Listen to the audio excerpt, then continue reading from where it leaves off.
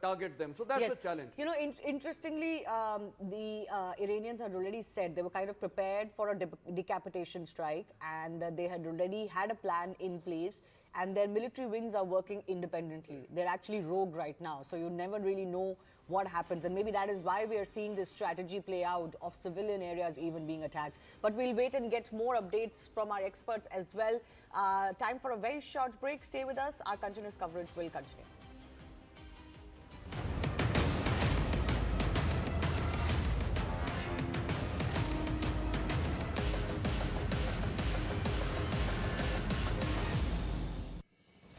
Who, what, where, when, why? You see the bits, I see the whole.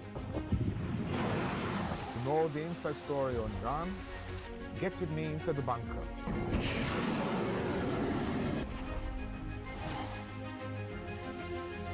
Only on CNN News 18.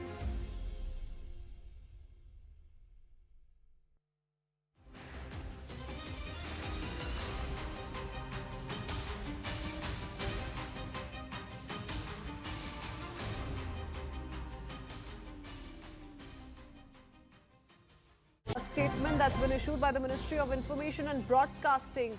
The INB Ministry has indicated that civil aviation authorities are closely monitoring the evolving airspace situation across parts of the Middle East. Officials say special arrangements are underway to assist stranded passengers, while airlines are deploying extra capacity and coordinating with foreign authorities to ensure safe movement. For more on this, we have Anvit live with us. Anvit, good morning. Thank you so much for joining us. What can you tell us? See, coordinated efforts are on, and these Indians are also in touch with the government officials, and efforts are being made to bring them back, those who want to come back. And in this effort, Indigo will be operating 10 special relief operation flights, and from Jeddah to India on March 3rd. And many of these Indians are expected to come on board this flight. In fact, these will be relief flight. However, yesterday a flight from Jeddah came to India, from Abu Dhabi came to India, which was a scheduled flight. Scheduled flights are also now operating, and gradually airports like Jeddah and Abu Dhabi are, in phase manner, they are becoming operational. So, which is a good news, and also that Indigo will be planning. Indigo has planned 10 special relief flights. Yesterday, Ministry of Civil Aviation came out with this statement. So they made the announcement that the relief flights will be operated, and more airlines are also being roped in for the same. At the same time, however, Air India has extended its suspension of flights from the region for March 3rd, and Etihad has also extended till March 4th afternoon. Indigo has also cancelled certain flights, so cancellations are still on because the tension in the region is only escalating. But at the same time, Ministry is keeping a close eye. Ministry of Civil Aviation and Broadcast are keeping a close eye and keeping continuous touch with Indians who are stranded in these regions. All right, Anvit, thank you so much for that. Let's just listen into some of the reactions before we get you more updates on this. Air space बड़ा busy है वहाँ पे, intercept तो हो रही है बराबर, missile गिरी कुछ भी नहीं है, जितने भी गिरे हैं वो मलबे ही गिरे हैं, उसी कारण इंजरी हुई है. बाकी यूएस का I think air defence system में तो बड़ा सेफ है वहाँ पे माहौल, बट हाँ वो थोड़े बहुत मलबे गिरने से जरूर मर रहे हैं, बट हाँ आप देख सकते हो, फील कर सकते हो वहाँ पे इंटरसेप्ट हो रहे हैं constantly. It is okay. We could see the missiles and all from our house, and but it was okay. The government was cooperative. They were intercepting everything. There were being alerts sent. So overall, it is a little bit scary, but then we were safe. The government of India attaches very high importance to the safety, security and well-being of the Indian nationals across the region and in UAE. I would like to tell you that the Indian Embassy in UAE and the Indian Consulate in Dubai, we are working around the clock 24/7 to ensure that we are available to all members of community. We are running helplines 24/7 and emails, which are details below in the screen. Please, you can reach out to us through this at any point in time for any concern that you would have. Friends, I would also like to tell you, please do not fall prey to any rumors or unverified information.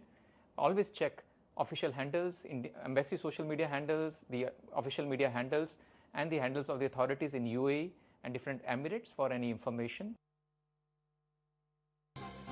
A statement that's been issued by the Ministry of Information and Broadcasting. The INB ministry has indicated that civil aviation authorities are closely monitoring the evolving airspace situation across parts of the Middle East. Officials say special arrangements are underway to assist stranded passengers, while airlines are deploying extra capacity and coordinating with foreign authorities to ensure safe movement. For more on this, we have Anvit live with us. Anvit, good morning. Thank you so much for joining us. What can you tell us? See, coordinated efforts are on, and these Indians are also in touch with the government officials, and efforts are being made to bring them back, those who want to come back. And in this effort, Indigo will be operating 10 special relief operation flights, and from Jeddah to India on March 3rd. And many of these Indians are expected to come on board this flight. In fact, these will be relief flight. However, yesterday a flight from Jeddah came to India, from Abu Dhabi came to India, which was a scheduled flight. Scheduled flights are also now operating, and gradually airports like Jeddah and Abu Dhabi are, in phase manner, they are becoming operational. So which is a good news, and also that Indigo will be planning. Indigo has planned 10 special relief flights. Yesterday, Ministry of Civil Aviation came out with this statement. So they made the announcement that the relief flights will be operated, and more airlines are also being roped in for the same. At the same time, however, Air India has extended its suspension of flights from the region for March 3rd, and Etihad has also extended till March 4th afternoon. Indigo has also cancelled certain flights, so cancellations are still on because the tension in the region is only escalating. But at the same time, Ministry is keeping a close eye. Ministry of Civil Aviation and Broadcast are keeping a close eye and keeping continuous touch with Indians who are stranded in these regions. All right, Anvit, thank you so much for that. Let's just listen into some of the reactions before we get you more updates on this. Air space बड़ा busy है वहाँ पे, intercept तो हो रही है बराबर, missile गिरी कुछ भी नहीं है, जितने भी गिरे हैं वो मलबे ही गिरे हैं, उसी कारण इंजरी हुई है. बाकी यूएस का I think air defence system में तो बड़ा सेफ है वहाँ पे माहौल, बट हाँ वो थोड़े बहुत मलबे गिरने से जरूर मर रहे हैं, बट हाँ आप देख सकते हो, फील कर सकते हो वहाँ पे इंटरसेप्ट हो रहे हैं constantly. It is okay. We could see the missiles and all from our house, and but it was okay. The government was cooperative. They were intercepting everything. There were being alerts sent. So overall, it is a little bit scary, but then we were safe. The government of India attaches very high importance to the safety, security and well-being of the Indian nationals across the region and in UAE. I would like to tell you that the Indian Embassy in UAE and the Indian Consulate in Dubai, we are working around the clock 24/7 to ensure that we are available to all members of community. We are running helplines 24/7 and emails, which are details below in the screen. Please, you can reach out to us through this at any point in time for any concern that you would have.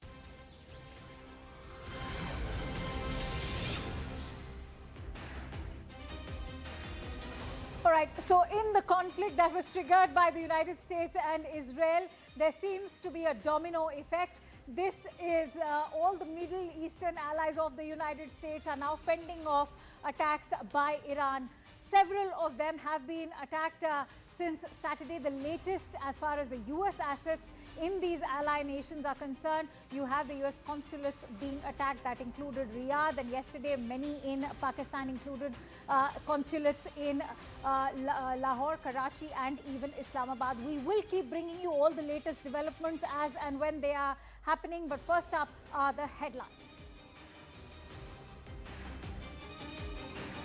West Asia war enters fourth day as Iran continues widespread missile and drone strikes across Gulf cities and at US-Israel targets. Israel and the US carry out airstrikes on Iran. High-resolution satellite images show clear damage at Saudi Arabia's Ras Tunara oil refinery after Iranian one-way attack. Drones struck, triggering fires and a precautionary shutdown, threatening global energy markets and prices. An Iraqi resistance group claims responsibility for a drone attack on a hotel housing US troops in Erbil, marking a fresh escalation and raising concerns over American forces' security. US Central Command says American forces have destroyed all 11 Iranian naval vessels in the Gulf of Oman as part of the strikes, reducing Tehran's fleet to 0.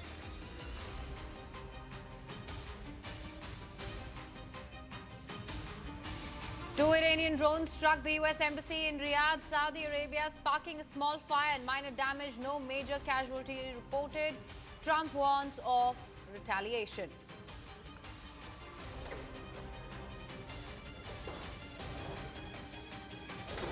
Trump declines to rule out deploying U.S. ground troops to Iran, saying military options remain open as regional tensions escalate and conflict risks deepen.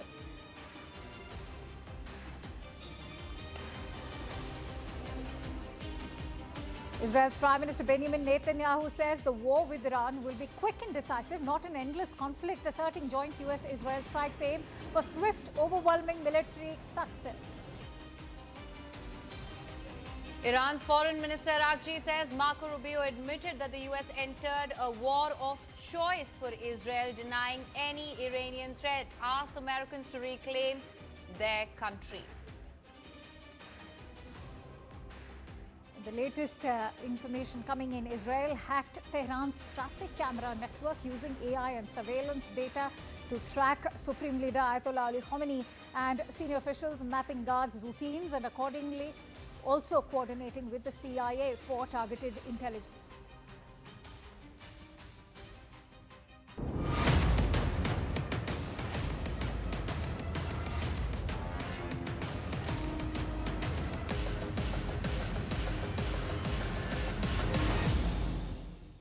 So the conflict in West Asia has spiraled into a perilous new phase, with both Iran and the United States-Israel coalition intensifying strikes, making dramatic claims of major attacks across land and sea.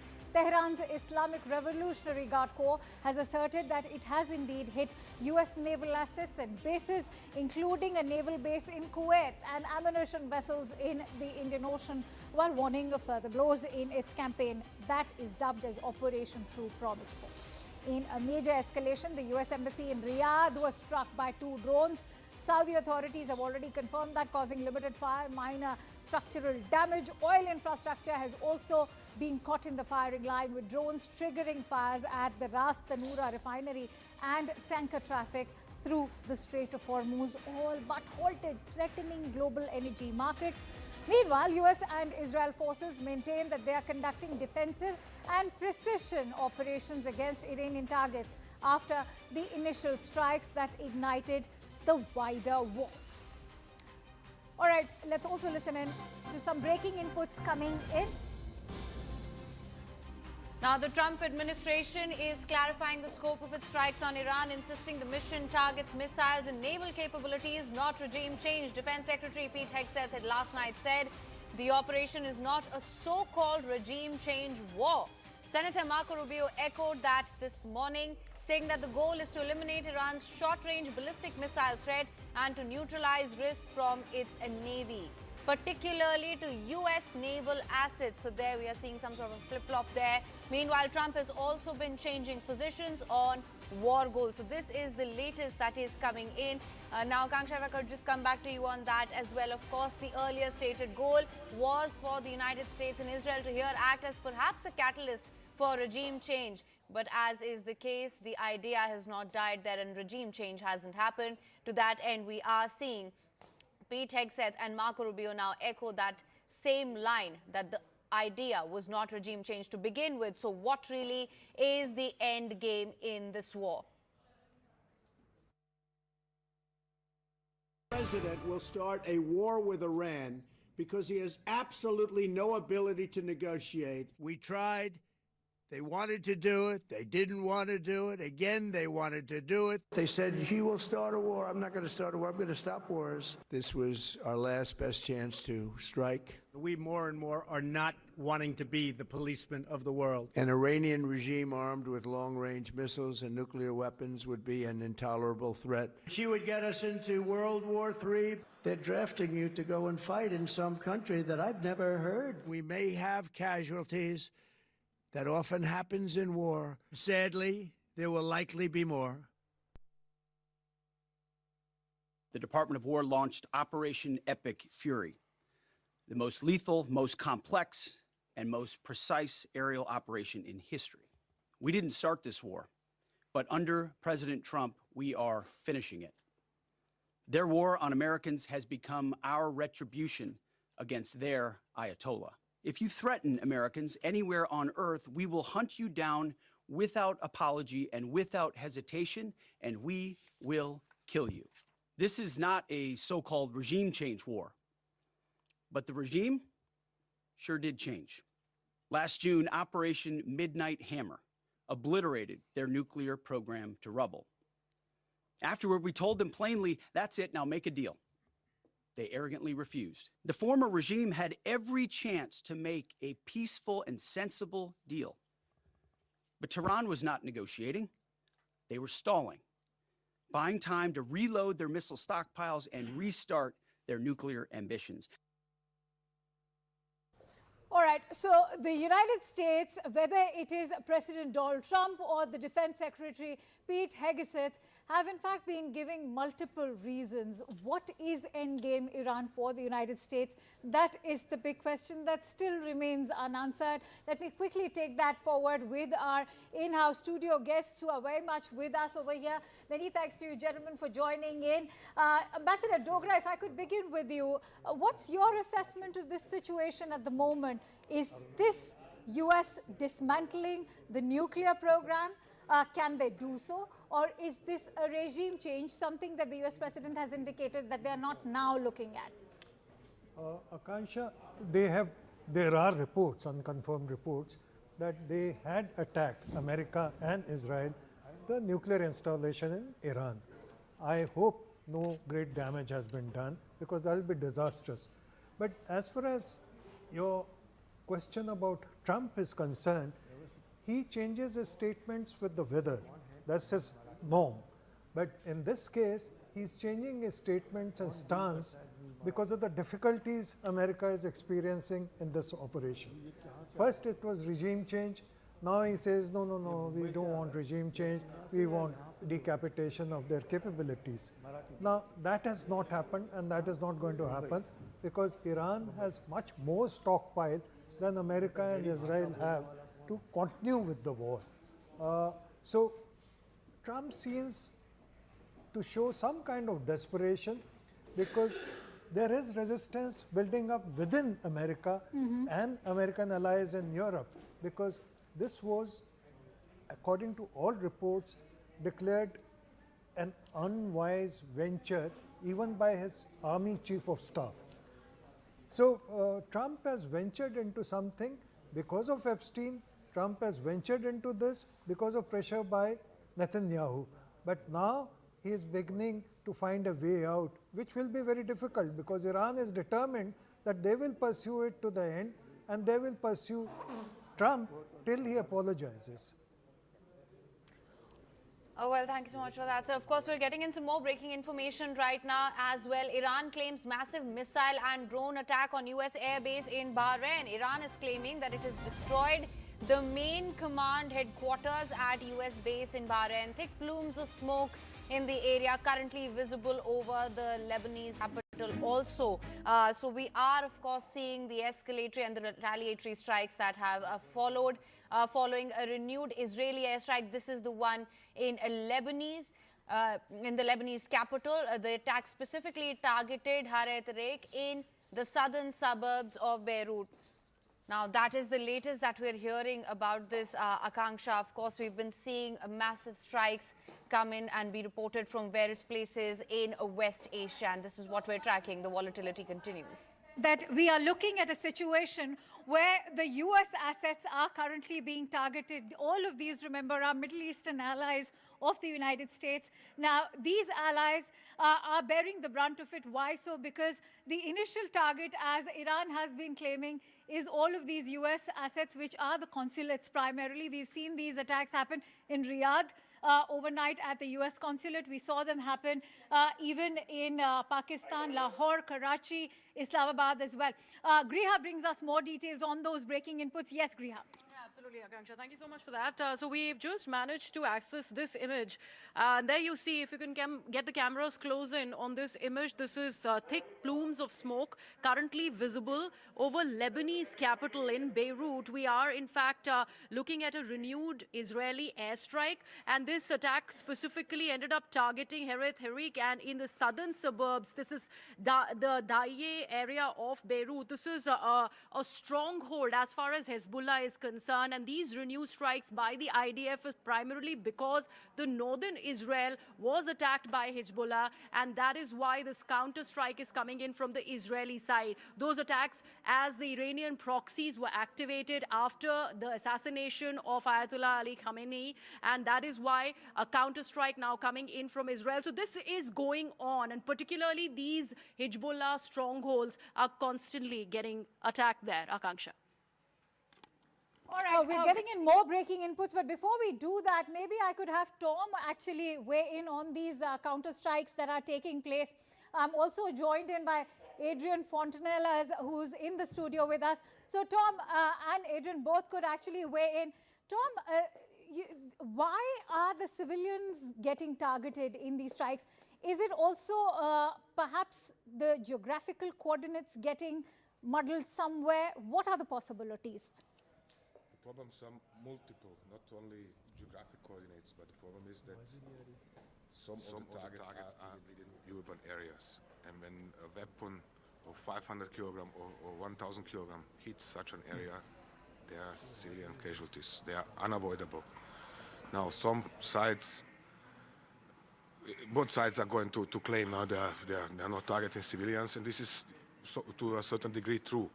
But they know they take a calculated risk, even more so when supported by artificial intelligence, and they are targeting them nevertheless, and then they hit civilians as well, because weapons are complex and they are malfunctioning, or they are shot down, there's wreckage, there is a host of reasons. Absolutely. Let's in fact bring out some more reasons, and for that let me quickly bring in Adrian. Adrian, thank you for joining us today. Maybe you could also enlighten our viewers in terms of how is this planning being done, because this is also a very low-cost warfare when you're looking at how drones are being deployed in attacking civilian areas, or even the US consulates in most of these Middle Eastern allies. In the case of the US consulate, of course, it was obviously intentional. Otherwise, we need time, because both sides will claim that the other one is only targeting civilians and therefore are terrorists. But we need time to assess each strike to know if it was on purpose or if it was collateral damage. As Tom Cooper said, some of the munitions used are rather imprecise. And more often than not, you need always to check if there is a military facility close to the civilian impacted area. It is of tremendous importance to take the time to cross-check these claims from both sides. Would be interesting to see what more could be the possibilities. In fact, we're getting in some more breaking inputs. This is coming in from Israel at the moment. Israel has issued an urgent evacuation warning for Beirut's southern suburbs. Specifically, in fact, the Heret Harik neighborhood is what we are looking at. And that's exactly what have we been discussing right now in terms of how this has been snowballing now over to Lebanese capital of Beirut. Why so? Because Lebanon happens to be the country which is housing the Hezbollah headquarters. And that is why Lebanon inadvertently is getting roped into this overall conflict. Kritzween brings us the details. Yes, Kritzween. Yeah, I'm going to quickly show this map that's been put out. Israel issuing an urgent evacuation warning for Beirut. I'd request our video journalist to quickly pan in on these visuals. This is Israel issuing an urgent evacuation warning for Beirut's southern suburbs, specifically the Heret Harik neighborhood. Anyone in the buildings marked in red. So you see some of these buildings, some of these areas, all in southern suburbs of Beirut have been marked, and Israel sending out this warning. Please evacuate immediately. All of them residing in these pockets are being asked to leave immediately. In fact, also with a warning, Israel says you are too close to Hezbollah facilities and must move at least 300 meters away right now. Now, this is one more development that's come in as far as this back and forth between Hezbollah and IDF is concerned, because we've seen Hezbollah fire rockets at IDF and now retaliatory strikes taking place. And Lebanese Prime Minister has also said that this is not okay. They've in fact officially said that the death toll has crossed 30. 30 civilians have lost their lives. 30 civilians over there, 700 in Iran. But is this going to be as quick and decisive as is being claimed, not just by the Israeli Prime Minister, but remember, the war is going to expand, as the US President Donald Trump has already indicated that they are sending out a fresh wave of missiles and fighter jets over to the Middle East to fight Iran, in fact. But we're getting in visuals now and going to quickly play out some more visuals that we are getting in right now. These are, in fact, let's quickly break down the map for you. And Tom, if I may please request your presence over here next to the map. You're looking at the kind of attacks that are taking place. If you can break down for us all the locations that are being targeted. There's a lot of panic in the latest reports that we were getting in onto Pakistan's side right now. Pakistan is also in a state of utter panic because they already have a lot of internal tensions going on with Afghanistan. But Iran at the moment is, of course, looking towards all of these US allies. If you can also look at this entire map and break it down for our viewers. You're looking at Saudi Arabia, you're looking at UAE, Oman over here. Let me show you. We have the war between Pakistan and Pakistani Taliban and the Taliban in Afghanistan. This is one war. Pakistanis are sending troops to Saudi Arabia due to their treaty about mutual defense. So Pakistanis have reportedly also offered their soil for US bases for attacks on Iran. So that would be something like this. There is one in Quetta, for example, and several others in this area. But particularly interesting would be Gwadar, which was a Chinese-built port here down on the coast of the Indian Ocean. So that is one part. The other part, of course, we have Iran striking Israel, Israel striking Iran. We have USA from bases primarily in Jordan striking Iran. Wow. We have Iran striking Kuwait. We have Iran striking, oh sorry, this is wrong. Went too high. Opa, now I deleted everything. So I said, Iran striking Israel, Israel striking Iran. Now you have USA, Lebanon, another country which is inadvertently getting roped into this entire conflict. Inadvertently. Even though they have separated themselves from Hezbollah, they are bound to now get roped into this entire conflict. How do you deal with the situation now over moving further to the west? Look at Cyprus. It is quite simple. There is in Chile air base outside of Adana. This is a NATO air base with nuclear weapon storage facility. There is Akrotiri on Cyprus. This is a British base with nuclear storage facility. British are flying their aircraft from Akrotiri to defend Israel. They are flying combat air patrols over Syria and down over Jordan, so in order to intercept UAVs coming in from Iran. Therefore, Iranians said, okay, you are involved, therefore we are shooting at you. But you look at the overall area, Tom, this is entire Middle East that's now being roped into this conflict, because not only are you looking at countries like Cyprus, Lebanon, Jordan, of course, adjoining to Israel, we are also looking at Iraq, Kuwait, Saudi Arabia, the UAE, Oman. This is basically all of the adjoining countries. Iran is striking Kuwait, Iran is striking Bahrain, Qatar, United Arab Emirates, Oman, Saudi Arabia as well. So, and I mean, what they are striking are US bases in all of these countries. What is the possibility that this is now going to spill over to Pakistan?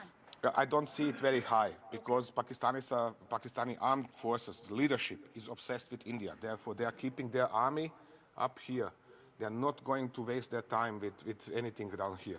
except send one brigade to Saudi Arabia like they're doing ever since the 1980s. All right, we will continue with this discussion. The fact of the matter remains that this is, in fact, indeed a very ferocious attack that's been orchestrated by Iran, and perhaps even Donald Trump was not able to calculate this kind of strategic sort of retaliation that has come in from the allies. We don't know if they were really prepared, but I'm going to hand over the mic to him for more details to be poured. Thank you so much for that, Akanksha. We are getting more breaking news updates as well. Security has been increased. We're given to understand in Pakistan, and containers have been placed in front of the roads leading to the US consulates in Karachi and Lahore following violent demonstrations across Pakistan against the United States and Israel's attacks on Iran. Of course, we are seeing the kind of volatility that this has sparked in the entire region. And of course, this is going to have an impact back home and closer to home as well.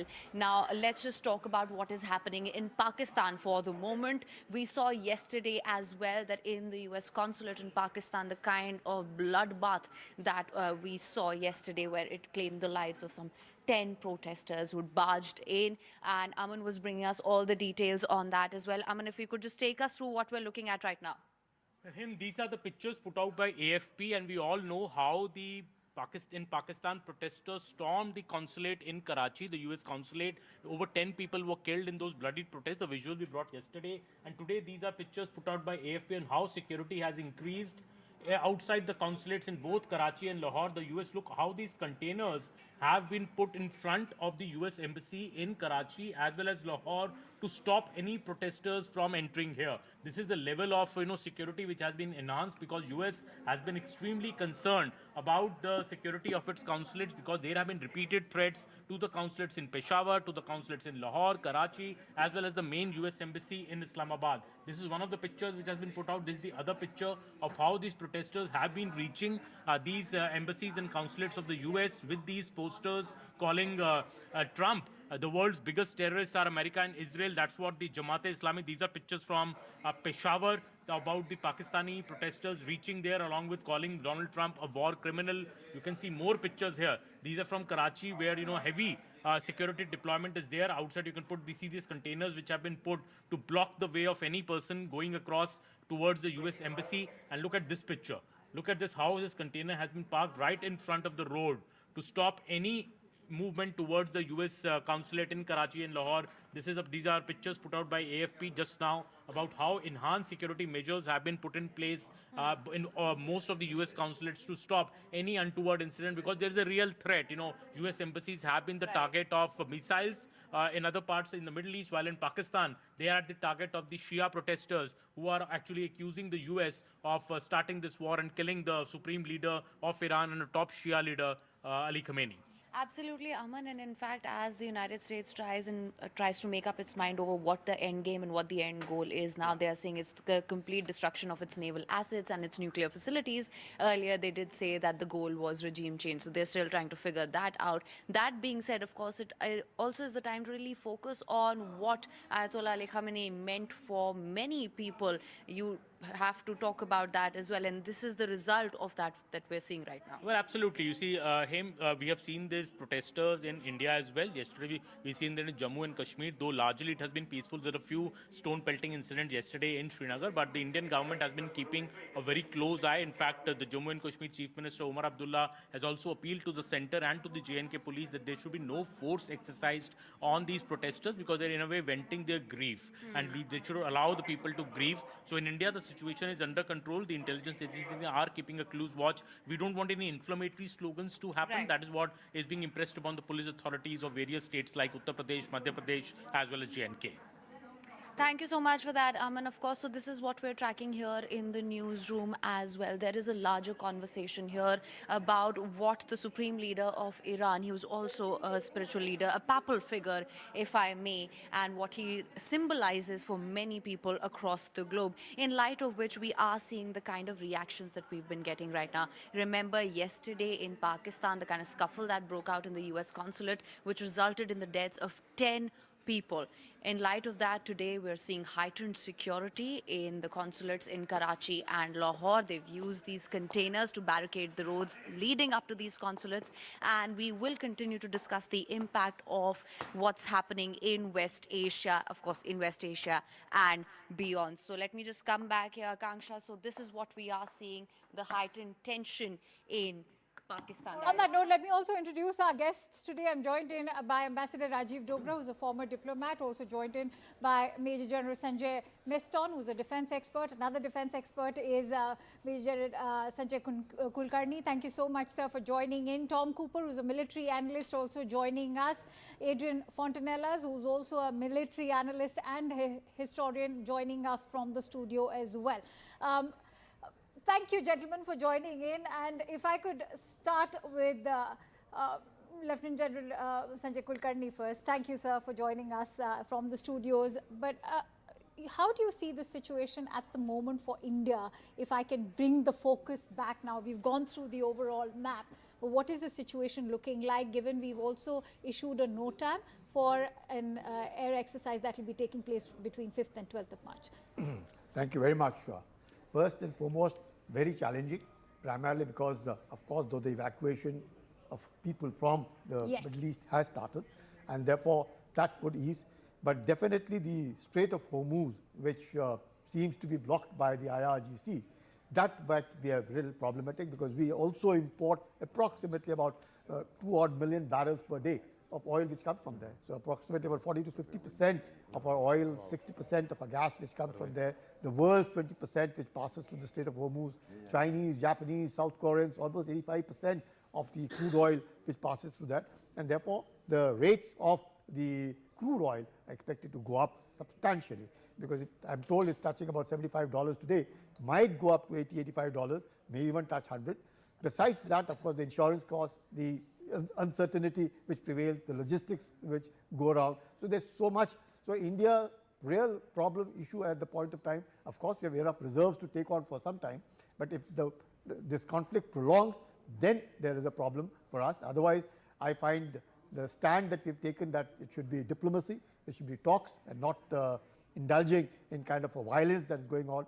And therefore, I would, my recommendations would be that, of course, the sovereignty of Iran must be respected, but Iran also must do introspection and must not indulge in, total loose talks on terrorism, talks on wiping out a civilization. I think that's something which would not bear well with the entire world. So Iranians, especially the IRGC, which seems to be controlling Iran at this point of time because of the top leadership having gone, the interim commander is, of course, yet another, I would say, a hardliner itself. So in that context, yes, difficult times ahead, but hopefully, I think in the next about a week's time, things should stabilize. All right, Ambassador Dogra, I believe you wanted to say something to that as well. Yes, certainly. I'd like to start off from where you had started in your introduction about Pakistan Army placing containers on the roads leading up to the US missions. Now, containerization or containers are not going to contain the public anger. That's point number one, because the Shia population in Pakistan is enraged, as is Shia population in some of the other centers. So I think there is a difficult issue at hand, which could explode as we come near Friday, because that is when people come out en masse. The second thing, which was also mentioned in passing, was about the NOTAM part of it, because the question is, how is India going to react, and what is the effect on India? Now, I don't think we should make too much out of the fact that NOTAM is being issued for the Rajasthan sector, nor of the fact that this is not the first such NOTAM which has been issued on Rajasthan sector. True. There have been such NOTAMs for the last... But it's the timing which is concerning. No, it has been planned, and I think I should compliment the Indian Air Force that if there were any lapses, if there were any lacuna, they are trying to perfect them and overcome those. No, and it's always good to be prepared. It's always good to be. So, on that note, I'm so sorry to interrupt you there. I'm going to keep coming back to you, Ambassador, all of our guests as well. We're getting in some breaking inputs right now because Iran is claiming massive missile and drone attack on US airbase in Bahrain. Iran has claimed that it has destroyed the main command headquarters at the US base in Bahrain. This is some big breaking news, in fact, coming in. Smoke actually seen rising from this US base in Bahrain, as you can see on the screen as well. This is the US base in Bahrain that has now been attacked by Iran. Could this have, in fact, been a result of some miscalculations by the United States? That's a question that's now coming to mind as well. But Iran so far is claiming that there was a massive missile and drone attack over here. And this, in fact, is on a US airbase in Bahrain. Iran has, in fact, also gone on to claim that they've destroyed the main command headquarters at the US base in Bahrain. This is some big breaking input, in fact, coming in, big claims. We are, in fact, awaiting a confirmation from CENTCOM, the US Central Command. We'll, in fact, await for that confirmation, but Iran making that big, grand claim as well. Adrian, if you would like to weigh in on that breaking input that we are getting in, perhaps you can weigh in on the way Iran is continuing with these ferocious attacks, actually. Adrian? Yeah. Yes, please. Why don't you, in fact, come and take this on the map as well? If I may request my director to open the map, please. We are looking at Bahrain. In fact, I'm going to request you, Adrian, to come over here. Let's locate Bahrain over here, and that's where you're looking, in fact, is just right there. over there. And indeed, you have a major US Navy fleet command here, although the main US command in the region is in Qatar. Yes. So it's not as bad as the Iranian information channels are saying. However, what is important, it is showing that even after several days of war, the Iranians are still able to launch massive strikes. And this is extremely important because the core issue of this conflict is how long Iran can continue to launch such massive attacks. Yes, that's the big question which was being raised over here. Do you think now that this is only going to escalate, given that we are talking at a time when everybody is questioning the military capabilities of Iran? For how long will they be able to prolong it? A crucial question is, it is a war of stockpile on the one side. How many missiles and drones Iran can launch for how long, whilst on the other side, how much anti-missile interceptors does they have in the Gulf. For example, if you take Qatar, in open sources, we know that they bought only 1,000 interceptors. So what then when they run out of such interceptors, if the Iranians are able to continue to strike? And this That's is the same. Very key, critical point that Adrian has just now shared, that if these US allies do indeed run out of interceptors, that could in fact mean more trouble and perhaps even a protracted possibility of a war. With that, stay tuned to our live and rolling coverage as all the more breaking inputs come in. But for now, we're slipping into a quick break. Stay tuned to CNN News 18.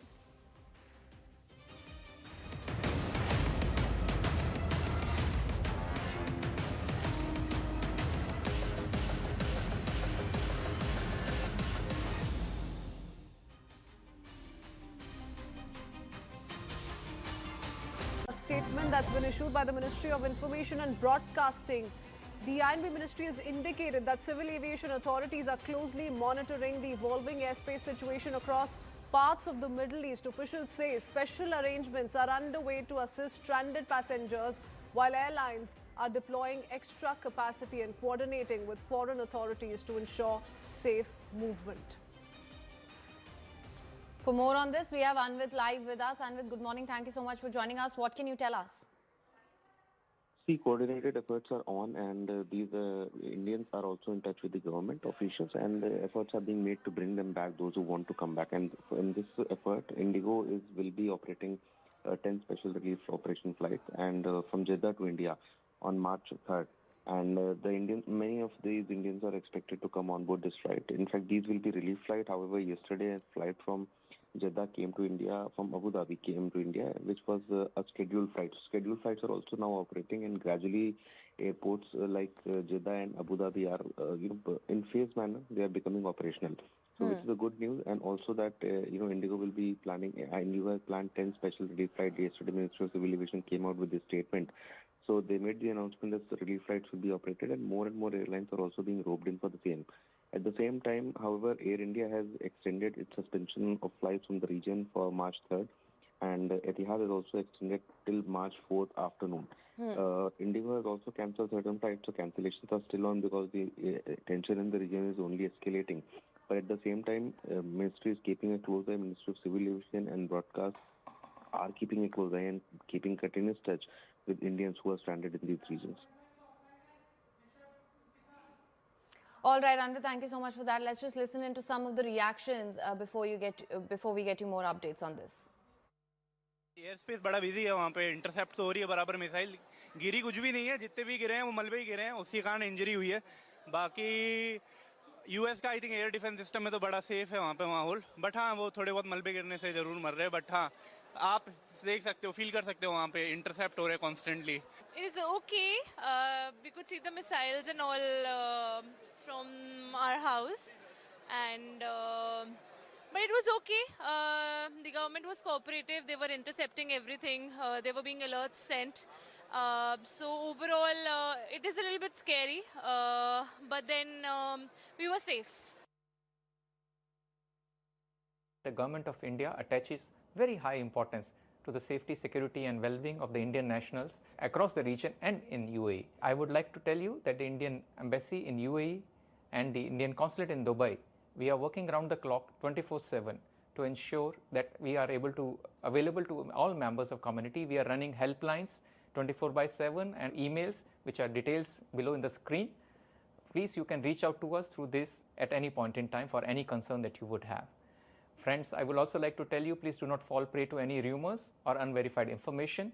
Always check official handles, in the embassy social media handles, the official media handles, and the handles of the authorities in UAE and different emirates for any information. A statement that's been issued by the Ministry of Information.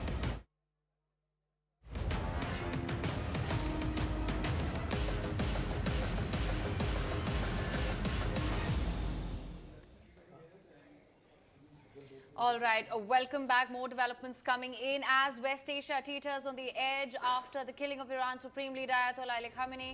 The opposition in India, it is sharply questioned the government of India's silence on the matter.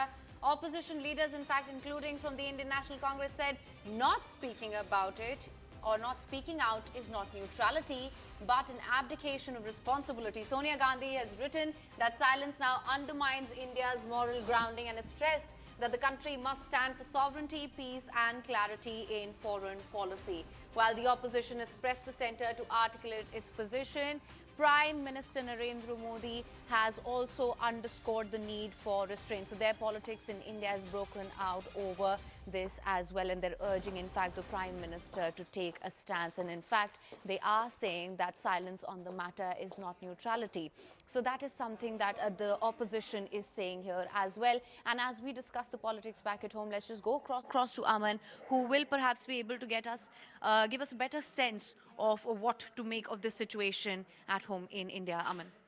Well, there's a war on between the Middle East, but now there's also political war on in India right now. We have Sonia Gandhi, the chairperson of the Congress Parliamentary Party, Rajya Sabha MP, putting out this particular piece in a leading newspaper today where she is slamming the government. She is saying that the government's silence on the killing of the Iran Supreme Leader is not neutral, it's abdication. She's also saying that when the targeted killing, in fact, Rahul Gandhi has put on that tweet and said, Rahul Gandhi, the LOP, has also said that when the targeted killing of a foreign leader draws no clear difference of sovereignty or international law from our country, impartiality is abandoned. It raises serious doubts about the direction and the credibility of our foreign policy. Silence in this instance is not neutral. So what the Congress party essentially is now saying, both Sonia Gandhi and Rahul Gandhi, they are essentially saying that India has chosen a camp. India has chosen the camp of the West, of the US, of Israel. Prime Minister Modi was in Israel just a couple of days before this particular strike happened.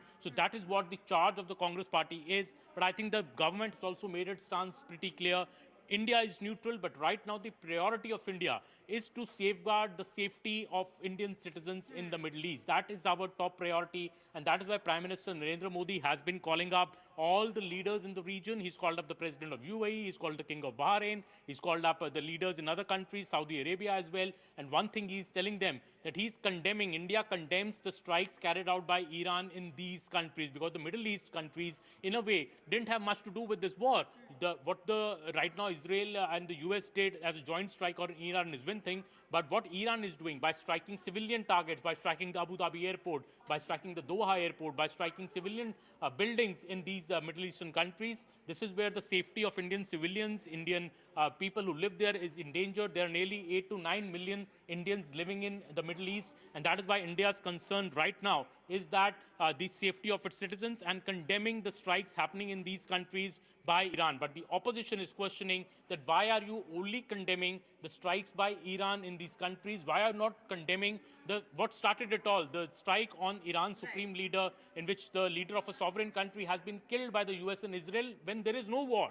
War had not been declared. That is what Sonia Gandhi, if you see this line in her piece which she has written, she says, when the targeted killing of a foreign leader draws no clear difference of sovereignty or international law from our country and impartiality is abandoned, it raises serious doubts about the direction and credibility of foreign policy. Silence in this instance is not neutral. She's also saying the assassination was carried out without a formal declaration of war and during an ongoing diplomatic process when talks were on. A targeted killing of a serving head of a state strikes at the heart of these principles. So very clearly, there's a big political war brewing in India now over what is happening in the Middle East. Absolutely. And for more on this, we have Pallavi live with us. Also, Pallavi, of course, the opposition alleging that the government's silence on the killing of the Iranian supreme leader, it's not neutral. In fact, it is abdication. Pallavi, what can you tell us?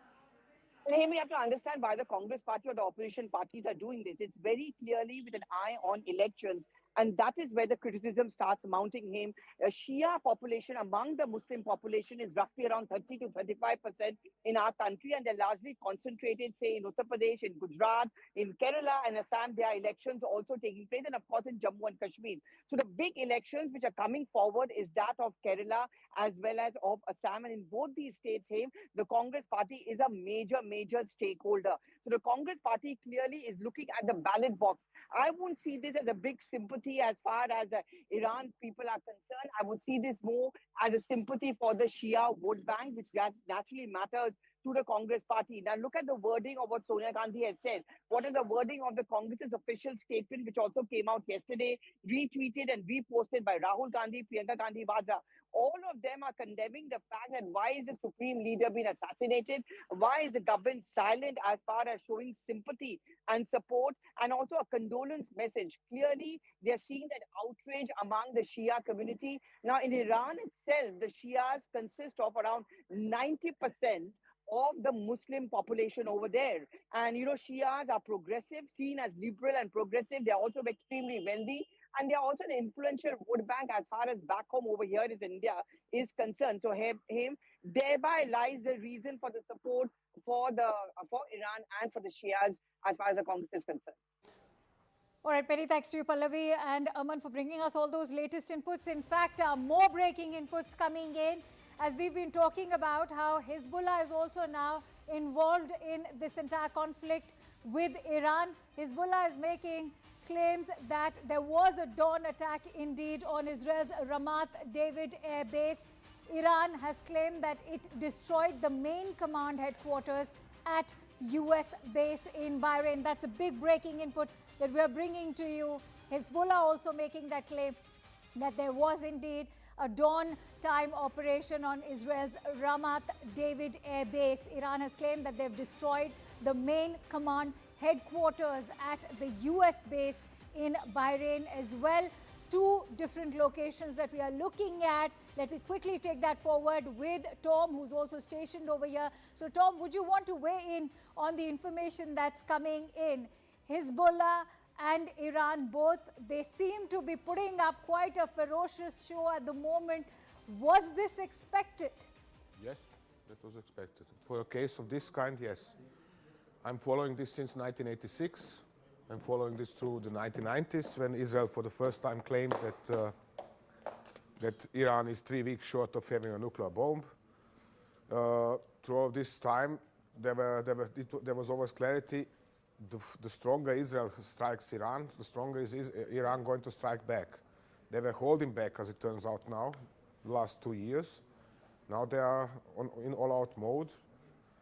With their back against the wall, and they have no other options. It is pointless earlier from them you were making a very key negotiate. critical point in terms of how their troops are getting targeted as well in this overall operation. What's your understanding?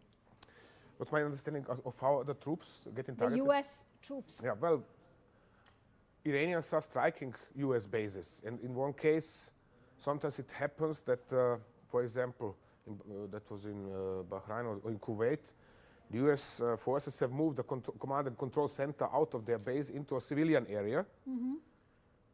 Kuwait is then fired at incoming Iranian missiles or UAVs. One of Kuwaiti-fired US-made missiles malfunctioned and hit back at this control center, which was in the middle of the civilian area. 6 US troops were killed, and who knows what kind of damage was caused to the civilians nearby. Right, if I could just come in on that, Akanksha, and I think it's important to focus on this as well. We're seeing the kind of devastation and destruction that this has led to. And at the same time, we're also hearing contradictory reports and statements from the United States. It seems as though as all of this unfolds and this fury unfolds and we see the kind of destruction and bloodbaths that we're seeing, the United States is still just trying to make up its mind as to what it's trying to do here. Yes, because the United States didn't, let's be precise, US President Donald Trump was going into this adventure just like Putin went into Ukraine. He was expecting the most positive result within a matter of 2 or 3 days. So the 3 days special military operation didn't work the way he expected it. He cannot force Iranians or IRGC regime into giving up, into capitulating. That is not going to happen. Even less so, considering that he has told them he expects complete capitulation. Peter Kuznick is also joining us on the broadcast. I must quickly go across to him. First of all, apologies to have you kept waiting, Professor Kuznick. If you can hear my question, do you think this is going to be as swift and decisive as the Israeli Prime Minister Benjamin Netanyahu has indicated? The US President and even the US Defense Secretary have said that they are not looking towards a regime change. What do you think is then the objective? The objective I know Tom's finding it really funny, but we'll have to let Professor just go on, also go on with his assessment. Yes, Professor. The objective is to assert U.S. global hegemony. The objective is to show the world that Donald Trump, as the most powerful figure in the world, is not constrained by international law, is not constrained by morality, and is certainly not constrained by truth. Trump's claims for why we were doing this was, number one, Iran had reconstituted its nuclear enrichment program. A lie. The IAEA said it's not true. Number two, that Iran was racing for a bomb again, which is a lie. There was no bomb program. The CIA said that Iran gave up their nuclear bomb program in 2003. Ayatollah Khamenei has a fatwa against creating a nuclear bomb. There is no evidence to support that.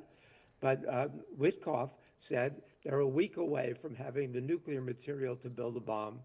And the third big lie was about Iran's missile program, that they're very soon going to have an intercontinental ballistic missile that can hit the United States. And what did the Defense Intelligence Agency recently say? They're at least 10 years away if they ever even wanted to have one.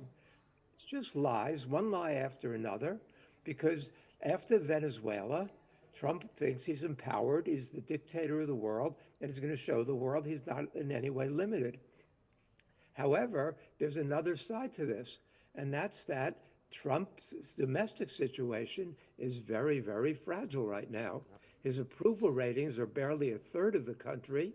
The news every day is about the Epstein files. And the recent news is that the Department of Justice removed 50 pages of documents that allege that Trump had sexually molested a 13-year-old girl. Right. That was the headline. Plus, the Supreme Court overthrowing his tariffs, the center of his economic policy and his force overseas.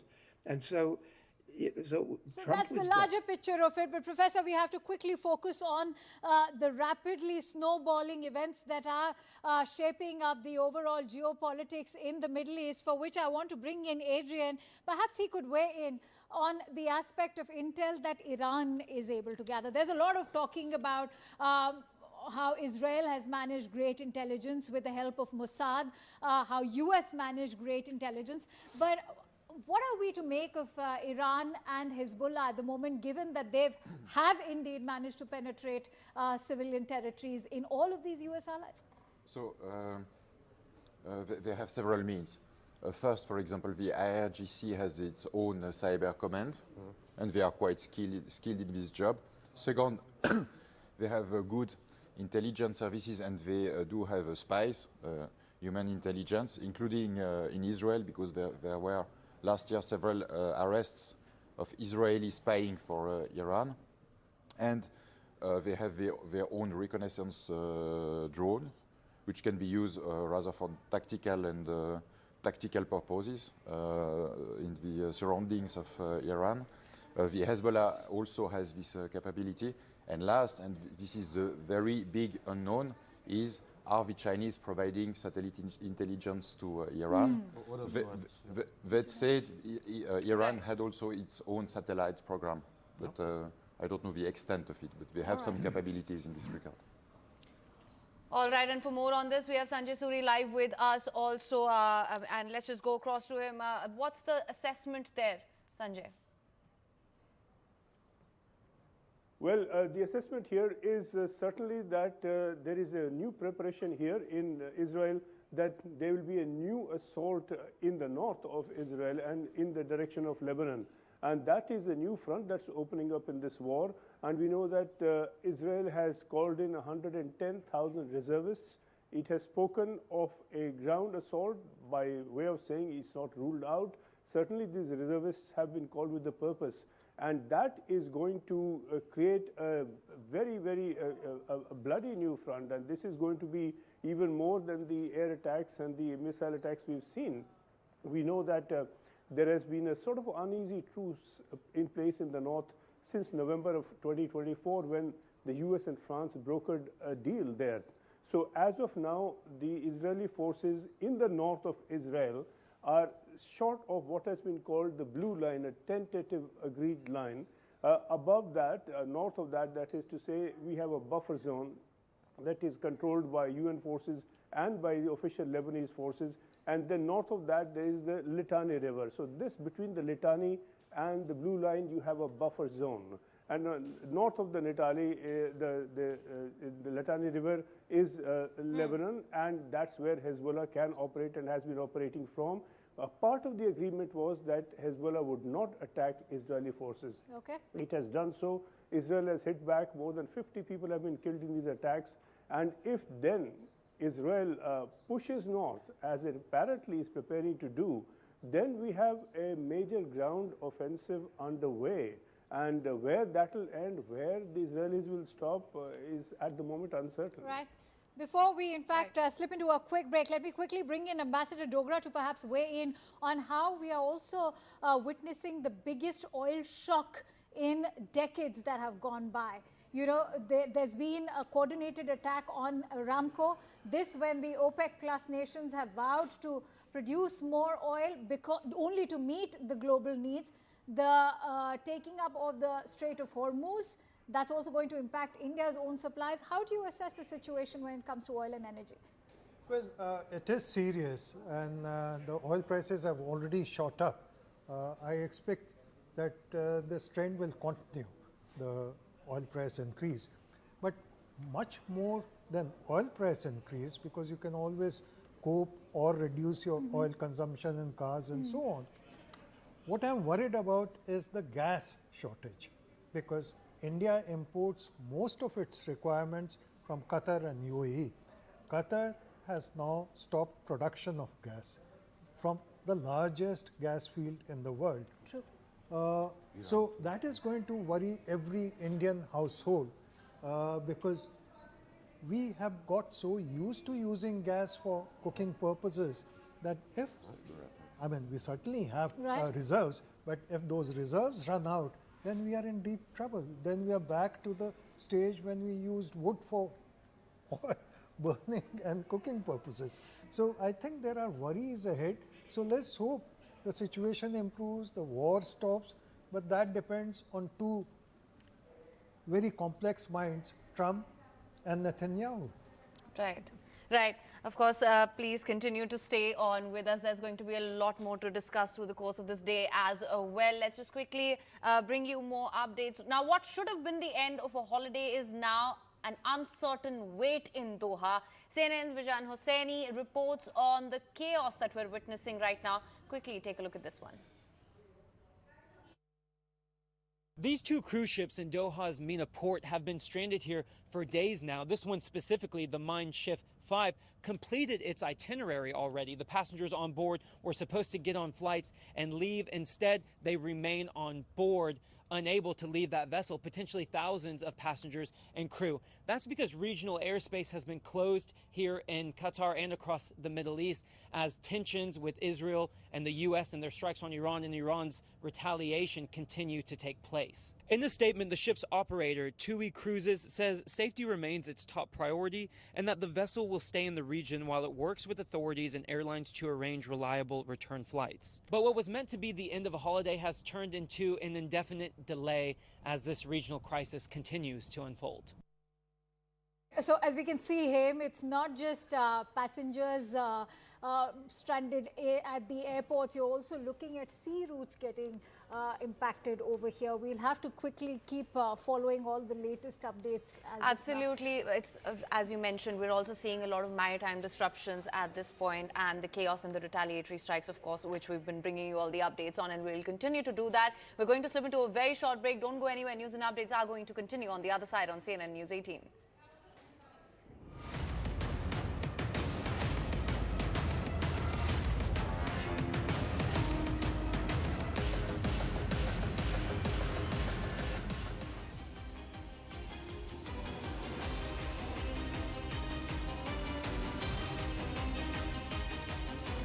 Speaking of that resistance, let's also listen in to take a look at this breaking updates that's coming in.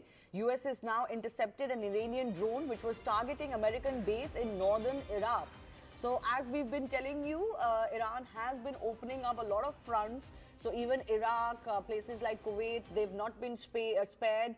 There's been some sort of an attack in Cyprus as well, drawing in the British as well, who are resistant to joining this conflict. But these are visuals of the interception that is being done as an Iranian drone is targeting the base. But look at the amount of firepower you have to employ even to intercept a drone, which is why even drone interception or missile interception is a very costly affair, and there will be costs mounting on all sides. Have the US, the Israelis factored all of this in along with the damage to their assets? These are all naval and other bases that are being attacked around the Gulf.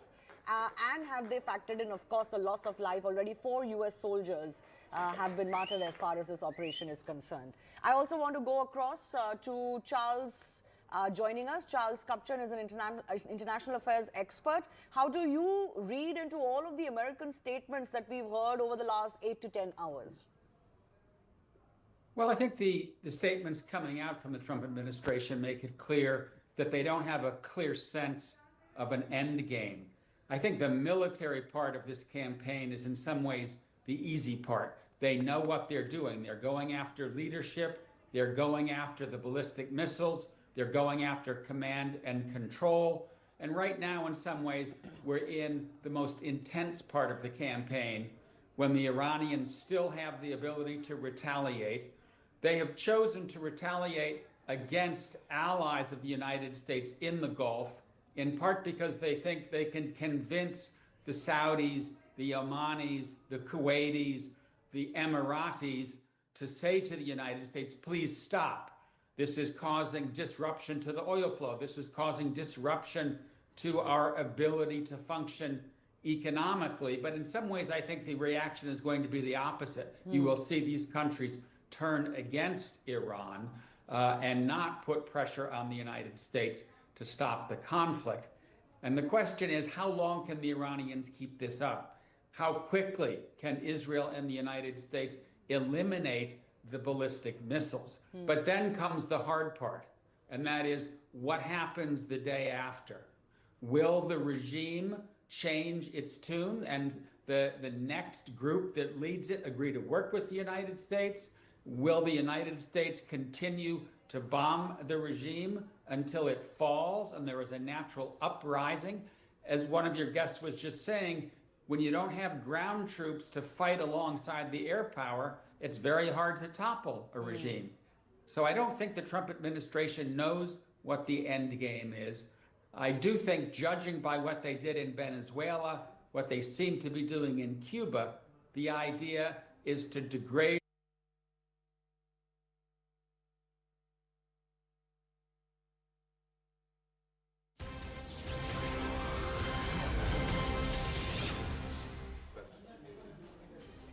Thank you so much for staying with us. We are here on CNN News 18, constantly tracking every development that is to do with the West Asia conflict that is only escalating. I'm Griha Atul. I'm Kritsween Valia, and yes, we'll keep breaking down all the updates trickling in this morning. First up, here's a quick check of the top headlines. West Asia war enters its fourth day as Iran continues widespread missile and drone strikes across the Gulf cities and also at US and Israeli targets. Iran claims that it has gone on to destroy the main command headquarters at US base in Bahrain. High-resolution satellite images show clear damage at Saudi Arabia's Ras Tanura oil refinery after Iranian one-way attack drone struck, triggering fires and a precautionary shutdown, threatening global energy markets and prices. An Iraqi resistance group claims responsibility for a drone attack on a hotel housing US troops in Erbil, marking a fresh escalation and raising concerns over American force security in the region. US Central Command says American forces have destroyed all 11 Iranian naval vessels in the Gulf of Oman as part of strikes, reducing Tehran's fleet to 0. 2 Iranian drones struck the US embassy in Riyadh in Saudi Arabia, sparking a small fire and minor damage. No major casualties have been reported so far. Trump warns of retaliation. Donald Trump has also declined to rule out deploying US ground troops to Iran, saying military options remain open as regional tensions escalate and conflict risks deepen. Israeli Prime Minister Benjamin Netanyahu says the war with Iran will be quick and decisive, not an endless conflict, asserting joint US-Israel strikes aim for swift, overwhelming military success. Iran's foreign minister says Marco Rubio admitted that US entered a war of choice for Israel, denying any Iranian threat, asks Americans to reclaim their country. Also, Israel hacked Tehran's traffic camera network using AI and surveillance data to track Supreme Leader Ayatollah Ali Khamenei and senior officials, mapping guard routines and also coordinating with the CIA for targeted intelligence.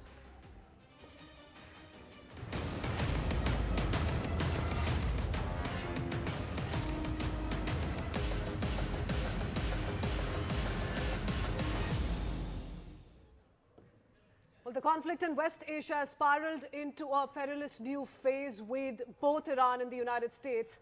Israel coalition intensifying strikes and making dramatic claims of major attacks across land and sea. Tehran's Islamic Revolutionary Guard Corps asserted it has hit US naval assets and also bases, including a naval base in Kuwait and ammunition vessels in the Indian Ocean, while warning of further blows in its campaign dubbed Operation True Promise 4. Now, this is a major escalation that one is talking about. Also, the U.S. Embassy in Riyadh, in Saudi Arabia, that was struck by 2 drones early this morning. Saudi authorities have confirmed this piece of news for us, and this ended up causing limited fire and minor structural damage, although social media has been really amplifying it. But this is an official version that's coming in from the Saudis, where they speak about minor structural damage and no cause of alarm. Oil infrastructure has also been caught in this entire firing line, with drones triggering fires at the Ras Tanura refinery, and also tanker traffic through the Strait of Hormuz all but halted. And this has gone on to threaten global energy markets. We're also in fact learning that US and Israeli forces are maintaining that they are conducting defensive and precision operations against Iranian targets after the initial strikes that ignited the wider war. We also have our guests joining us this morning in the studio. Before we go across to them, I do want to bring in my colleague Sanjay Suri, who's joining us from Israel. Sanjay, you've been seeing the situation, tracking every minor development that's trickling in your way. Give us a sense of the latest, the ground situation there. Tell us about the escalation on day 4. Well, the ground situation here in Tel Aviv is that we are seeing fewer sirens go off and fewer alarms of incoming missiles over the last 24 hours or so. That need not necessarily be a decisive indicator, and certainly in the broad picture it is not, because we have seen this attack on the US airbase in Bahrain, and also the US embassy hit in Riyadh. Now, the damage to the airbase in Bahrain is reported to be substantial. In Riyadh, it is said to be minor. Either way, the picture is that the US is not able to defend effectively its own air bases, its own embassy, that the Iranians are managing to breach air defenses and get through, and that is a significant psychological blow, whatever the extent of the physical damage. So the missile launches and the launchers in Iran are in place. They are sending out ballistic missiles, other missiles, certainly sending out drones, and that offensive capacity remains intact. Trump has said that the attempt is to take this capacity out altogether. That's not going to be easy, but short of that, if Iran keeps hitting, then this war continues, and the disruption, the wider disruption this is causing, is certain to continue. This is certainly not going to end in a hurry. Not only is Iran hitting, we know that the IRGC is very much in place, that Khamenei is gone, but there is a command structure down the line that has taken over and carrying out the policies as before. This is going to be a long haul. Right, absolutely, Sanjay. Do stay on with us. We will, of course, be coming to you and talking more about the attacks by the Hezbollah and the counter ones that have happened on part of the IDF. But before we do that, the counter-offensive that has, in fact, shown that Iran has the firepower to target assets in the region. This is what we are, in fact, learning of. And this is a detailed breakdown as far as the strike radius of Iran's arsenal is concerned. The first one that we are looking at is Shahab 1. It has an estimated range of 300 kilometers. And what we do know is that this is a significant, pack of arsenal that has been used to go ahead and not just attack the American assets in the region and also the larger Gulf, but also energy infra. Also, Fateh 110, this also has a strike range of 300 kilometers, and that's something that has also, in fact, been used, and it is continuing to be used. Shahab 2, Fateh 313. Again, a strike range of 500 kilometers, and that also has been used by Iran. So this is all part of the Iranian arsenal. We also, in fact, are talking about Quds 1, has an estimated range of 700 kilometers. So this goes further. And then if we take a look at Zulfiqar KM1, that is at a strike range of 800 kilometers, and then there is Qadr 380 with a strike range of 1,000 kilometers, and they in fact go ahead and cause that significant amount of damage. If we further take a look at the missile Sahab 2. 1,300 kilometer strike radius and the range there. And then there is the other one, Ki-Bak Shehan, which is at 1,450 kilometers. And then there is Khorramshahr, which is at 2,000 kilometers radius that one is looking at. If we further go ahead and look at Sejil, 1,300 kilometers radius, and then this is a cruise missile that we're talking about, Sumar, with 2,500 kilometer radius, and that is everything that Iran really has as part of its assets and the ballistic missiles that we are in fact talking about. Let's in fact discuss this further, Crispin, with our guests who are joining us in the studio. Ambassador Rajiv Dogra, former diplomat with us in the studios. We also have Lieutenant General Sanjay Kulkarni, defense expert, with us, and the two gentlemen who've supported us day in and out through our broadcasts on the ongoing conflict. Adrian Fontanellas, military analyst, and Tom Cooper is also with us. They're going to be breaking down what this means for each of the stakeholders concerned. But I want to first up go to former media coordinator to Israel Prime Minister Avishag Avinom, who's also joining us on the broadcast. Mr. Avinom, thank you for being with us. Tell us about the explicit and implicit Israeli objective as we speak. We've heard in the latest from President Donald Trump lay out 4 key objectives. But what's the Israeli position today for how long they're going to keep at this kind of an offensive?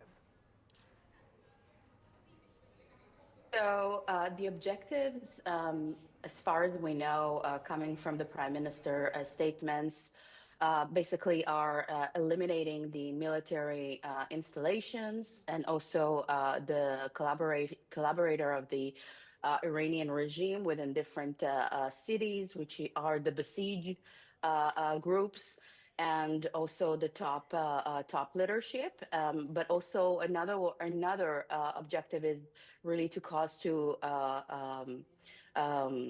resume the protest and basically bring into a regime change. This is the main goal of the Israeli. This is the main goal of the war at the moment, from the Israeli side. Okay. All right. Also, let's get in a quick reaction from Tom. Tom, I know you were intently listening when I was in fact putting out those graphics as far as the Iranian arsenal is concerned. But we do have to make a mention of Fatah 2. The fact that it has been deployed in operation before Fatah 1, so much has been spoken about it. Why is that? Well, because Fatah 2 has this re-entry vehicle which is reaching hypersonic speeds. And we have seen several videos how the Iranians first fire, this is what can be made out of the video. They first fired those older, slower missiles with multiple re-entry vehicles, busy the Israeli and American air defenses with them. They're shooting.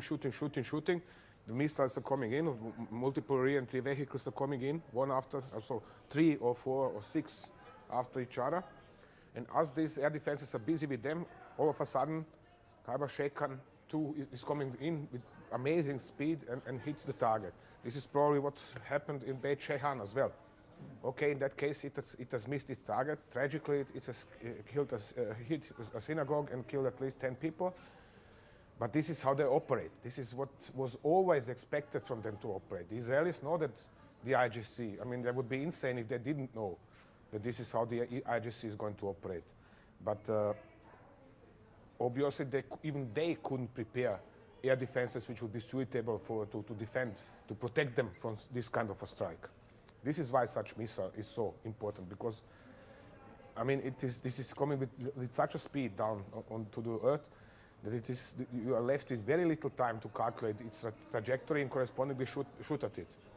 Okay, let's bring in Adrian into the conversation on that note as well. Adrian, now we're seeing somehow, and correct me if I'm wrong, but more than the Iranian missiles, their drones are proving to be more effective, at least in, doing away with the air defense system.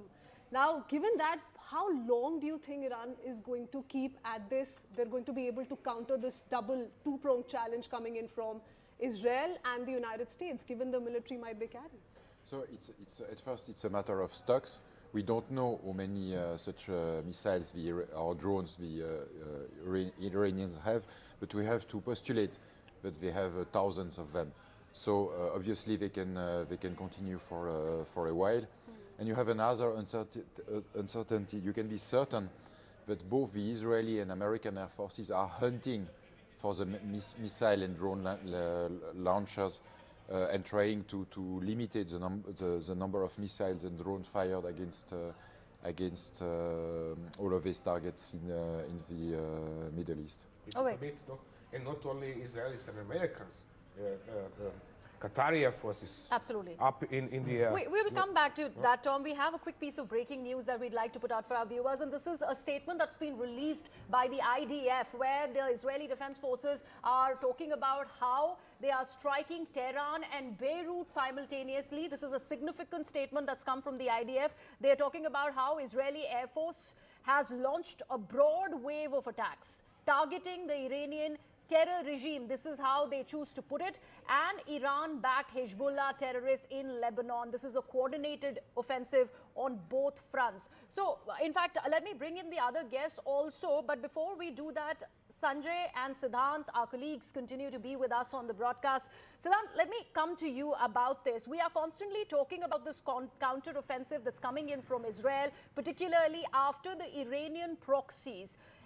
Namely the Hezbollah, got into this entire conflict after the assassination of the Supreme Leader Khamenei. And then we saw how Lebanon was pounded, and particularly the Hezbollah infra. Now IDF is putting out this in black and white, that they are not just going ahead and attacking Beirut. They are in fact looking at the Hezbollah terrorists in Lebanon, but also the Iranian regime. They are constantly going ahead and attacking them. They are talking about how Tehran and Beirut are simultaneously being targeted by the IDF.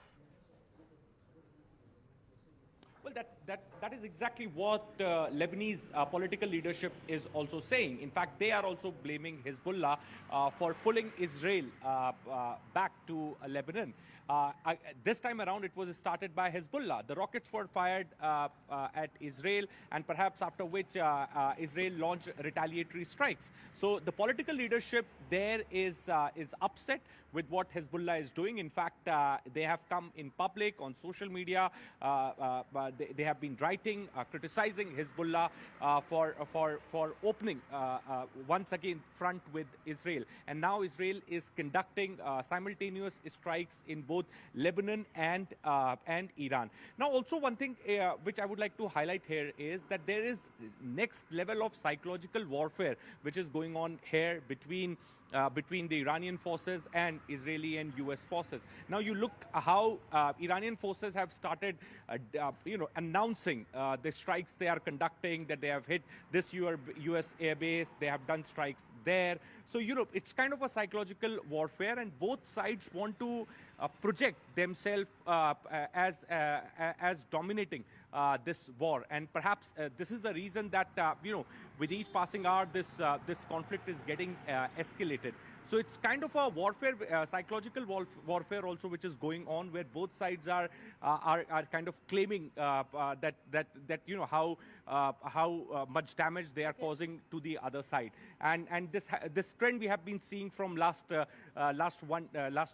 days, that how Israel takes credit for strikes being conducted. Israel declares that we have conducted precision strikes, we have bombarded this place in Lebanon, in Iran, and the same is now being done by IRGC as well. So it's a narrative war which is being waged. I do want to bring in Sanjay into the conversation as well for a detailed analysis on what Israel's strategy is looking like at the moment. Because Sanjay, for Israel, all of it began on 7th October 2023 with Hamas attacks taking place. That was the trigger point. That's what led to the first series of, problems, chaos in the Middle East. It's culminated in a way in the dual strikes carried out by Israel and the United States of America. What appears to be at the moment Israel's interim and long-term strategy? Well, 7th October was a tragic moment, a defining moment for Israel. Israel took that loss in its stride, as it does when it has to, but really it has steeled up determination within Israel that it must not just fight its enemies, it will be set out to finish its enemies. So it has been in a state of continuing preparation. Israel sees Iran and the Iranian regime as the fountainhead of terror in the whole region, and we have seen what Israel and the US are seeking to do and have begun to launch. It is, of course, rather interesting, quite extraordinary that in day 3, 3 days into the war, we are still speaking of two sides, and that itself speaks for itself. This is poor Iran alone. On the other hand, you have Israel and the US together. There's no match here. It's such a mismatch by the looks of it, but yet we are speaking of two sides, each hitting the other. Iran is managing to hit back, and Israel's plans are certainly going to be affected and to an extent compromised by the level of resistance coming in from Iran. And now the Israelis are clearly preparing to launch a very strong offensive in the north against the Hezbollah. Hezbollah broke the agreement. It fired and it targeted Israelis. We have further reports that the Ramat David Air Base in northern Israel has been targeted. Israel is not a country to sit back in the face of this kind of thing. 100,000 plus reservists have been called up. We are likely to see a very strong Israeli offensive in the north aimed at Hezbollah, and that will end really the present situation in the buffer zone that has been put in place between Israel and the Hezbollah forces within Lebanon. Oh, yes. Strong messaging at the moment coming in both from Israel and the United States of America. But quickly want to draw our viewers' attention to the visuals that we were just highlighting for you on our screens. Once again, I have these visuals right here. These are visuals that the IDF continues to share.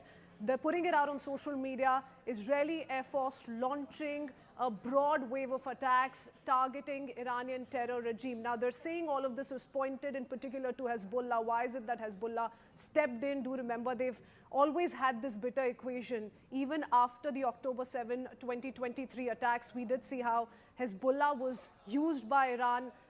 We also did end up seeing a certain ground confrontation, and a lot of experts have weighed in on that could be a concern in the immediate future as well. But these are some of the visuals of the strikes that have been carried out by the Israeli forces targeting Hezbollah infrastructure. I do want to go across to Ambassador Dogra on that front. Ambassador, is that a fear?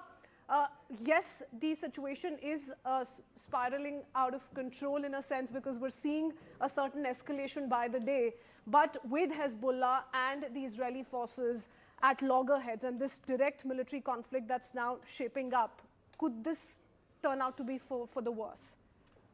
Well, you're absolutely right that war is uncertain, results are uncertain, its direction is uncertain. And all these three things are being witnessed today in Israel-American versus Iran war. The other thing is the tactics. Americans believe in carpet bombing. That means removing every obstacle that is in their way. Israel believes in what they did in Gaza, total destruction. What Iran is doing is smart tactics, that first they attack the American assets around Gulf countries, leaving aside the Gulf itself, though there may have been some collateral damage. So it's a mismatch in a way. It's also an incentive for diplomacy. They're trying to exert pressure by going after US bases. So they're saying they're going after US bases, there's collateral damage. Somebody will have to give in to that pressure, and that's what they're hoping for. Iran is also prepared for the long war, for the long haul, because some estimates are, they may be incorrect, that they have enough number of drones and missiles to last them 60 days. That cannot be said about either America or Israel. The other thing is desperation by Trump. He's looking for a way out. In fact, yesterday he said that, I'm willing to talk to Iran, and Iran refused that. So that shows that war has now entered a phase which was not anticipated by America or Israel. I'm not saying that Iran is the dominating force now, because the balance could turn the other way immediately. And what worries me most is the American and Israeli leadership, which can go to extremes. I don't want to spell it out, but I hope that does not happen. The other thing that worries me is the Iran's closure of the straits, because that will affect the world.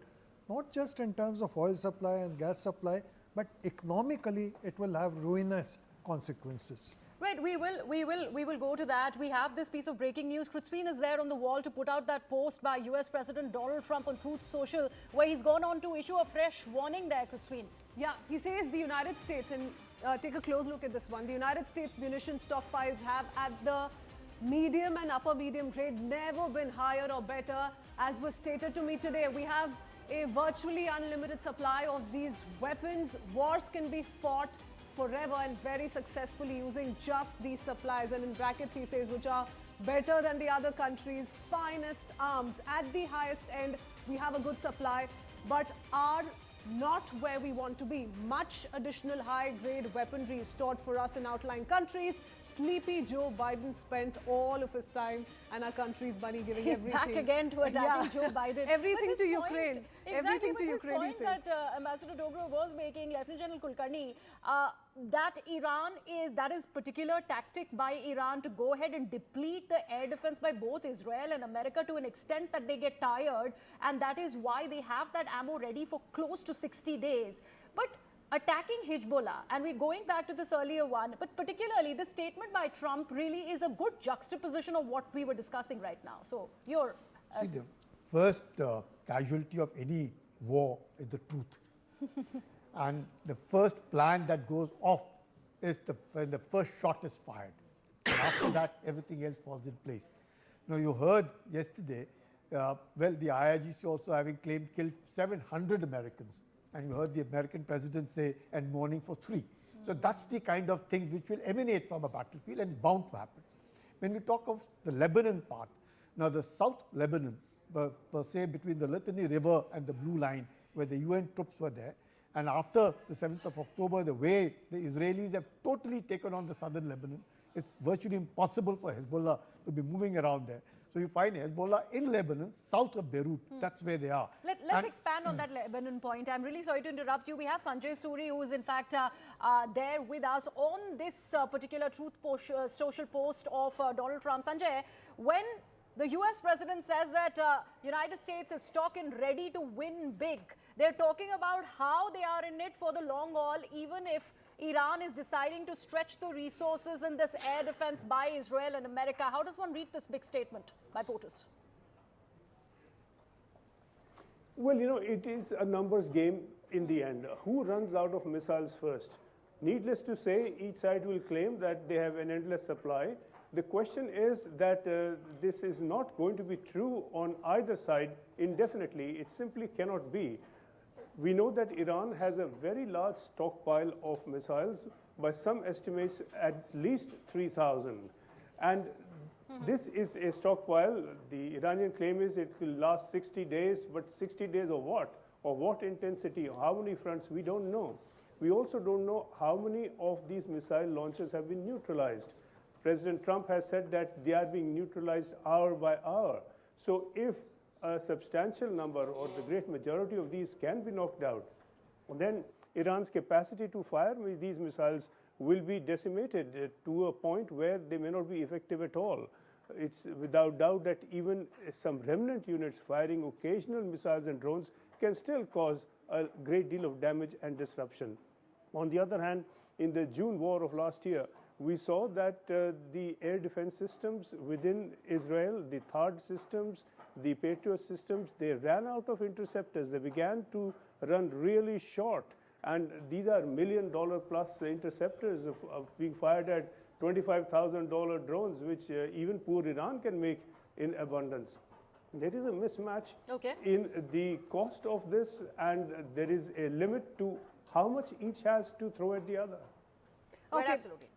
Sanjay, we'll come to you. Adrian also wants to make a point to that. Adrian will come to you in just a bit and talk about what you make of this military and muscle flexing. But for now, quickly putting out details of a breaking news update that's just come in. We're learning flight AI 916 from Dubai has arrived at Delhi airport. So a little bit of relief coming in as far as stranded passengers are concerned. And this is a first such sign, flight AI 916. So this is an Air India flight from Dubai that's arrived at Delhi airport. There are very interesting reactions that we've picked up from those who've traveled that journey. Some of them have also spoken of spotting some of the intercepted missiles, which is, the thought of it is very scary. So whether or not Anvit has more reaction, more to share. Anvit, what more can you tell us? See, what we are being told is that the flight has landed and certain formalities will be done, the immigration checks will be done, and then passengers are expected to be out from this gate. This is the arrival gate of Terminal 3 at the Delhi airport. And at the same time, you can see we are told this is a special flight.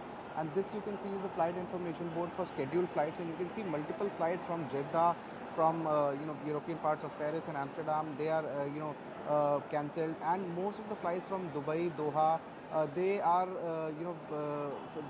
cancelled. So what we are being told that as far as Delhi airport is concerned, today 36 departures and 44 arrivals are cancelled, and yesterday the number was a little higher. It was 60 departures and 40 arrivals. Also speaking of second busiest airport, that is Mumbai, 61 arrivals and 55 departures, total of 116 air traffic movements were affected yesterday. So a number of flights still continue to be affected, but government is saying that they are running special flights. Indigo has been asked to run 10 special flights. SpiceJet has also come out with information that they'll also be running special flights, and this is all to bring Indians who are stranded in the Middle East region, to bring them back to the country. These will be special flights. Other than that, airports air operations are also easing out. So some Etihad is running certain flights in phased manner. They are also trying to make things operational. So certain flights from Etihad and from airports like Dubai are also coming. So these are scheduled flights on which people can book themselves and then come back to Delhi, while those that are the special flights, for that people who are stranded are in touch with the consulates, and then they are booking themselves on priority, and this is probably on the first come first serve basis. Right, absolutely, Anvit. Thank you so much for all of those updates. In fact, we have been tracking all the flight data, and that's where we are in fact also putting out these details that many of those flights that were coming in from Dubai had to be turned back because of the growing escalation. But this is good news, as one Air India flight has finally landed in New Delhi. We are now in fact bringing in these visuals. In fact, this is the entire map of the region, and keenly looking at this map here with Tom Cooper right here standing next to me in the Noida studios. So Tom, what are we in fact seeing here with the growing amount of attacks, escalation that is only continuing, and now the latest statement that's coming from the President of the United States that we are ready, we are in fact ready for any kind of escalation. What do we see happening around? What you see happening is the following. So the Americans and Israelis are striking Iranian missile bases in Shiraz and Esfahan area, primarily, trying to diminish the number of missiles Iran can fire at Israel. Right. At the same time, they do not have enough force to suppress the number of Iranian missiles fired from the coastal area at Bahrain, at Qatar, at United Arab Emirates, Oman, if necessary, and Kuwait. On the other hand, local air forces here are trying to protect their countries, primarily from UAVs, because they have no means to defend from ballistic missiles. Therefore, Iranians are combining UAVs with ballistic missile strikes, but it's a short-range missile strikes. Okay. This latest statement that has come in from the IDF particularly, where they go in and say that Israel is constantly going ahead and pounding Beirut, yes, and there are also attacks that are coming in towards Tehran. What do you make of this simultaneous attacking and particular pounding of Hezbollah infrastructure in Beirut? That's what they are significantly talking about. And that kind of statement is coming in from the Israeli army time and time again. In both cases, they are operating along what Israeli Chief of General Staff termed with the Dahia doctrine, which means they are trying to apply massive damage to the civilian infrastructure in order to force the locals to turn against their enemy. In this case, here in Lebanon, this would be Hezbollah. In Tehran, of course, or in Iran in general, that would be population against the regime. So this means they are applying actually collective punishment against anybody who is not turning against their enemies. Okay.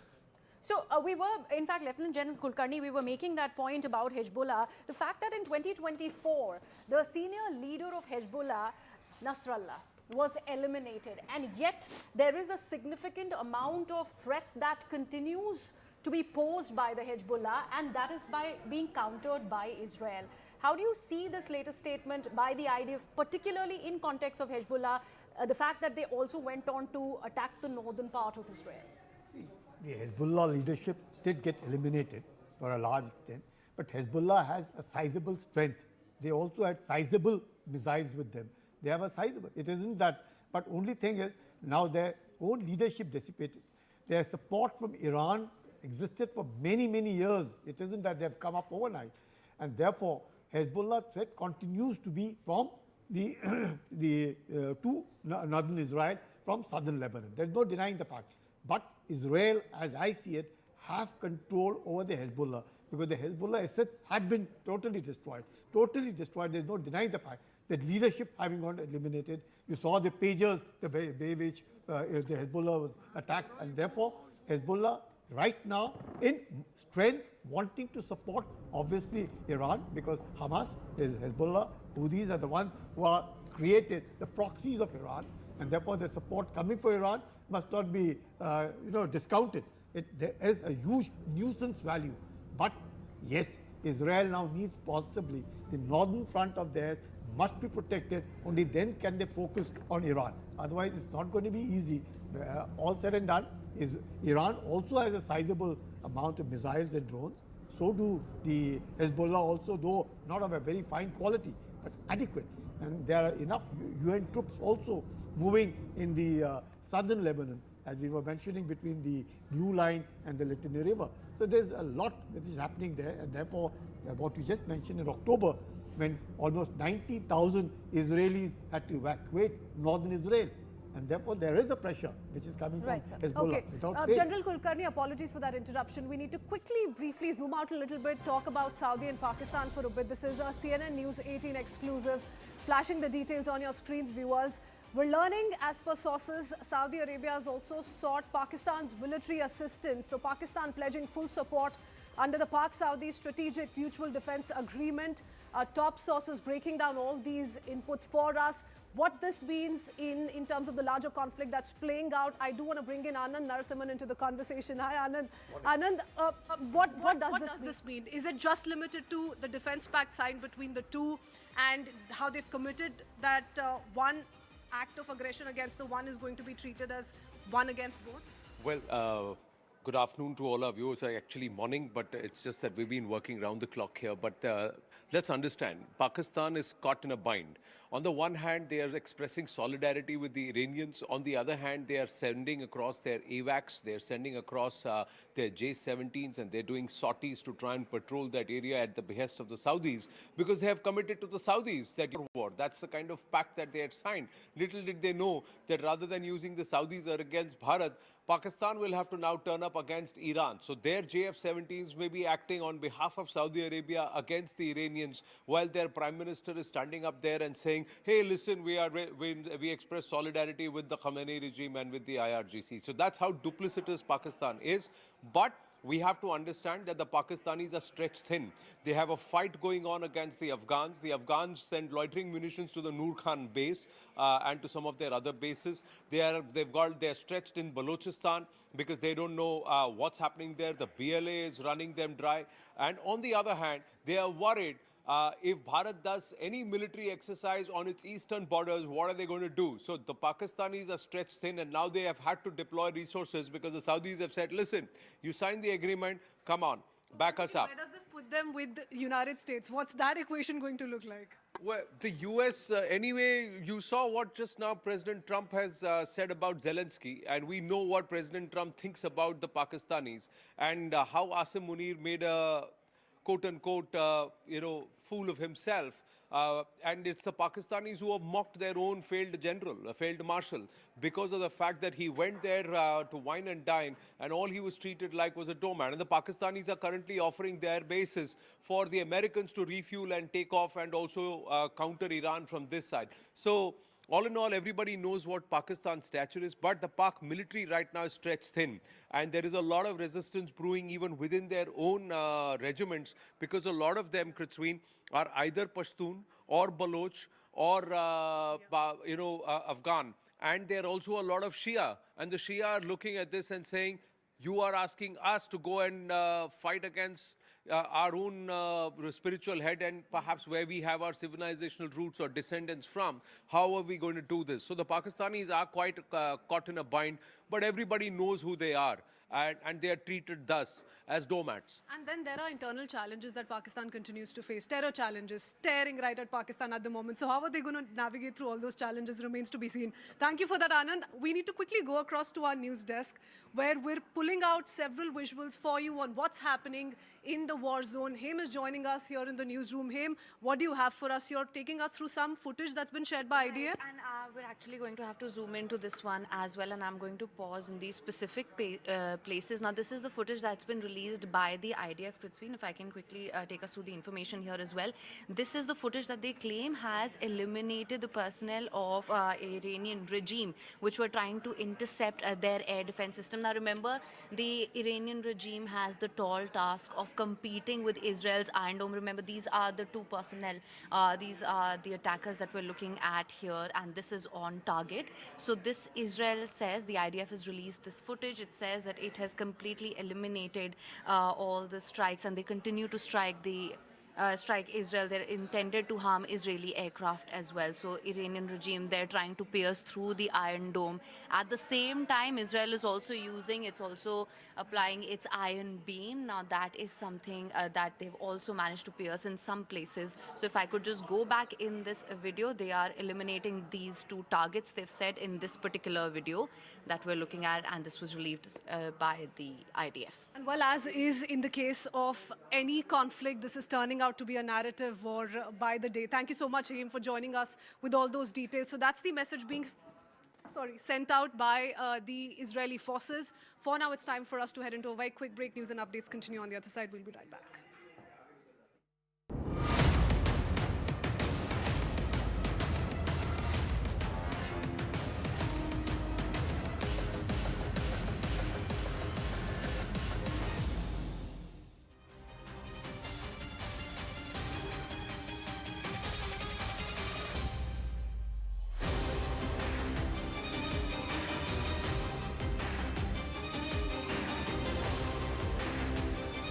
Who, what, where, when, why. You see the bits, I see the whole.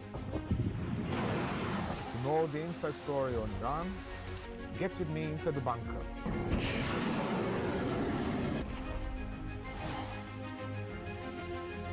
Only on CNN News 18. Speaking of that resistance, let's also listen in to take a look at this breaking updates that's coming in. US has now intercepted an Iranian drone which was targeting American base in northern Iraq. So as we've been telling you, Iran has been opening up a lot of fronts. So even Iraq, places like Kuwait, they've not been spared. There's been some sort of an attack in Cyprus as well, drawing in the British as well, who are resistant to joining this conflict. But these are visuals of the interception that is being done as an Iranian drone is targeting the base. But look at the amount of firepower you have to employ even to intercept a drone, which is why even drone interception or missile interception is a very costly affair, and there will be costs mounting on all sides. Have the US, the Israelis factored all of this in along with the damage to their assets? These are all naval and other bases that are being attacked around the Gulf. And have they factored in, of course, the loss of life? Already 4 US soldiers have been martyred as far as this operation is concerned. I also want to go across to Charles joining us. Charles Kupchan is an international affairs expert. How do you read into all of the American statements that we've heard over the last 8 to 10 hours? Well, I think the statements coming out from the Trump administration make it clear that they don't have a clear sense of an end game. I think the military part of this campaign is in some ways the easy part. They know what they're doing. They're going after leadership. They're going after the ballistic missiles. They're going after command and control. And right now, in some ways, we're in the most intense part of the campaign when the Iranians still have the ability to retaliate. They have chosen to retaliate against allies of the United States in the Gulf, in part because they think they can convince the Saudis, the Omanis, the Kuwaitis, the Emiratis to say to the United States, please stop. This is causing disruption to the oil flow. This is causing disruption to our ability to function economically. But in some ways, I think the reaction is going to be the opposite. You will see these countries turn against Iran and not put pressure on the United States to stop the conflict. And the question is, how long can the Iranians keep this up? How quickly can Israel and the United States eliminate the ballistic missiles? But then comes the hard part, and that is what happens the day after. Will the regime change its tune and the next group that leads it agree to work with the United States? Will the United States continue to bomb the regime until it falls and there is a natural uprising? As one of your guests was just saying, when you don't have ground troops to fight alongside the air power, it's very hard to topple a regime. So I don't think the Trump administration knows what the end game is. I do think, judging by what they did in Venezuela, what they seem to be doing in Cuba, the idea is to degrade the regime and end up with some remaining group of leaders that's willing to work with the United States, because pulling down that regime, toppling it, is too risky, as the United States found out in Iraq, in Afghanistan, in Libya. But right now, I would say nobody knows where this conflict is going. Nobody knows how or when it will end. Speaking of that resistance, let's also listen in to...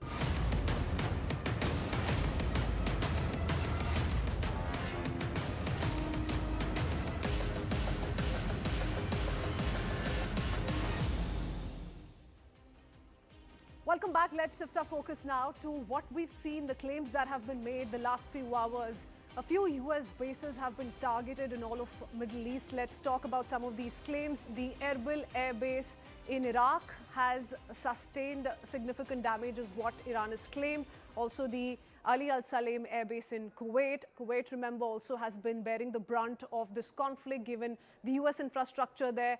The US Fifth Fleet, Bahrain, there are claims being made, at least as per Iranian officials, that this one military installment has seen a lot of damage the last few hours. US Fifth Fleet in Bahrain is what we're talking about. Also the Al Dhafra Air Base in UAE. Now all of these, remember, military hubs of the United States are also in densely populated locations, is what has made the situation extremely worrying. The Al Udeid Air Base in Qatar, another airbase that has been targeted by the Iranian forces. So that's what we're looking at the last couple of hours. I do want to bring in Adrian into the conversation very quickly, because we put out that post on Truth Social by Donald Trump. Adrian, what do you make of it, the kind of military muscle flexing? He says we're stocked up. Your thoughts on, you know, the missile power that he's trying to show to the world as we speak? Actually, Trump's assertion is easy to debunk, because one of the crucial missile systems which are used along the coast of the Persian Gulf to intercept Iranian missiles are Patriot interceptors. And we know that last year, Raytheon, the producer, built only 600 of these. So there is no huge stockpiles of Patriots. And we know, on the other hand, that the Qatari probably had no more than 1,000 of such interceptors, and they will probably run out of it within the next few days.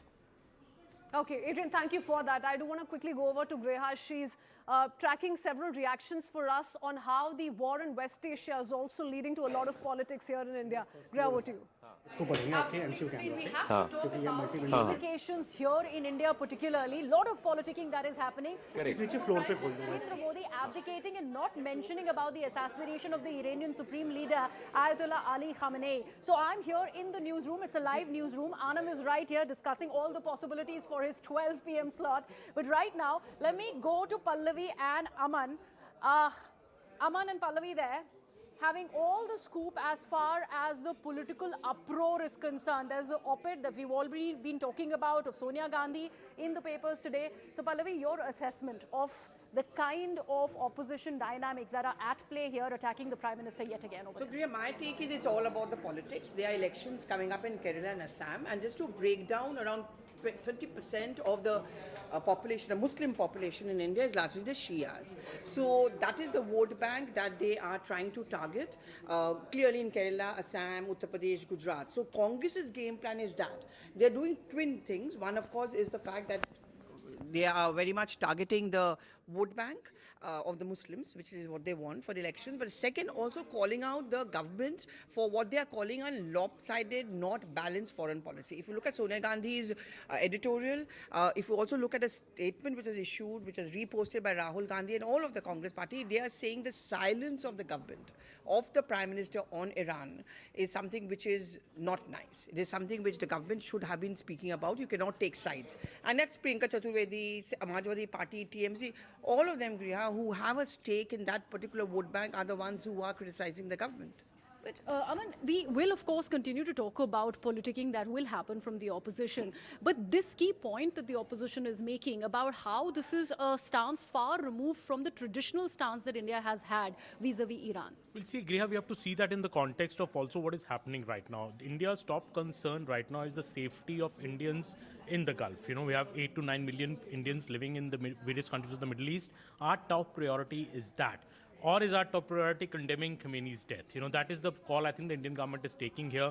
We are in no means saying, in fact, the Foreign Minister of India, Mr. S. Jaishankar, had spoken to the Foreign Minister of Iran just before Khamenei's killing happened. So that is all, one point of the aspect. Other point is, was Khamenei so much, in our favor on past occasions, be it Article 370, be it on the issue of Jammu and Kashmir, that be on the issue of the Citizenship Amendment Act protests at that time, Iran had issued statements which were not so, charitable towards India. In fact, we had to summon the Iranian envoy at that point of time. So there is a history also to this, but right now, I think Indian government's priority is to get back Indians from, stuck abroad. Already flights have started, and that is why you see the Prime Minister calling up all the regional parties, spoken to the President of UAE, King of Jordan. He's called up all these people and basically told them, please assure us the safety of Indians. So, and condemning the strikes of Iran on these countries. We have to differentiate also that while what the US has done, taking out the leader of a sovereign country, yes, many other countries have also not condemned it. You know, there are very limited countries who have condemned it. But on the other hand, the more important is India wants to show that, Iran attacking civilian targets in the Middle Eastern countries is something that India is condemning, and Mr. Modi has been very forthright about it. Right, thank you so much for that, Aman and Pallavi, for that assessment. Some problem with the mic here, so I'll hand it over to my colleague Krutsveen in the studio as we take the broadcast forward. Thank you for that, Greya. I do want to bring in Ambassador into the conversation because so much is going on in terms of how the world is reacting, Ambassador. But your thoughts on what really the end game could look like here? Nobody can already anticipate. I mean, that's a matter of fact. But just going by, posturing, going by the military muscle flexing that we're seeing, the kind of escalation we've seen so far, for how long do you think this is going to continue? And where does diplomacy, if at all, come into play? Do you think there's room for that left still? My new book is coming out in July. The title is How Nations Fail. And one of the lines which I remember is when Cyrus the Great wanted to attack a Greek city. So he sent a message saying that you will be devastated if I attack you. There was only one word reply from that Greek city, I forget the name, if. And Cyrus retreated. Yep. Americans have made a huge mistake in not checking themselves and going ahead like a rampaging bull. Now, what rampaging bull does is unknown. The results are unknown. Sometimes rampaging bull itself gets, like matadors do, it gets killed. Now, so the results, the question that you ask, are a big unknown. And one of the reasons why, I may be wrong, there are three excellent strategic experts here with you, I may be wrong, but Israel's new move to attack parts of Lebanon is a sign of desperation. It is also a sign of diverting the internal attention, people's attention, by getting a quick few miles of Lebanon. I think there is nervousness all around. Iran is standing firm so far. Things could change. Rubio is sending out messages which again show not a position of strength, The but a hardest blow position is yet of to come. vacillation. So, in sum, to answer your question, I think America and Israel have blundered. They are now trying to find a way out, the diplomacy part, which Iran has refused to accept. Absolutely, Ambassador. One word which is really, really a favorite of the President of the United States is capitulate. We have to, in fact, ask that question of America in this case if they are capitulating under the kind of resistance that Iran also is seeing. But like you have mentioned, we don't know which way is this headed. We'll continue to be tracking all the developments as far as this quick escalation. word. Yes, sir. I think Trump's mental thinking would be without evaporation if he stops eating McDonald's. A lot of people here are going to be in agreement with that, is the sense I get of whatever little reactions we've been able to take. But let's see how this plays out. Strong statements at least being made so far by the Trump administration officials. That's all we could pack for you. Our gentlemen, our experts continue to stay on with us on the broadcast. We head into a short break. Our rolling coverage continues on the other side.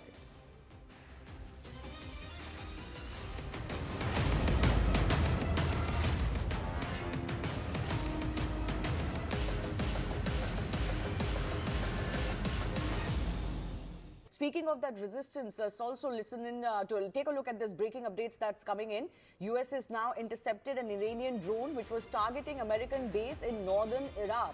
So as we've been telling you, Iran has been opening up a lot of fronts. So even Iraq, places like Kuwait, they've not been spared. There's been some sort of an attack in Cyprus as well, drawing in the British as well, who are resistant to joining this conflict.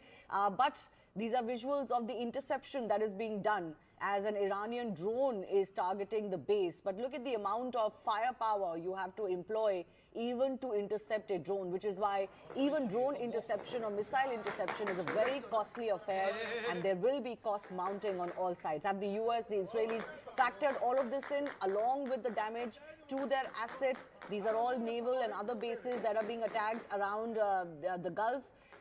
And have they factored in, of course, the loss of life? Already 4 US soldiers have been martyred as far as this operation is concerned.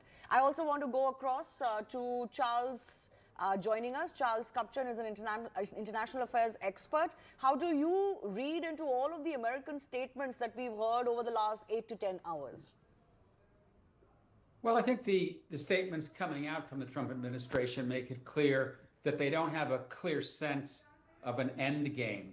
I think the military part of this campaign is in some ways the easy part. They know what they're doing. They're going after leadership. They're going after the ballistic missiles. They're going after command and control. And right now, in some ways, we're in the most intense part of the campaign when the Iranians still have the ability to retaliate. They have chosen to retaliate against allies of the United States in the Gulf, in part because they think they can convince the Saudis, the Omanis, the Kuwaitis, the Emiratis to say to the United States, please stop. This is causing disruption to the oil flow. This is causing disruption to our ability to function economically. But in some ways, I think the reaction is going to be the opposite. You will see these countries turn against Iran and not put pressure on the United States to stop the conflict. And the question is, how long can the Iranians keep this up? How quickly can Israel and the United States eliminate the ballistic missiles? But then comes the hard part, and that is what happens the day after. Will the regime change its tune and the next group that leads it agree to work with the United States? Will the United States continue to bomb the regime until it falls and there is a natural uprising? As one of your guests was just saying, when you don't have ground troops to fight alongside the air power, it's very hard to topple a regime.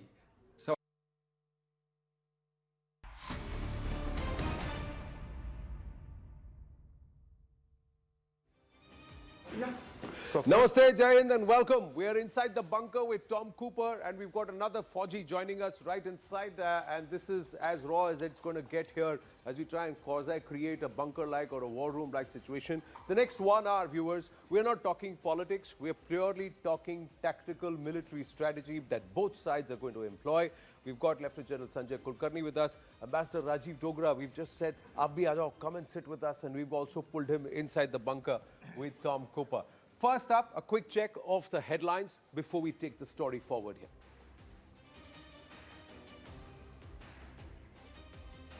West Asia enters its 4th day as Iran continues widespread missile and drone strikes across Gulf cities and at US-Israeli targets.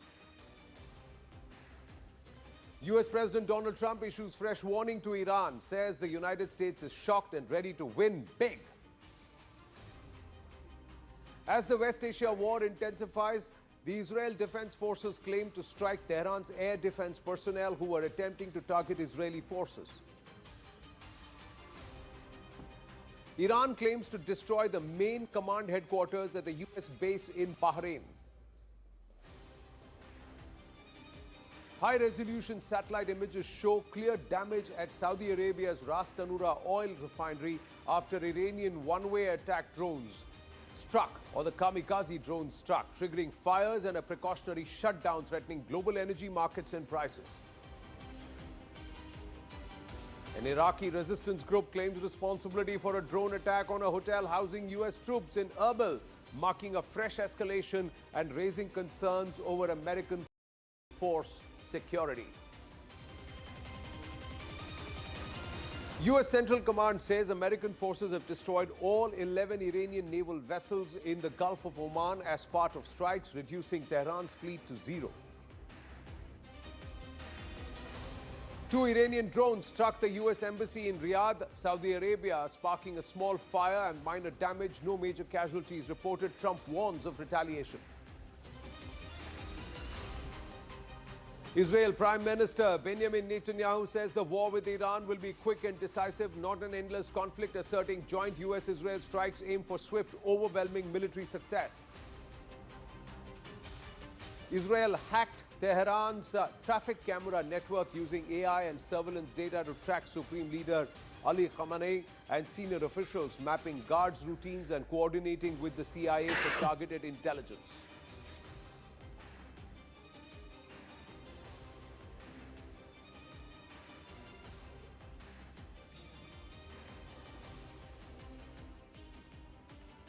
Now, as the West Asia war enters its 4th day, Iran's strategy is focused on survival, rebuilding core capabilities, and, of course, maintaining deterrence through asymmetric escalation. Now, this is by hardening their missile cities, dispersing command centers, and also accepting initial damage. Tehran is preserving its second strike capability. It is actually stretching the United States and the Israeli resources, because they now have to guard all of the Middle East and the other countries and their defenses with missile salvos. Also, the Shahed 136 kamikaze drones are proving to be quite potent for the Iranians, and they are being used to deplete the interception capabilities. The cost of defense currently is far more expensive than the cost of offense, and Iran are playing this low-budget war very, very smartly. Let's try and quickly understand, viewers, before we get in Tom Cooper, Ambassador Rajiv Dogra, and also Lieutenant General Sanjay Kulkarni into this conversation, how this pans out. Why is it that Iran is able to try and impose a low-cost warfare budget? It's also because of its ballistic missiles, the kind of ballistic missiles that it has. So let's call up the graphics and try and understand how, with its missile technology, Iran has been able to really trouble the US and Israeli offense. Let's try and understand this very clearly. Now, the counter-offensive has shown that Iran has the firepower and targets in the region. Many of Iran's missile sites are in and around Tehran. There are at least 5 known underground missile sites, and various provinces including Kermanshah, Semman, as well as near the Gulf region. Now, here is the strike radius of Iran's arsenal. First up, there is the Shahab 1, 300 kilometers, Fateh 102, 110, Then the Shahab Fateh 313, that's 500 kilometers. Let's try and go to the next one. You have the Quds 1, 700 kilometers. Zulfikar Qiyam 1, that is also 800 kilometers range. Qadr is 380, 1,000 kilometers. And Shahab 3, 1,300 kilometers. Khyber Shakhan, this was used in that entire pounding of the attempted pounding of the Israeli Prime Minister's office, 1,450 kilometer range. Emad Khorramshahr, 2,000 kilometers. So this is, and then finally you have the Sejul and the Somar cruise missile, that's at 2,500 kilometers. The effectivity of this, and this is so far not yet confirmed, but Tom, weigh in and let's try and understand where is it that Iran is actually placing its resources right now, its missile bases. And then let's take it from how are they able to attack Israel and what their strategy will be, how to use their missiles. Yes, over to you. Primary Iranian missile bases were all, or used to be all, in western Iran, along the border to Iraq. Point is that these facilities, so let's say Tabriz, Sanandaj, Kermanshah, Ahvaz Abadan in the south, and so on. Behind them, there is a second line, Qom, Shiraz, Esfahan, and so on, Bandar Abbas. So, and then there are additional facilities for bigger, longer-ranged, heaviest missiles, which are liquid-fueled. So the point is the following. These facilities have been all either bombed out last year in June already, or not occupied now when the new Israeli strike came in, or very few of them were really occupied. Why? But the Iranians have dispersed their forces. They've sent them into the ground, into the terrain around them. It took them 2 days to recover, to re-establish control over their force, what was left of it, after the initial strike. And this is now what they are doing since yesterday. They are conducting more or less an organized of counter-offensive, so to say, missile-wise. This is all run guerrilla style, which means they are moving constantly. They are moving from one hiding place to another, firing their missiles, and then moving again. Okay. So they've got the ability. What kind of missiles are they using? So we've put that. Let's try and understand. Iran's IDF has said that they have destroyed some of their bases and some of their missile bases. What kind of missile bases have been destroyed in the last 24 hours? So there is a particularly interesting take. This, for example, that there one can see 3.5 tons truck. This is a relatively small civilian truck. Okay. You see them by dozens, for example, on the streets of New Delhi. So this is carrying a missile with a range of 150 kilometers. Missile with a range of 150 kilometers, so that will be somewhere around the below short-range missiles or the Shahab 1. Shahab 1 is a big missile. It's some 30 meters long. Okay. But you can see it here again. If if the editor could stop the take or return. We just freeze it. Can you just freeze that part? I know it's a moving footage visual. Can we just freeze it when we see the truck? When we see the truck, if we will try and freeze it. Yeah, the next one. After this, just when you see the truck, just freeze that footage if you can, please. We'll get that back. No, next. Just the previous one. We'll try and do it. We've got to freeze because he wants to show the length of the truck. It just looks like a normal truck. And just freezes. So this is a small truck. Okay, this one is a little bit bigger because it has 3 axes. So it is probably a missile of some 300 kilometers range. That's the Shahab 1 or any of the Fatehs could be, or the Shahab. Unlikely Shahab are probably Fateh. Fateh. Could be the Fateh missiles there. And these 2 lines you can see here, they are holding tarpaulin over it, which means you can camouflage this vehicle to look exactly like a commercial civilian truck. And it's moving with the traffic around the Iranian cities, and nobody can find it. Nobody can find it. And they can also, it also has the ability to launch itself from wherever. Of course. So they're like a mobile launcher? Yes, it is a mobile launcher. At the pre-selected point, they must have thousands of pre-selected points because they had so much time to pre-select these points. It stops, removes the tarpaulin, rises the missile and fires, and then moves again. There is a saying, Tom, in Hindi, which is called chor dimag. That means that you think like a thief. How do you use minimum resources and low cost and create maximum damage? And when you know that you're going to be surrounded by a powerful enemy, as a David would do, how do I use the sling So General Kulkarni, this is very, very smart strategy by the Iranians. And this is not going to be easy for the Israelis and the Americans, despite their RA-01s and the MQ-9 Reapers patrolling almost all of Iran and trying to scout and, gather real-time intelligence. Yeah, Your thoughts? What happens is, the air defense is never 100%. It's impossible to get 100%. Much that the Iron Dome may have catered for 90%, going as high. The 12-day war does tell them where the loopholes are.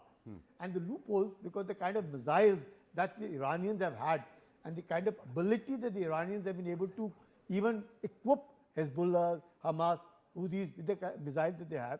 Now in the weaponry that they have between 300 kilometers to going all the way to 2,000 kilometers, the Israelis also over a period of time have gone in for low cost technology. Those are the laser beams. Now those laser beams bring down hundreds of dollars of cost of missiles to strike down a drone or a missile. Now what would earlier be about $20,000 would now come down to as low as $5 because the laser beams has a limited range, maybe between 20 kilometers, max going up to 50 kilometers, much less. But these other aircraft, therefore, everyone's got, all these technologies, innovations have to come fast. Israelis, the Iranians have over a period of time got a low-cost technology. They aren't a very highly equipped, but notwithstanding all that, the air defense, the Iron Domes that you talk about, 90%. You found in the 12-day war, 500 missiles were fired by Iran. 1,000 of those suicide drones fired. How many really went and hit? Say about 20 of them went and hit. But those 20 caused the damage was equivalent to about $5 to $10 billion in Iran. So all these swams and all these kind of things do insist on being able to hit. Because obviously... But that's the thing, isn't it, Tom? That I can send 500 missiles. As defense, I have to intercept all 500. Correct. Because even if 10 land, they cause the kind of damage that totally change the psyche, saying, oh, your defense is penetrable. Exactly. Even more so considering that this Israeli claim with 90% precision and so on, is simply not standing to proof over the time. Precisely last year in June, not to talk about, for example, Lebanon War 2006, when we have seen Hezbollah remaining capable of launching rockets and missiles at Israel for 6 weeks, or almost 6 weeks. Yeah. So, and this is in small southern Lebanon. Now think about this huge Iran. How do they think they can suppress all the Iranian missile capabilities? That is beyond my capability to comprehend. I would like to salute our DRDO and Akash Tir for the way they defended during Operation Sindoor, because we had 99.7% efficiency. Almost, and that's amazing, because at that time they sent the ballistics, they sent the JF-15s, they sent the loitering munitions and small cheap drones, and also the cruise missiles. They sent all that our way, 600 plus drones plus this, Ambassador Rajiv Dogra, and we were able to defend it. So somewhere the calibration of this happening, is it also because the spread over Bharat is larger, that it was easier for us to defend, or it was tougher? How would you read that? Because Israel is a smaller country, the concentration is far, so 2 or 3 can actually sneak in from the defenses. Your thoughts? Well, I'm no defense expert. You have, and you yourself are extremely good at defense, but my rough reaction would be that the larger the space, more difficult to defend. So that much more credit to Indian armed forces and everyone involved, including DRDO. Now, as far as Israel and Iran issue is concerned, as General Kulkarni said, Iran had learned the lessons of 12-day war very well. They knew what exactly Iron Dome was doing and how it could be outmaneuvered. That is point one. There's another slightly different angle I want to introduce. This war is also teaching our businessmen, not just Indian, but global businessmen, that nothing in the world is safe. It was supposed that Dubai is a safe haven and it is the best place to stay in because there's almost zero tax, everything is stable. Now, the recent events have proved that world is not flat. World is topsy-turvy. Dubai is no longer stable and may not be stable for a long time to come. Right, right, absolutely. Your thoughts there? Quickly, you want to say? I can only join these conclusions and then add something about the Indian air defense system. A lot of this success went to the army, which has developed several extremely effective systems to counter drones, electronic warfare systems, which means it was not only shooting them down, but it was causing them to crash. So this was part of the success. The other part of the success was this high availability of missiles. Akash system, for example, and not only Akash. Then there were modifications to Shilka systems, old Bofors guns. I mean, nobody is doing that. Almost everybody has abandoned air defenses by gun. India said, well, why should we throw away guns? They are good. We put electro-optical system on them, and we shoot the drones with them. And 40mm cannon is much more effective against a UAV than a 23mm cannon. It's as simple as that. So they use brains also, used what the legacy munitions are. Costs. Yeah, legacy munitions are, and use a 50 rupee or 100 rupee, if I may say, bullet against a 2,000 rupee drone, rather than using a 20,000 rupee shell against a 2,000 rupee drone. So, you know, in terms of cost effectivity, basically I'm just saying. Now, this is Iran's low cost, high impact strategy. Just quickly taking you through, viewers, asymmetric warfare and proxies. It uses proxy militia across the region to carry out low cost attacks. So that's what it does. Then it also says it forces the enemies to fight on multiple fronts. So the moment you force the enemy to fight on multiple fronts, you stretch them thin. You stretch them thin, then there will be weaknesses and without direct large-scale conflict. Also, missile and drone strikes. It's quick missile and drone attacks on the US and Israeli targets, inflicted damage and also put psychological pressure while avoiding costly battles. And they hid their ballistics behind the old ones, the drones, and that's where the new ones sneak through behind, hiding behind. And we're going to ask Tom to explain that to us in a bit.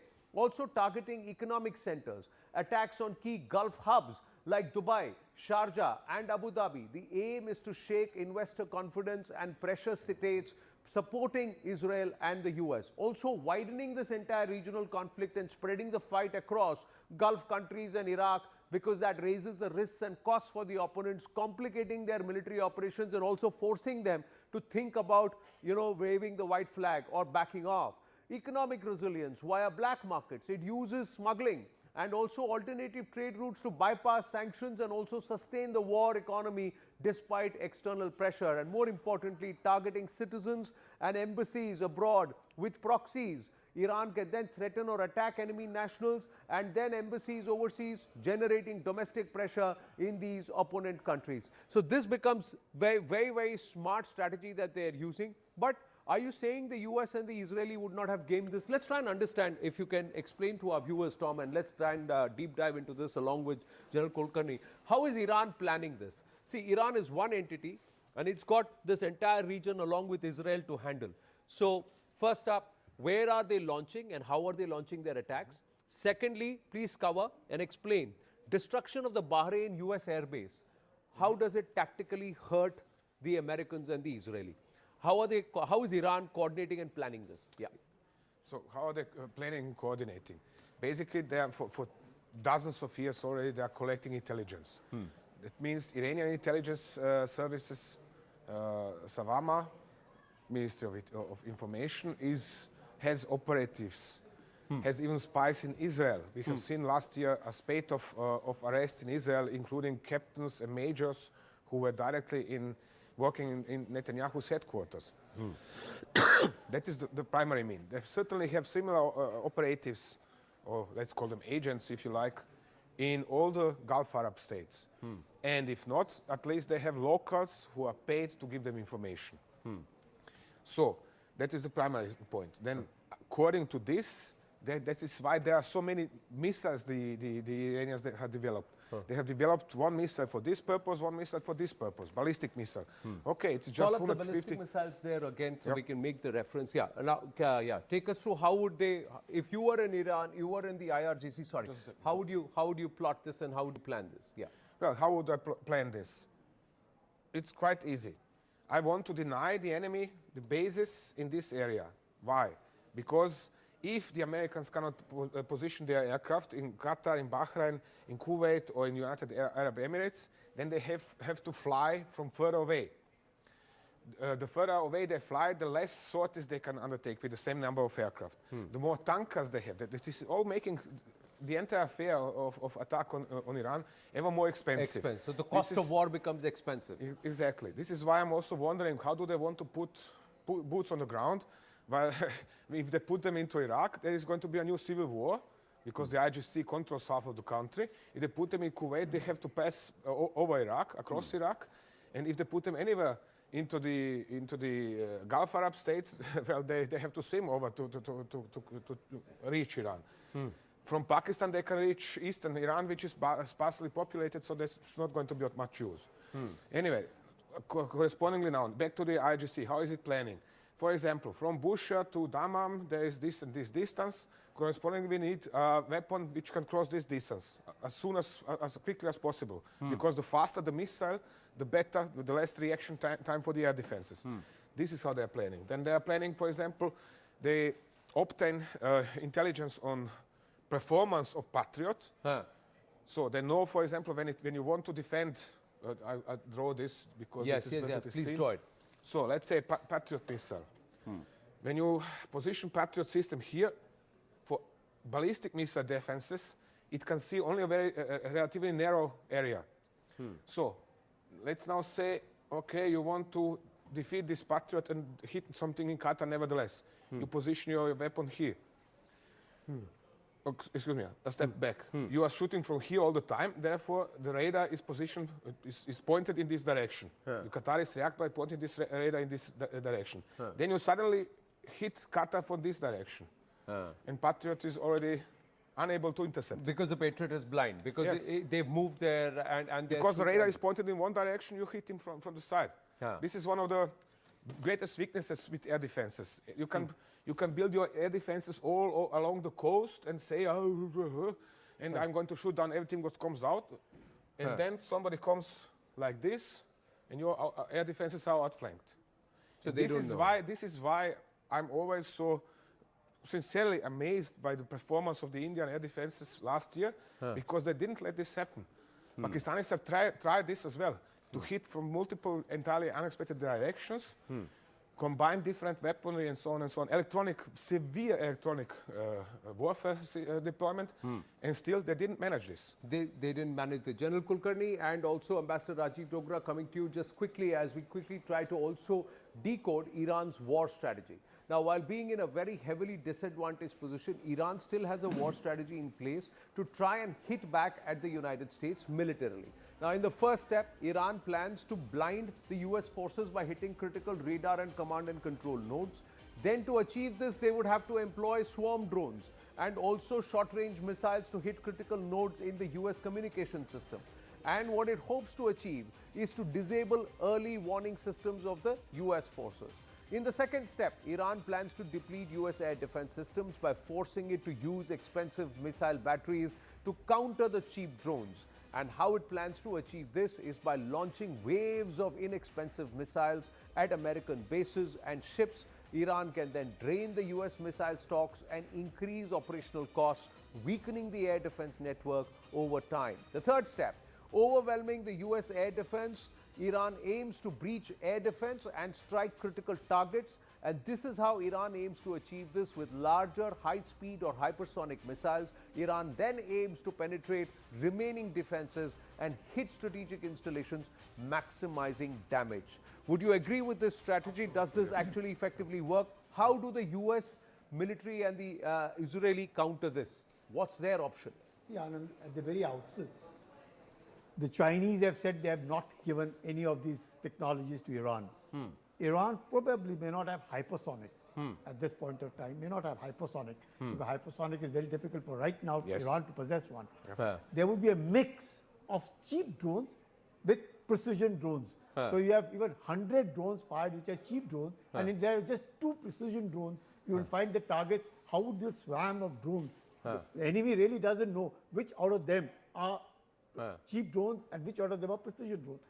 The strike rate at any point of time cannot be 100%. It will be around 90-95%. there's always a chance for the Iranians, if they have huge stockpiles of these cheap and precision drones, to be able to hit the target. There is no denying the fact. The question is, all of them, both the adversaries, the Americans, the Israelis and the Iranians, would have exact GPS locations of each of these. So now it is on mobile. That means all these drones have to, and the entire missiles have to fly from one end to the other end on wheels. Because if they are fixed, they will be targeted. It's only in the wheels that the survivability is much more. And therefore, Iran had the ability, but the kind of air supremacy that Israel has over Iran, now that's a real big thing, because they have just nothing that they can defend. Air defense of Iran is virtual zero. Air superiority of Israel, USA, 100% on them. But the fact is, they are at random now. Iranians can do anything at random. Nobody knows who it is. And therefore, there's a big, huge threat with guerrilla warfare. Israel as also to US. It's the problem with General. That's what I'm calling guerrilla warfare with missiles, because they are all the time moving, hiding, firing in between, and nobody knows where they're going to hit us next. Nobody knows where they're going to appear us next.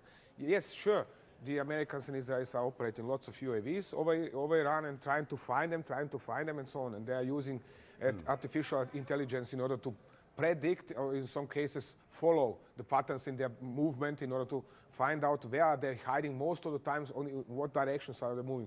But that doesn't mean that the Iranians are stupid, as that they cannot outsmart artificial intelligence, because don't forget, the artificial intelligence is only as clever as the person who has programmed it. Yes. The other thing is, have the Iranians used their proxies? Now, where all do you think their proxies will get active? Let's get into that conversation quickly.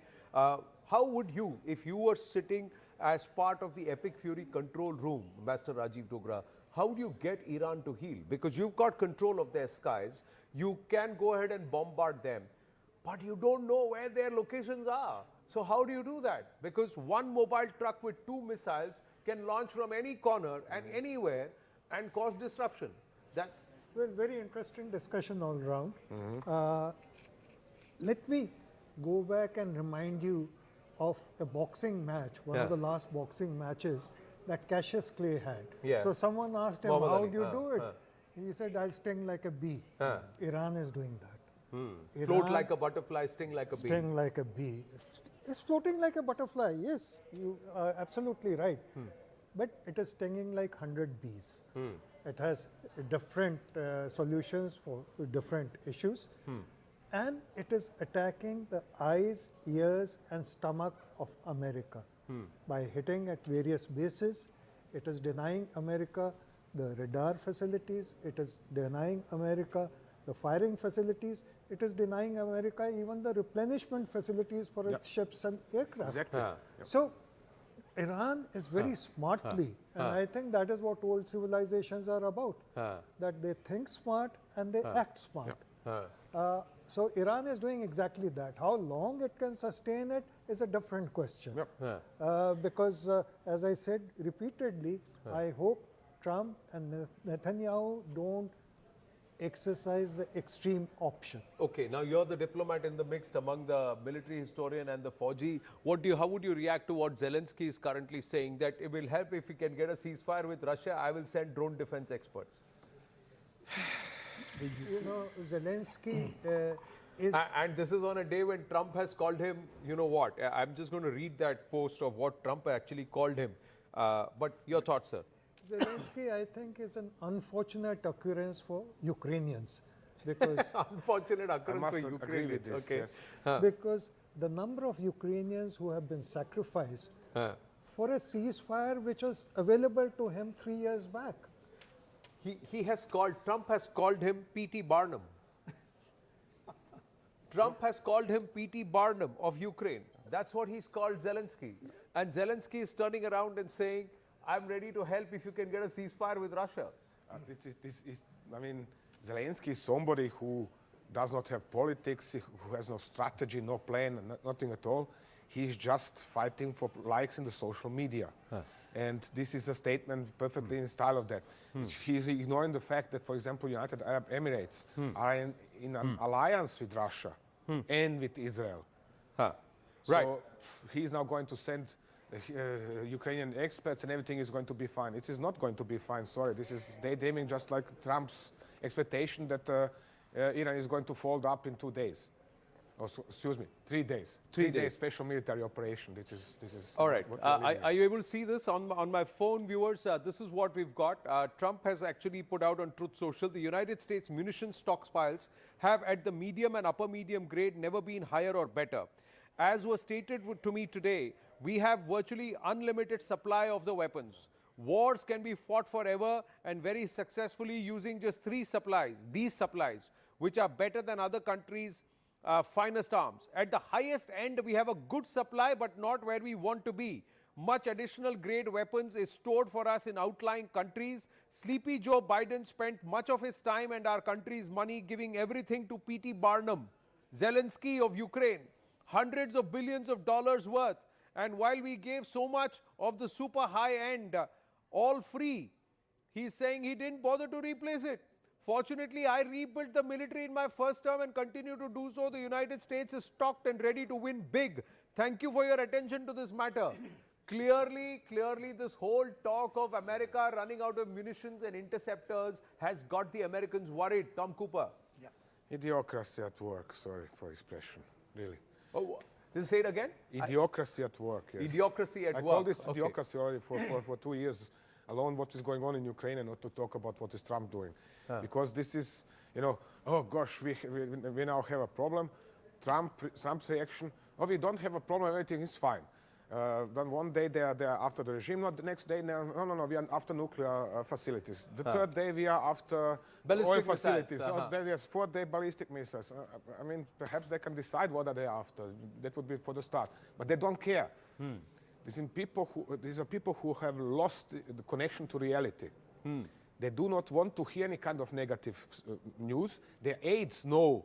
Their secretaries, call them whatever you like, people surrounding them. They're surrounding themselves with people who know what they want to hear. And then surrounding themselves with yes men. That's what you're trying to say. Exactly. Yeah. Plus, he contradicts himself in the statement. First, he says we have enormous supplies. Then he says Ukraine has taken away all our... No, but he said about the high-end ones. See, what he said is, and we'll see if we can call up that post on Truth Social anywhere on our wall, because there are 2 layers to it, sir.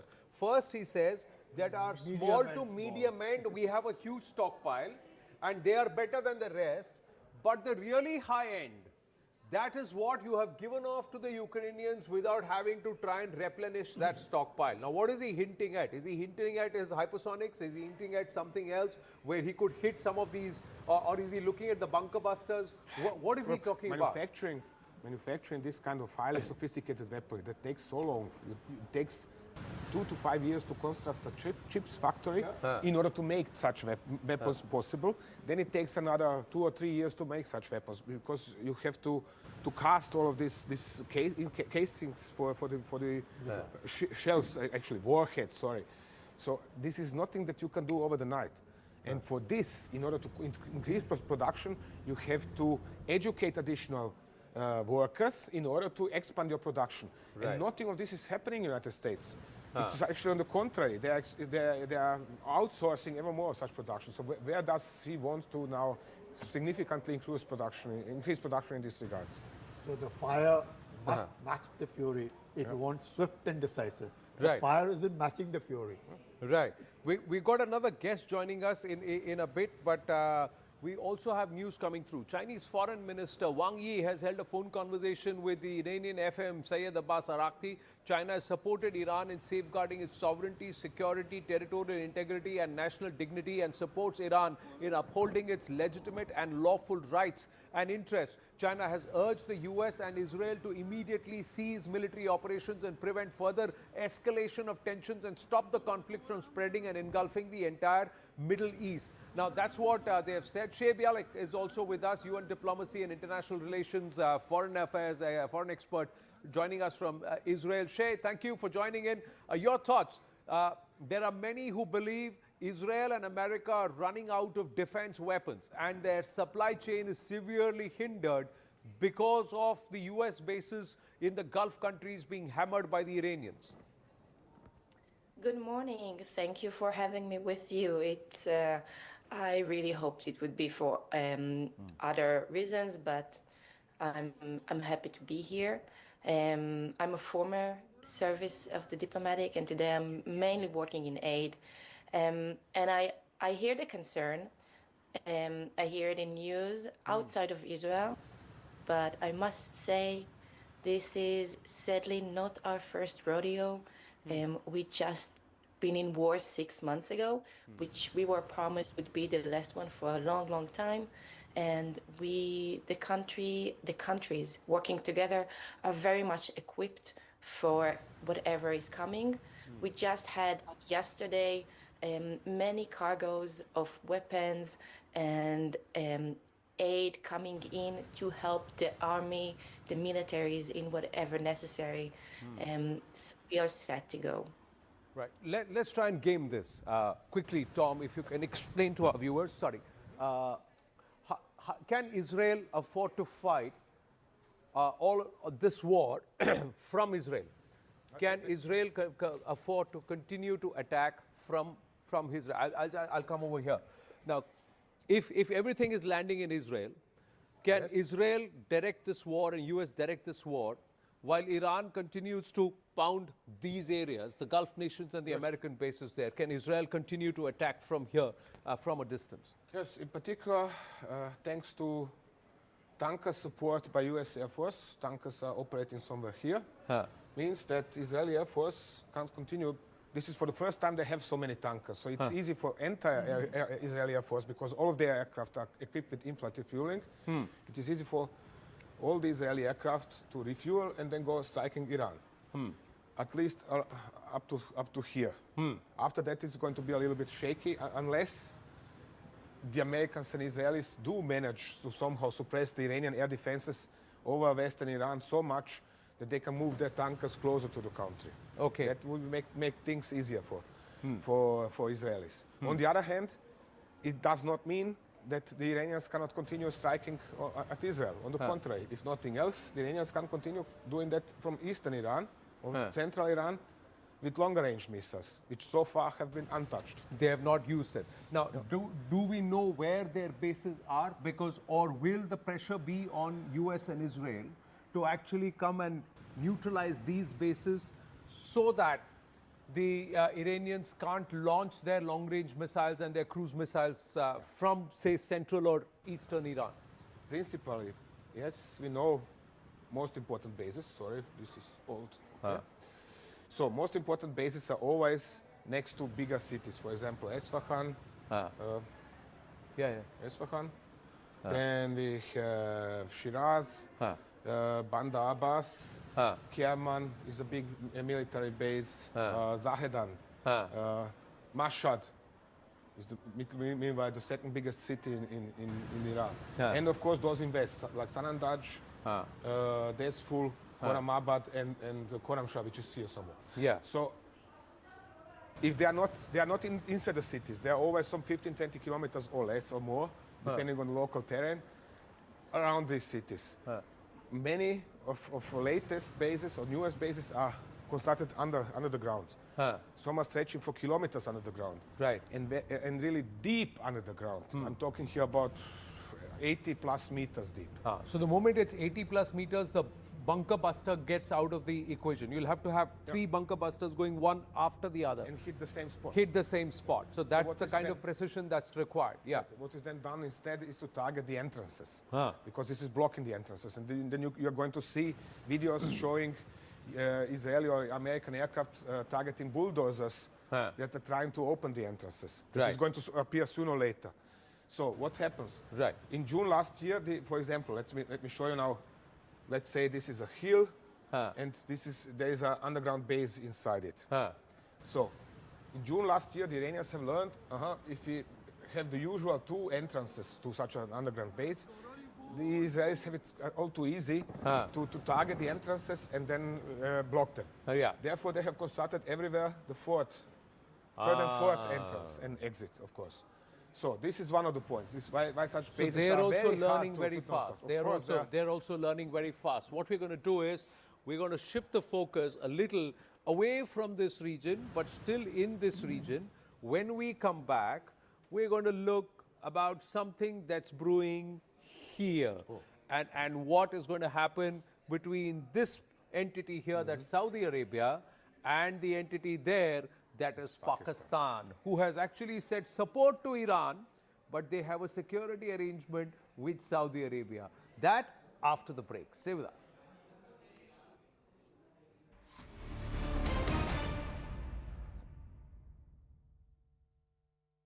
Speaking of that resistance, let's also listen in to take a look at this breaking updates that's coming in. US has now intercepted an Iranian drone which was targeting American base in northern Iraq. So as we've been telling you, Iran has been opening up a lot of fronts. So even Iraq, places like Kuwait, they've not been spared. There's been some sort of an attack in Cyprus as well, drawing in the British as well, who are resistant to joining this conflict. But these are visuals of the interception that is being done as an Iranian drone is targeting the base. But look at the amount of firepower you have to employ even to intercept a drone, which is why even drone interception or missile interception is a very costly affair, and there will be costs mounting on all sides. Have the US, the Israelis factored all of this in along with the damage to their assets? These are all naval and other bases that are being attacked around the Gulf.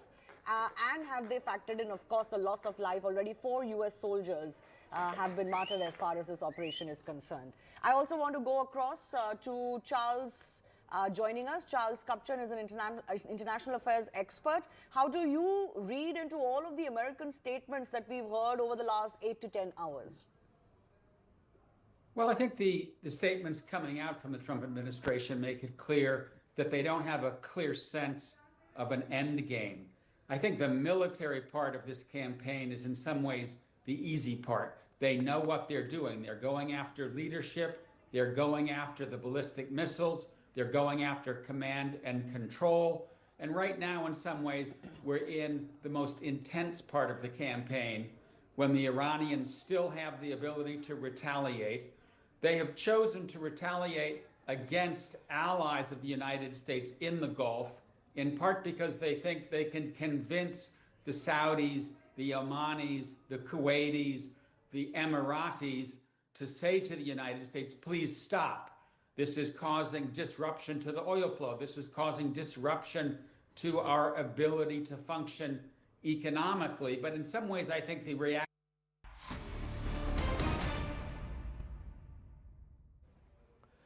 Back live on Inside the Bunker with Tom Cooper. We've got Lieutenant General Sanjay Kulkarni also with us in the studio. Quickly taking you through where all Iran has actually hurt the Americans. They cleared out their bases outside other than essential personnel. But if you were to see, in Erbil, the airbase has been attacked. US security troops have been attacked because the proxies have been activated. Kuwait, the Ali Al Salem airbase has been attacked. In Bahrain, the US 5th Fleet, so that they will get really affected because that entire base communications has been disrupted and demolished. That's what the Iranians are claiming. UAE, Al Darfa airbase, Qatar, the Al Udeid airbase. All these air bases have been targeted by the Iranians because they have said that we are targeting the American installations from where they are mounting attacks on us, and it's not attack on the sovereign nations where US has these air bases. Will these nations buy this? And affecting or hitting these air bases, is this going to push the US assault back, Tom? Quick comment. Or would the US have already gamed this possibility? Principally, these countries can't simply side an alliance, including Israel. And that is the biggest problem for them, on one hand. On the other hand, there is the issue of coordination between armed forces. Arguably, armed forces of Kuwait, Bahrain, Qatar, Emirates, Oman, and so on, they're all trained, in Saudi Arabia, of course, they're all trained in the United States, all flying US-made aircraft. Some are flying European aircraft as well, but generally their training is the same. The procedures are the same. Right. But there are lots of, and we have seen this over Kuwait yesterday, the 3 F-15 shot down. This is not enough. You have to coordinate the methods and additional procedures, so to say. General Kulkarni?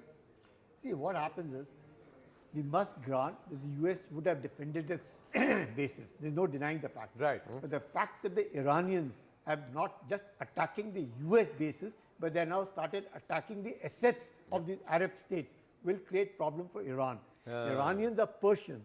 and they're Arabs. So there was century-old animosity differences between the Arabs and the Persians. And hence, now the Iranians need to be careful. You start hitting the assets or created by the wealth of the Arabs and denying them hereinafter prosperity.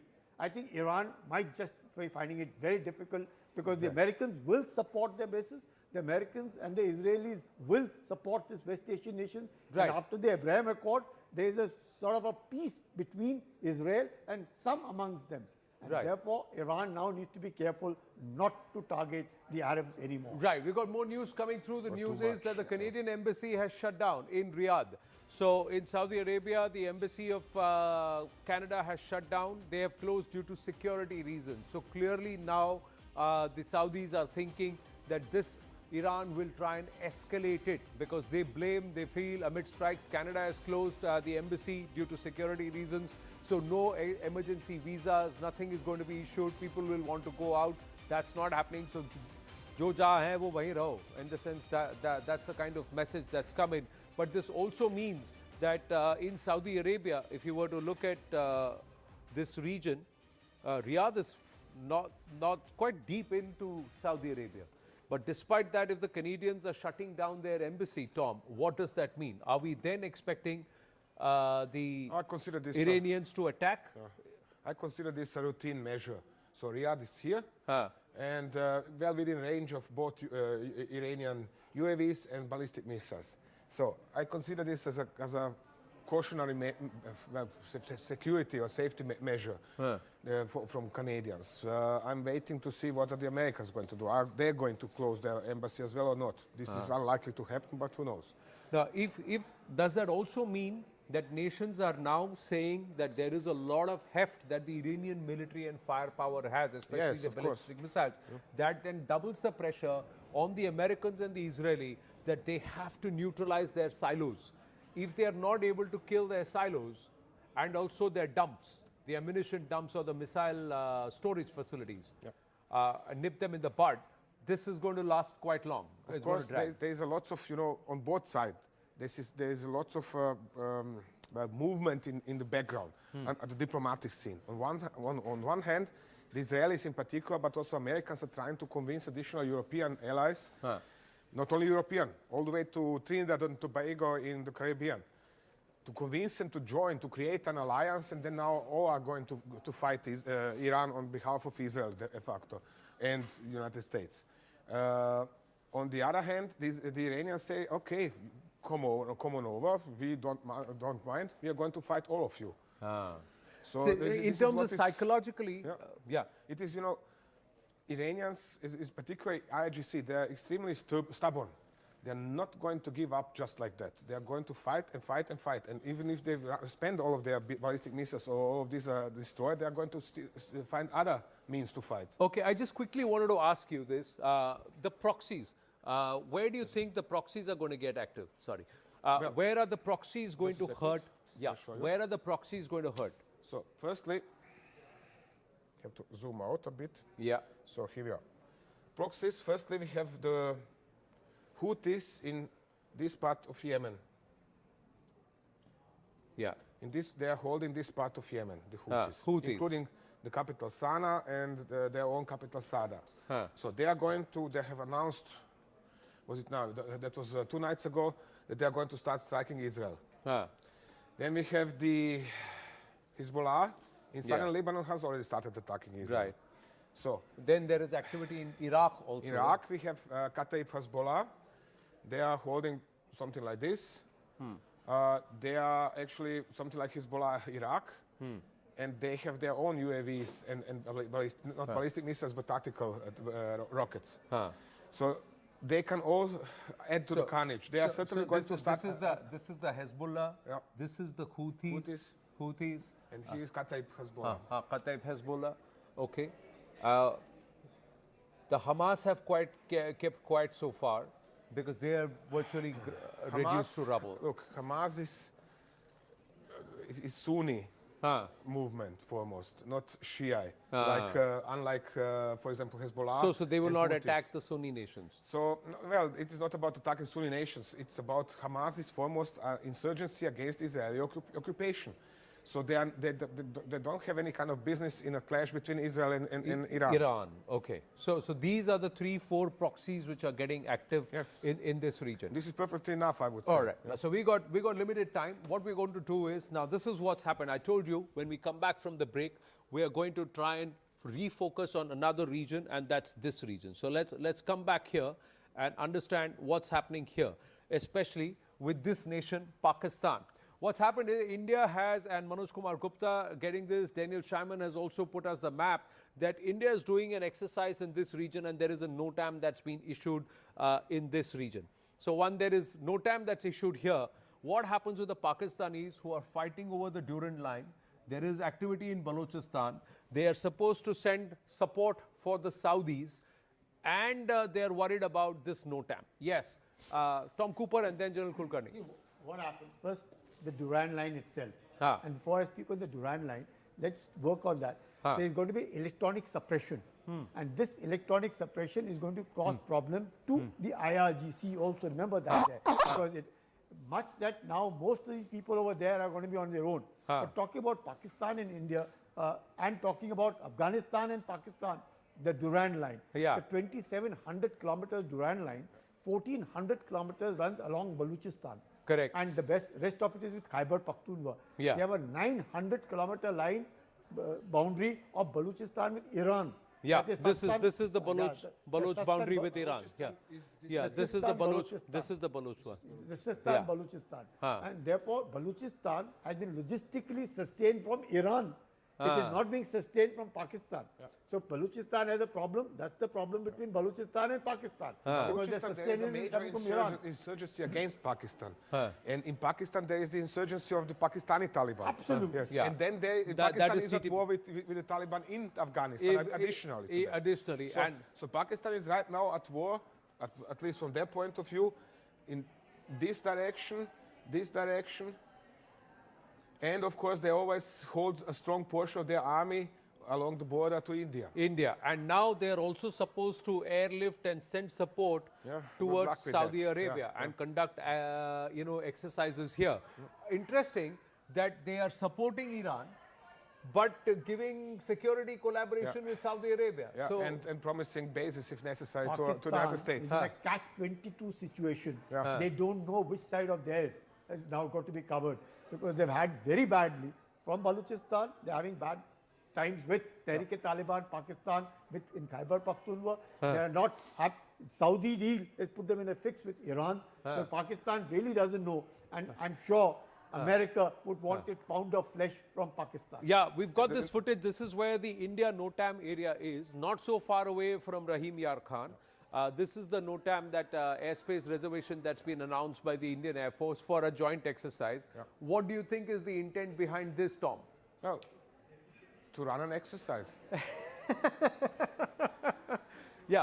And Pakistan, just to remind them that India is still here. It's as simple as that. Nobody wants to provoke.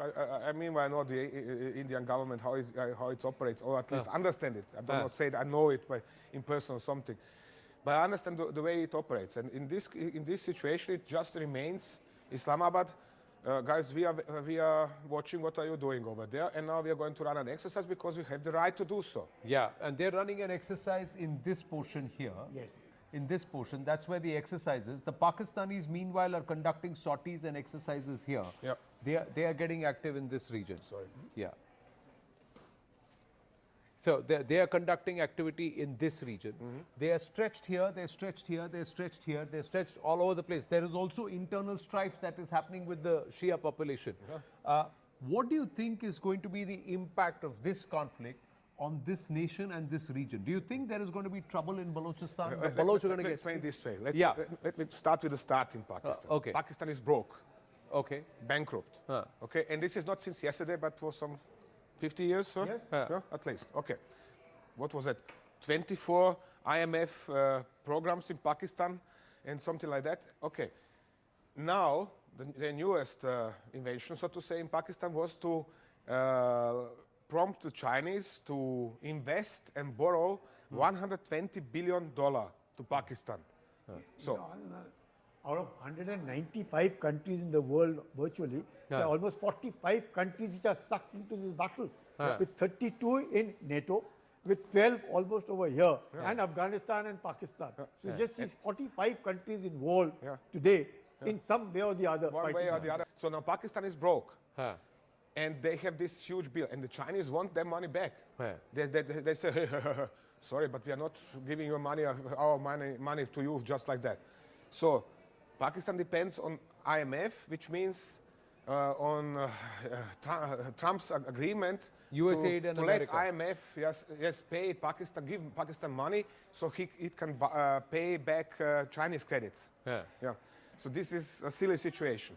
This in turn means Islamabad is going to do whatever brings money in order to stay liquid. And if the Saudis say, hey, we are going to pay you 5, 10 or some whatever billions in order for you to send a brigade of armed forces, yes, they are going to do that. This is the point, and this is how they think and how they act. But their nation's prime minister has endorsed support to Iran, and its nation's military is going to support and send military aircraft, including JF-17 and of course AWACS and maybe an oil tanker on top to help the Saudis fight the Iranians. So the civilian government says we are with you, Iran. The military says we are going to fire at you, Iran. So that's what is the nature of Pakistan. Well, that's all we have time for packing in this edition of Inside the Bunker with Tom Cooper. Lieutenant General Sanjay Kulkarni, thank you very, very much. And on that note, viewers, we're going to take a very, very short break. Stay with us.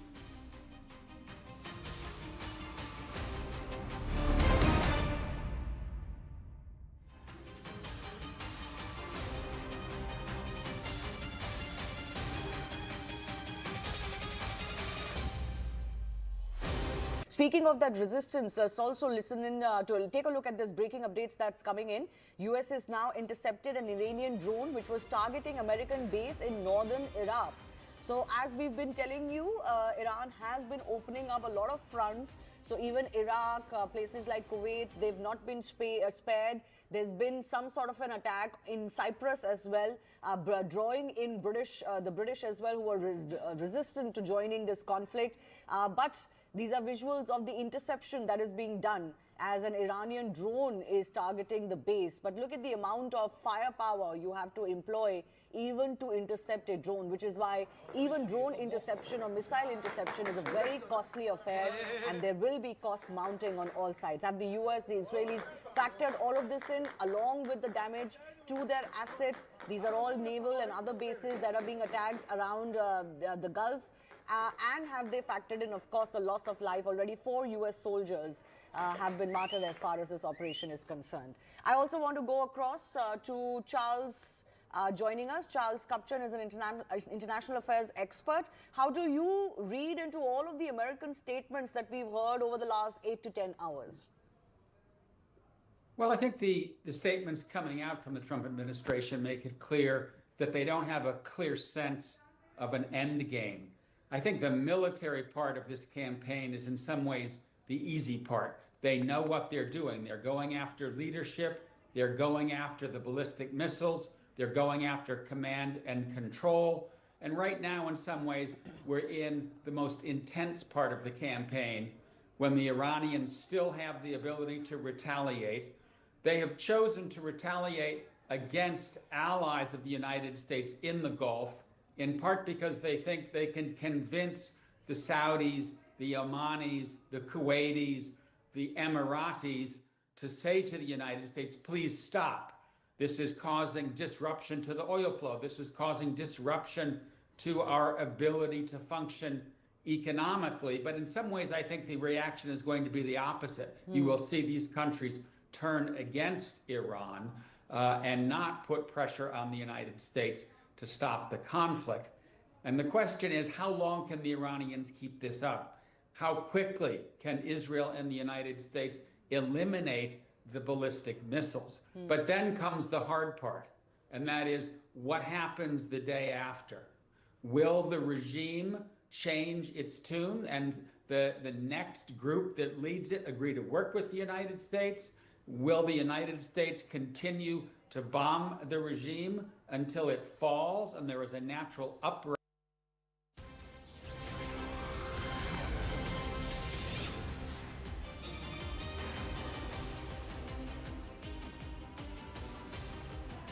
Good afternoon, everyone. Thanks a lot for staying with us. I'm Shivani Gupta. Let's begin with a quick check of the top stories we're tracking.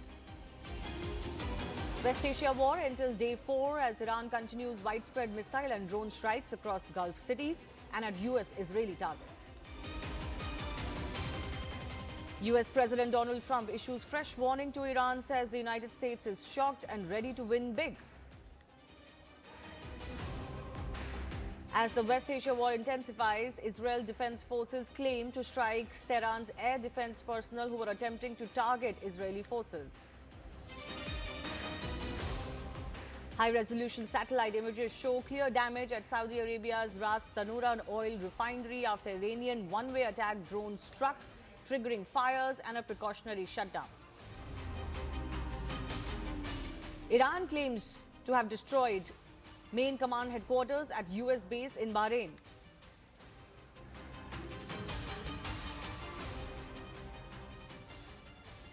US Central Command says American forces have destroyed all 11 Iranian naval vessels in the Gulf of Oman as part of strikes, reducing Tehran's fleet to 0. 2 Iranian drones struck the US Embassy in Riyadh, Saudi Arabia, sparking a small fire and minor damage, no casualties reported. Israeli Prime Minister Benjamin Netanyahu says the war with Iran will be quick and decisive, not an endless conflict, asserting joint US-Israel strikes aim for swift, overwhelming military success.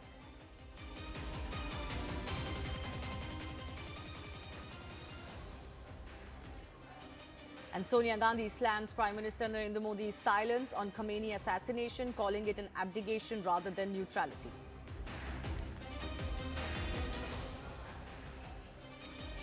So even as we track the latest as far as this war is concerned and the killing of Iran's former supreme leader Ayatollah Ali Khamenei, opposition in India has sharply questioned the government's stance or silence on this particular issue. Opposition leaders, including from the Indian National Congress, have said that speaking out is not neutrality but an abdication of responsibility. Sonia Gandhi wrote in an editorial that silence now undermines India's moral grounding and stressed that the country must stand for sovereignty, peace and clarity in its foreign policy. The opposition pressed the centre to articulate its position. Prime Minister Narendra Modi, remember, has underscored the need for restraint, diplomacy and peace in the region, reflecting India's traditional foreign policy emphasis on de-escalation. The conflict in West Asia has spiraled into a perilous new phase, with both Iran and the US-Israel coalition intensifying strikes and making dramatic claims of major attacks across land and sea. I want to go across to CNN's Paula Hancock, who's joining us live from Dubai. First up, Paula, I would like to get an understanding from you. So many of the Gulf countries and cities coming under attack. Do we have any sense of what is the conversation that is ongoing between these countries and US and Israel as we speak?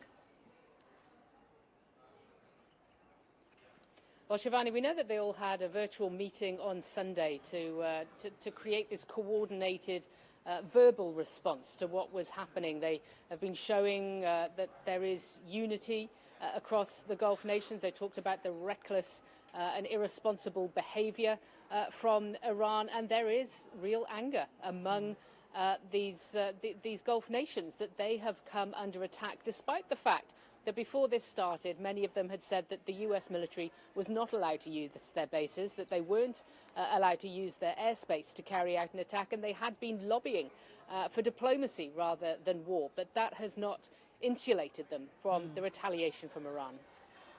We've seen widespread disruptions as far as flights were concerned, but some resumption of that from UAE and others.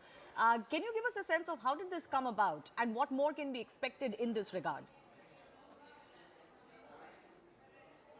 Well, certainly here in the UAE, what we've seen over the last 12 hours has been a tiny fraction of what we would usually see here. Now, we've been looking on the Dubai Airport's website, and it appears as though 24 flights have managed to take off.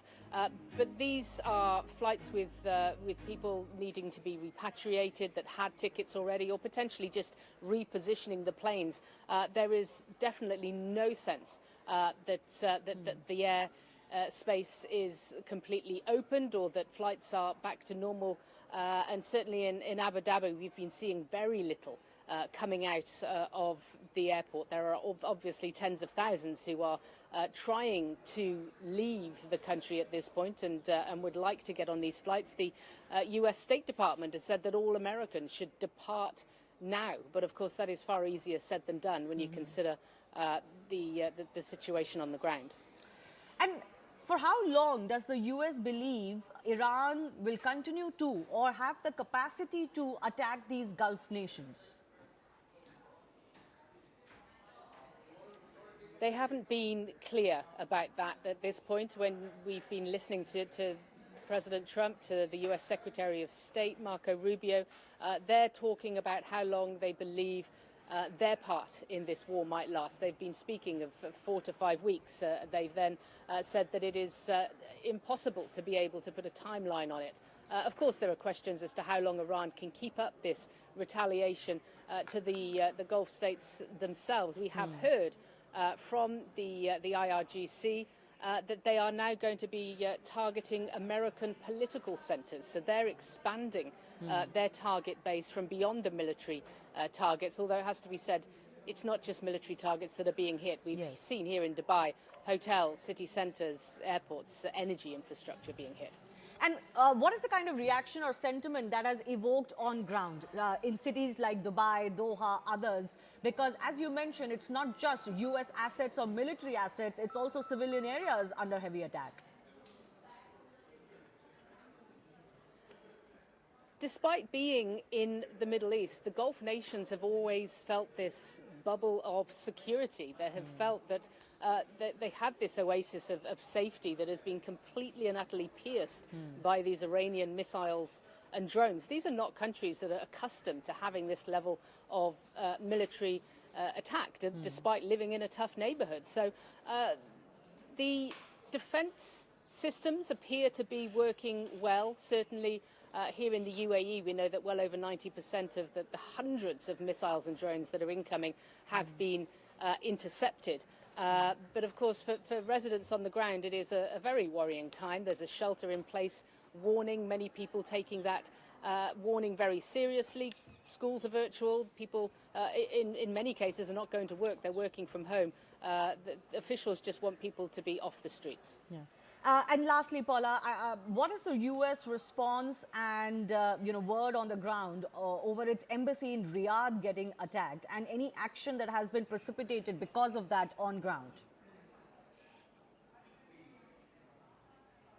Yeah, so this follows 2 suspected drones that caused a small fire at the U.S. embassy in Saudi. Now, we know that the Saudi Arabian embassy in Riyadh, we know in Kuwait, those 2 embassies have now been closed because of the attacks in Kuwait on Sunday and on Monday. There were intercepted drones or missiles very close to the vicinity of the embassy as well. And now you have the Iranian officials saying that they are expanding their targets, not just military targets now from the US, but US political centers. Clearly, they are going to have to reassess the embassies across the Gulf. All right. Paula Hancock, thanks a lot for joining us live from Dubai, one of those cities that have, of course, borne possibly the biggest brunt of the Iranian retaliatory strikes, joining us live from Dubai from CNN. Let's also get you a quick confirmation of those US bases that have been attacked across the Gulf countries.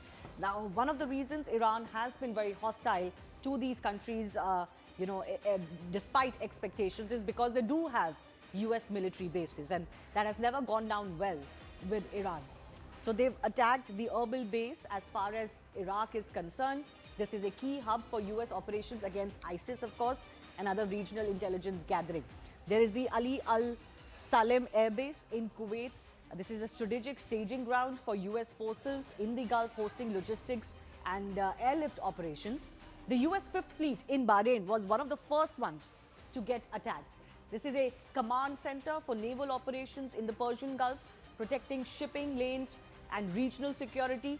The UAE base is the Al Dhafra Air Base, also very, very important as far as this base is concerned. This hosts US air assets, including reconnaissance and tanker aircraft for regional missions. And then, of course, is the base in Qatar, the Al Udeid Air Base, major command and control center, housing bombers, fighters, and support units for operations across the Middle East. So far, of course, there is no permission to the US to use these bases. And even that hasn't changed, at least officially. But the presence of these US bases means that they have come under attack from Iran, regardless of the fact that these may be in countries like Saudi Arabia and UAE. Let's also go across to some of our guests who are joining us. Anil Trigunayat is former diplomat. Yossi Cooper-Wasser is Israeli intelligence and security expert. Tom Cooper, military analyst, will be with us. But first up, I want to go across to Adrian Fontanelles, who's the military analyst and historian, also with us. Lieutenant General KGS Dillon will be with us in just a bit. But Adrian, your sense of just how long these countries would be able to endure these missile and drone attacks from Iran. So far, they're not really saying anything publicly too much. There doesn't seem to be any great pressure being piled on US and Israel, but something must be going on behind the scenes, right? Absolutely. So for them, pressure is mounting because so far you have to, as a rule of the thumb, you have to understand that perhaps only 1 out of 10 missiles and drones launched by the Iranians are actually reaching their targets. But they are spending their anti-aircraft and anti-ballistic missiles at a very, very fast pace, and they do not have infinite stocks of such weapons. So the stocks are diminishing, and once they are ended, it means the majority of Iranian munitions will actually reach their targets, which means much more damages than what it is actually done.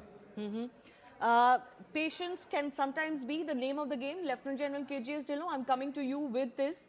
Some estimates suggest that there were about 2,500 to 3,000 missiles that Iran had stockpiled. And if they go by the kind of pace that they're going at right now, all of this could be over by Monday. What happens from there on? Good afternoon, ma'am, and good afternoon to the fellow panelists and all your viewers. The way war is going, the war is going to get into an attrition phase. You know, when I say attrition phase, that means it's going to be a long haul. And any country which is involved in warfare or which is engaged in war will not allow their defense stockpiles or their weapon systems to just get to zero levels. They have the reserves at all levels, and they would make sure, even after their air defense is decimated, even after everything on ground has been decimated, they still will have certain, even shoulder-fired anti-aircraft guns and also other type of shoulder-fired anti-aircraft missiles and other missiles, which, which they would continue to engage the incoming aircrafts as also the targets which appear. Yes, the intensity of engagement will go down, but at no stage they would have that zero balance of missiles. That is how it works, and thereafter will start the attrition warfare. So can I ask just you? To give an yes, go ahead.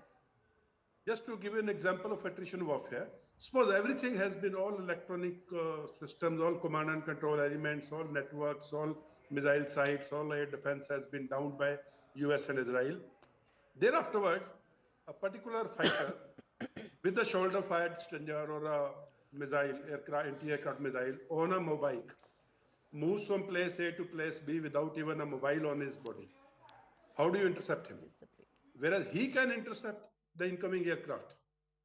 So that is where I say it is going to get into an attrition warfare, and that is when the cost of war is going to get heavier on the American and Israeli side and lesser on the Iranian side. Unless you put boots on the ground and, you know, occupy the territory and control the territory, which doesn't seem to be a very viable option, because given the extent and the magnitude of the terrain, starting from deserts to the sea coast to the mountains, I don't think Americans have those many boots on ground, or they can put those many boots on ground to control each and every inch of ground. So it's going to be a long haul, and the war has entered into an attrition phase. And maybe at subsequent question, we can discuss, did America go in with the end state in mind and an exit strategy in mind, or are they now thinking about it? You know, we've been discussing that, General, since morning, especially because we heard from at least 3 layers of the US government speak through last evening and last night.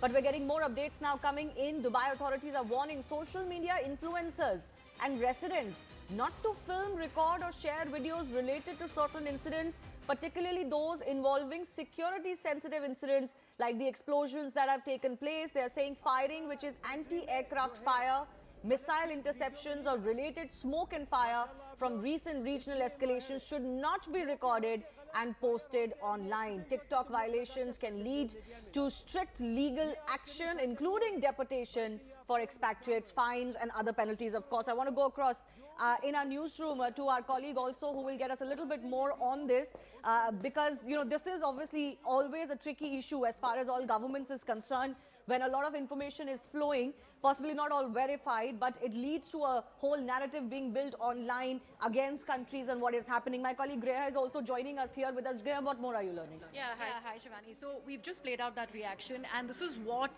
Dubai is suggesting, UAE particularly. Any kind of social media post, video, because people are so used to, in this day and age of social media, they are so used to documenting everything that they are saying. What they are suggesting is that the use of word firing is being misused. What they are doing is any kind of fire that they probably are witnessing, they are using that word, and that is being misrepresented on social media. As if it is active fire. Yeah, so they're talking about anti-aircraft firing or probably some interceptions. All of that has been put under this branch of firing, which is what they do not want. And they are saying that this is going to lead to severe penalties. It could also lead to deportation of the expatriate, for that matter, also heavy fines that they are talking about. All of this because this is the first ever attack that Dubai has seen. It has a huge number of the diaspora there, and they want to ensure that no kind of heft is given to all of the aggressors, and that is why they're ensuring that there is fair amount of capping on any kind of social media that is readily being put out as far as these videos are concerned. In fact, this is one post that I also like to put out on camera. This has also been said,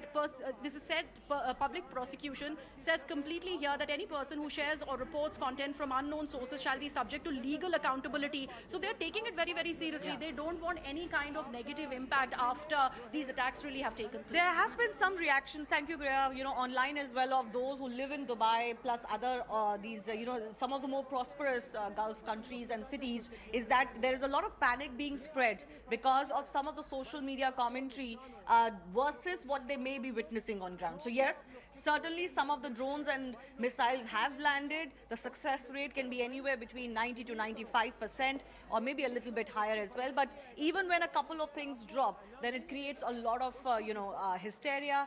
But a lot of residents who are still there saying yes, they can hear a lot of sounds, yes, a lot is going on, but they don't, it's not as if everything is falling and everything is being destroyed or the lives are in much, much danger. Let's also get you some more breaking updates now coming in.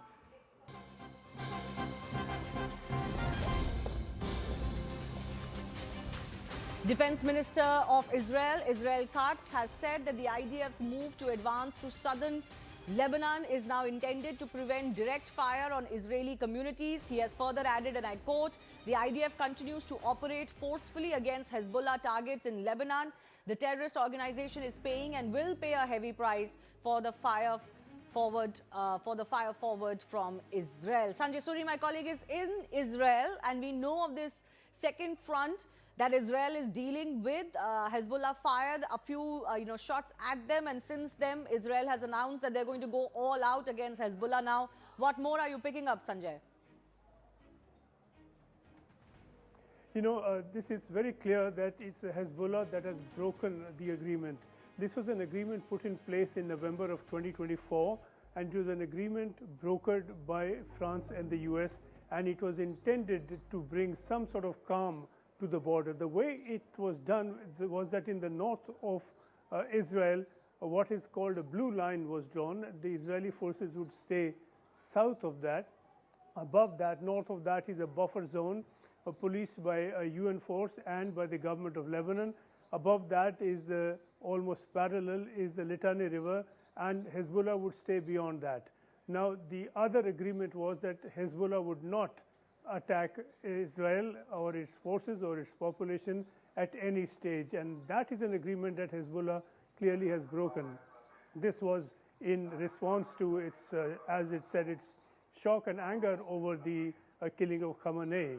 Therefore, that being broken, Israel has in turn hit back. It's hit back Hezbollah targets in southern Lebanon, and we have to say that the government of Lebanon, as separate from Hezbollah, is not entirely in control of what Hezbollah gets up to.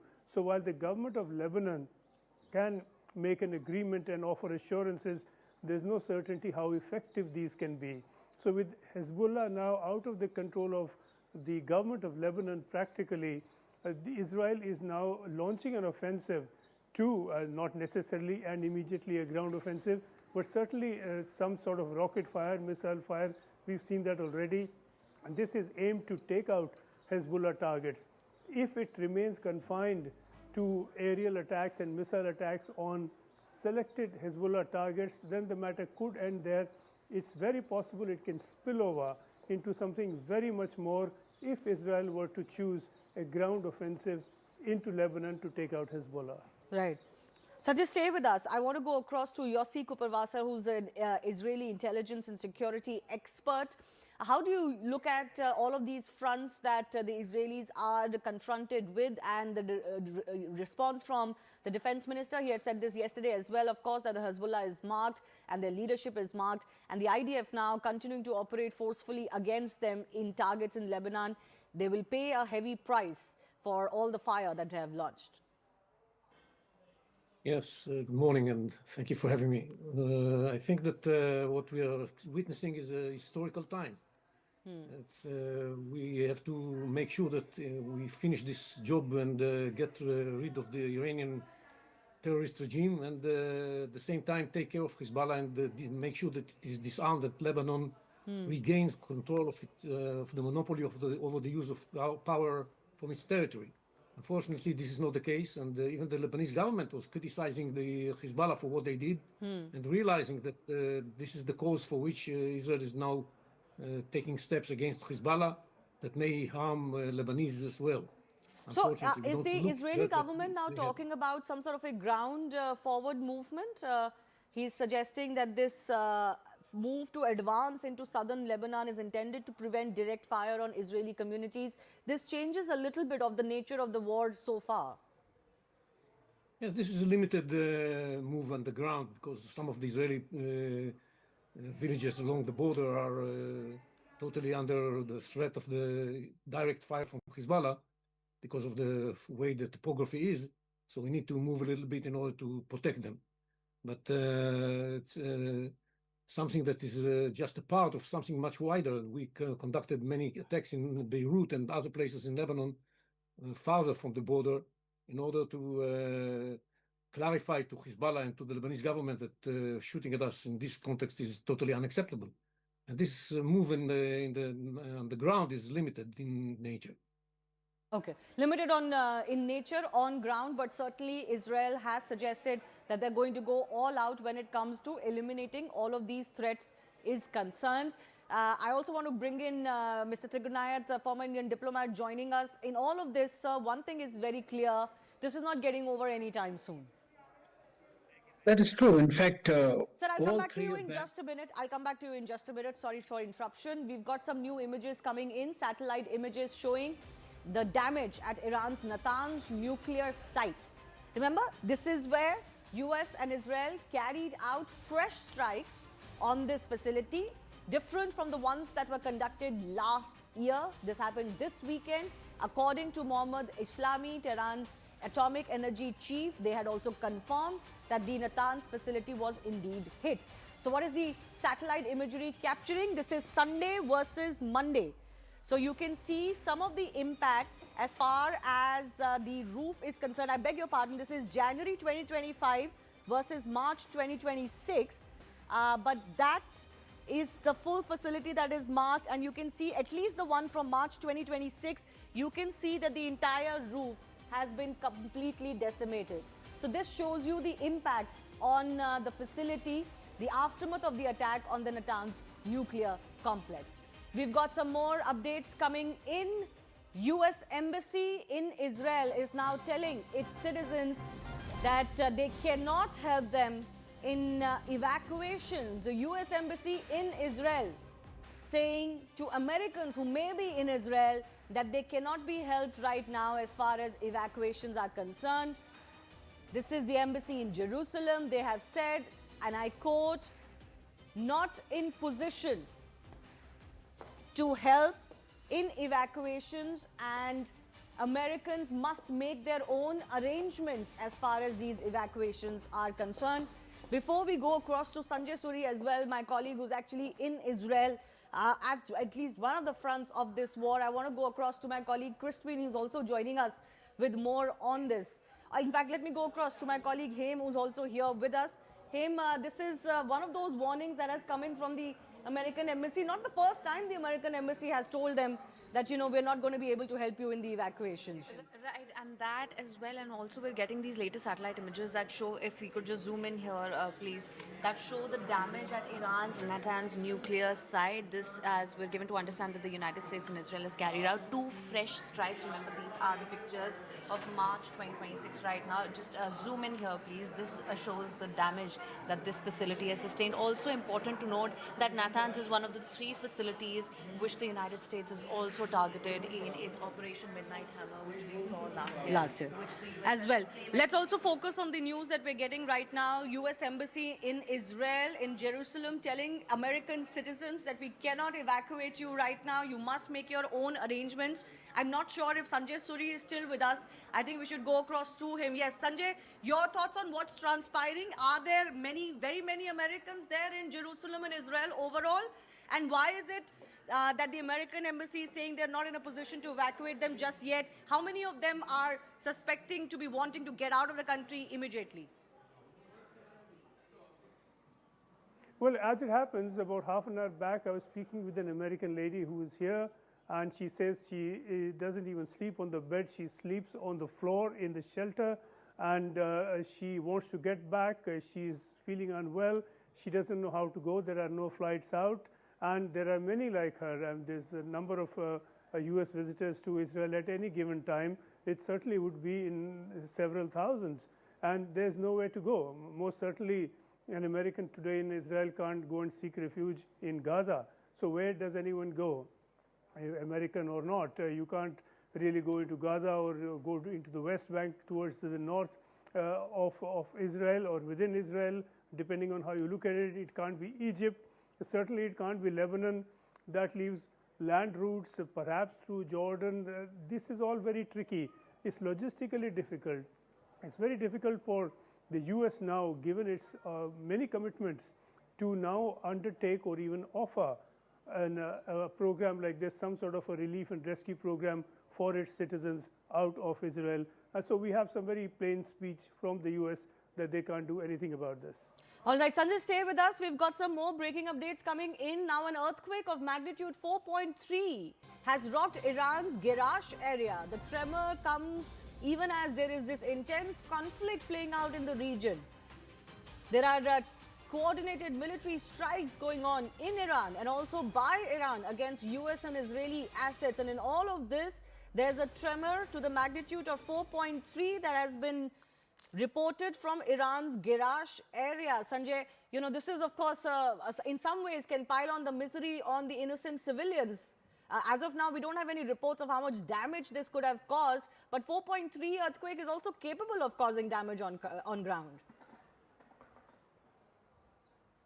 Most certainly, and the earthquake certainly has picked its moment, but this does raise other fears, and these are fears not that you and I will raise, but the International Atomic Energy Agency has raised, that there must be a stop to attack on nuclear facilities, whether by the Iranians on facilities within the Arab world, and there are several facilities there, or the other way around, an attack on nuclear facilities within Iran. We've been speaking about, you were just informing us about the attack on Natanz.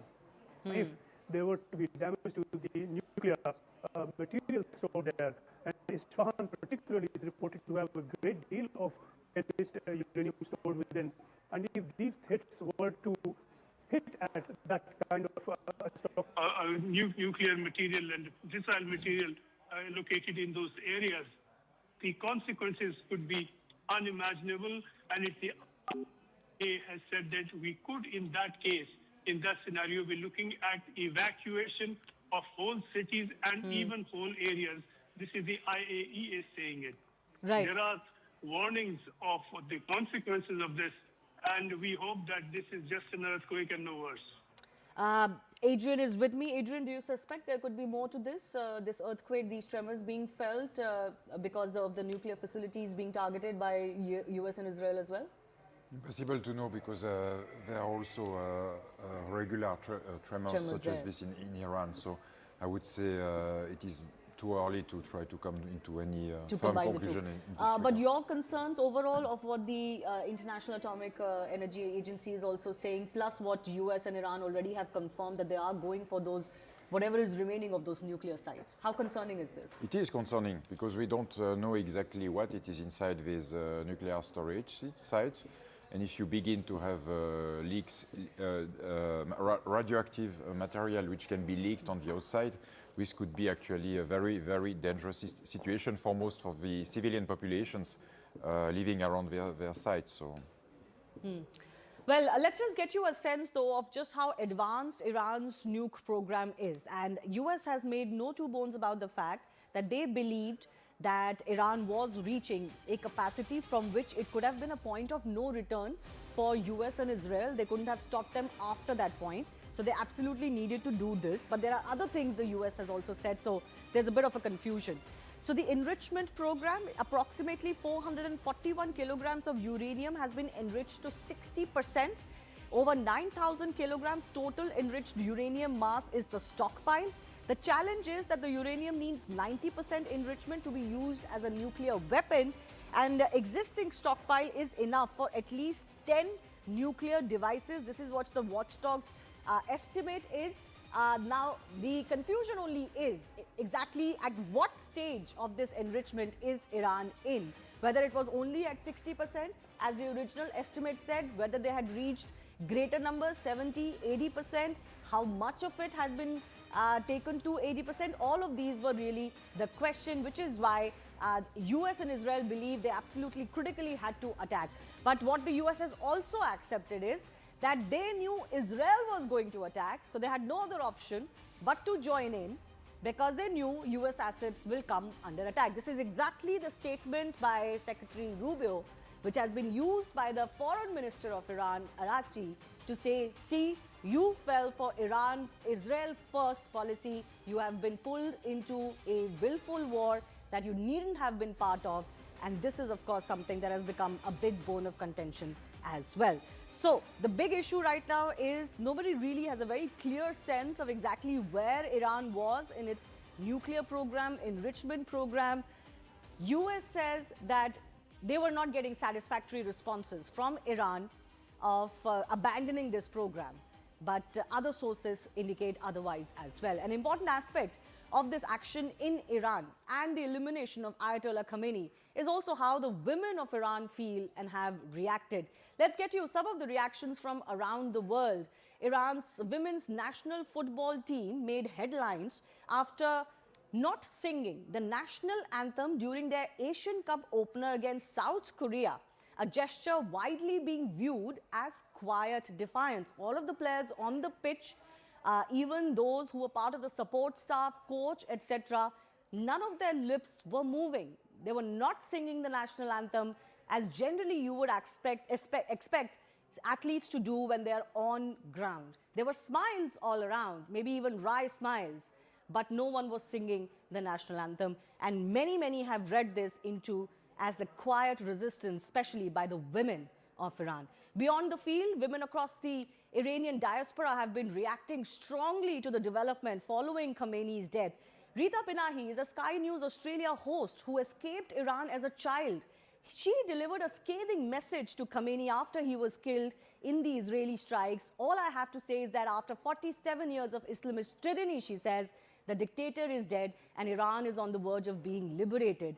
Never thought I would see the day in my lifetime, she added. She also used a few choicest words for Khamenei on air in live presentation. This is one of the messages that has gone viral since. I want to conclude this editorial with this message to the late Supreme Leader. Pedar sag, khak be saret, besuz to Jahannam. Rowan. Couldn't have put it better myself, Rita. James, don't you agree? I mean, I'm absolutely... I don't have anything to add to that. That's it.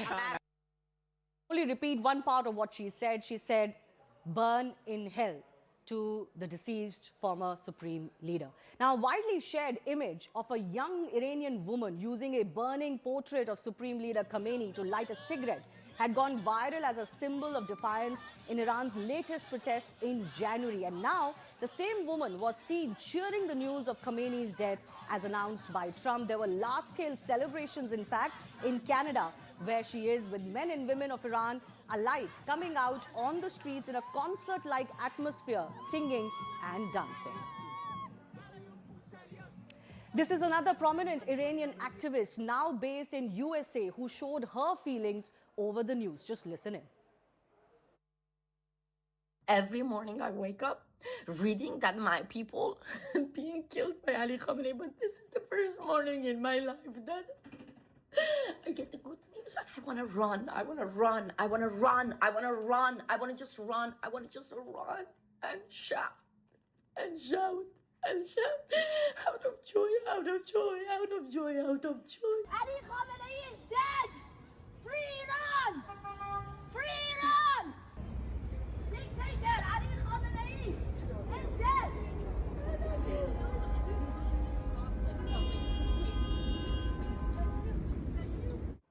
This is another video of a woman who couldn't control her tears over the news of Khamenei's killings. Ali Khamenei! Khamenei is dead! Farzad Khamenei is dead! Khamenei is dead!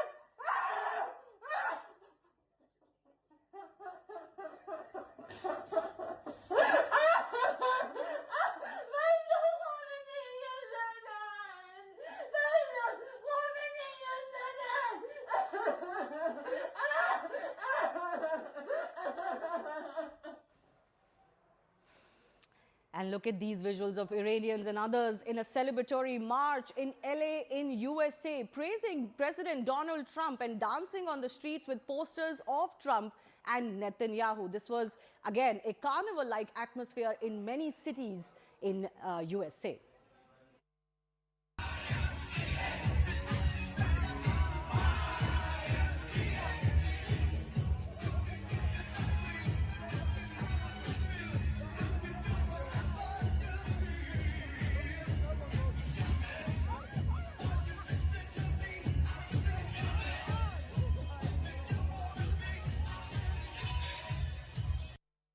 In fact, in many places in America, the Trump dance has gone viral as well. This was YMCA, of course, playing. And for many in India, the contrast isn't lost on anyone. While women around the world, not just Iranian women, but of all nationalities, celebrated Khamenei's killing, women in India, and particularly in Jammu and Kashmir, were seen wailing and crying over his death. What more can we say?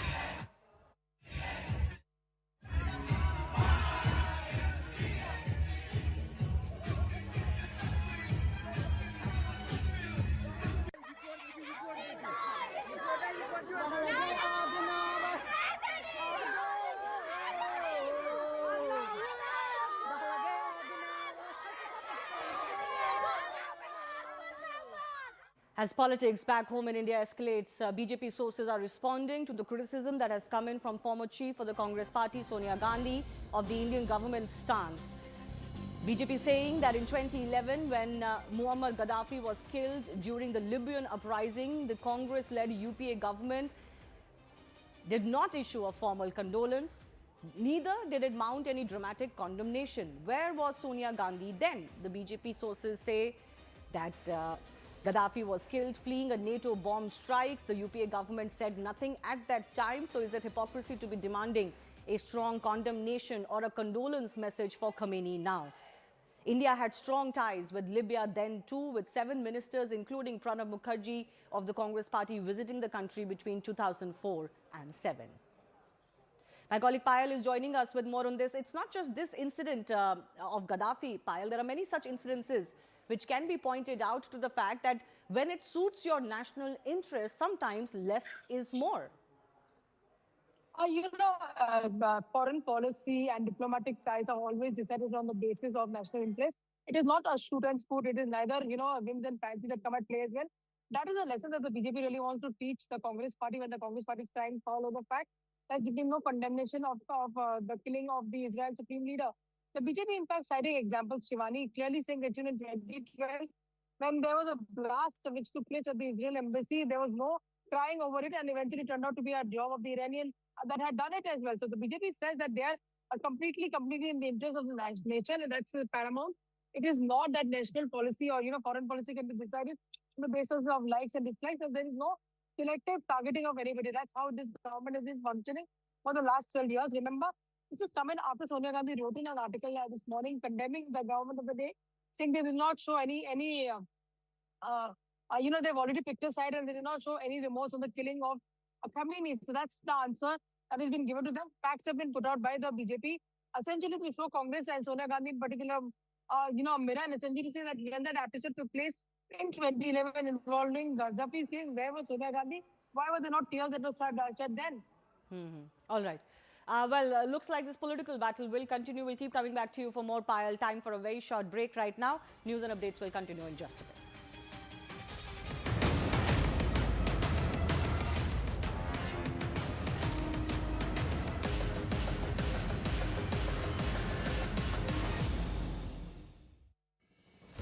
Who, what, where, when, why. You see the bits, I see the whole. To know the inside story on Iran, get with me inside the bunker.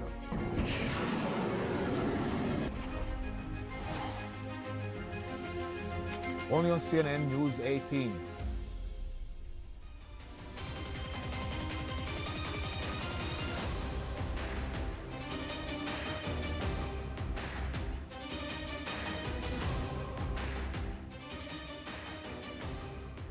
The 18 exclusive, flashing the details on your screens, viewers. We're learning, as per sources, Saudi Arabia has also sought Pakistan's military assistance. So Pakistan pledging full support under the Pak-Saudi Strategic Mutual Defense Agreement. Top sources breaking down all these inputs for us. What this means in terms of the larger conflict that's playing out. I do want to bring in Anand Narasimhan into the conversation. Hi, Anand. Anand, what does this mean? Is it just limited to the defense pact signed between the two and how they've committed that one act of aggression against the one is going to be treated as one against both? Well, good afternoon to all our viewers. Actually morning, but it's just that we've been working round the clock here. But let's understand, Pakistan is caught in a bind. On the one hand, they are expressing solidarity with the Iranians. On the other hand, they are sending across their AWACS, they're sending across their J-17s, and they're doing sorties to try and patrol that area at the behest of the Saudis, because they have committed to the Saudis that your war is my war and my war is your war. That's the kind of pact that they had signed. Little did they know that rather than using the Saudis or against Bharat, Pakistan will have to now turn up against Iran. So their JF-17s may be acting on behalf of Saudi Arabia against the Iranians, while their Prime Minister is standing up there and saying, hey, listen, we express solidarity with the Khamenei regime and with the IRGC. So that's how duplicitous Pakistan is. But we have to understand that the Pakistanis are stretched thin. They have a fight going on against the Afghans. The Afghans send loitering munitions to the Nur Khan base and to some of their other bases. They're stretched in Balochistan because they don't know what's happening there. The BLA is running them dry. And on the other hand, they are worried if Bharat does any military exercise on its eastern borders, what are they going to do? So the Pakistanis are stretched thin, and now they have had to deploy resources because the Saudis have said, listen, you signed the agreement, come on, back us up. Where does this put them with the United States? What's that equation going to look like? Well, the US, anyway, you saw what just now President Trump has said about Zelensky, and we know what President Trump thinks about.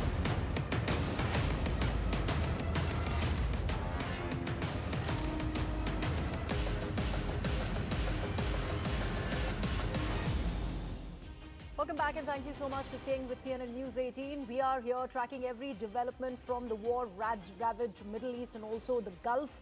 We have to also understand that 10 million Indians reside or have gone there as tourists as far as the Gulf region is concerned. So that is a concern for the Indian government. And in this time of crisis, India's primary focus continues to be on its citizens that are stuck in these war-hit nations, especially Iran, United Arab Emirates and Saudi Arabia, among others. Now, currently, about 9,000 to 10,000 Indian nationals, including students, workers, pilgrims, tourists, business persons and seafarers reside across these 16 provinces in Iran alone. Now, several evacuation flights are beginning to land in the national capital. This is happening on a daily basis. Remember, we broke that story last evening itself, where we were speaking about how certain flights or in a limited capacity have started to move out of Dubai, particularly Emirates and Fly Dubai.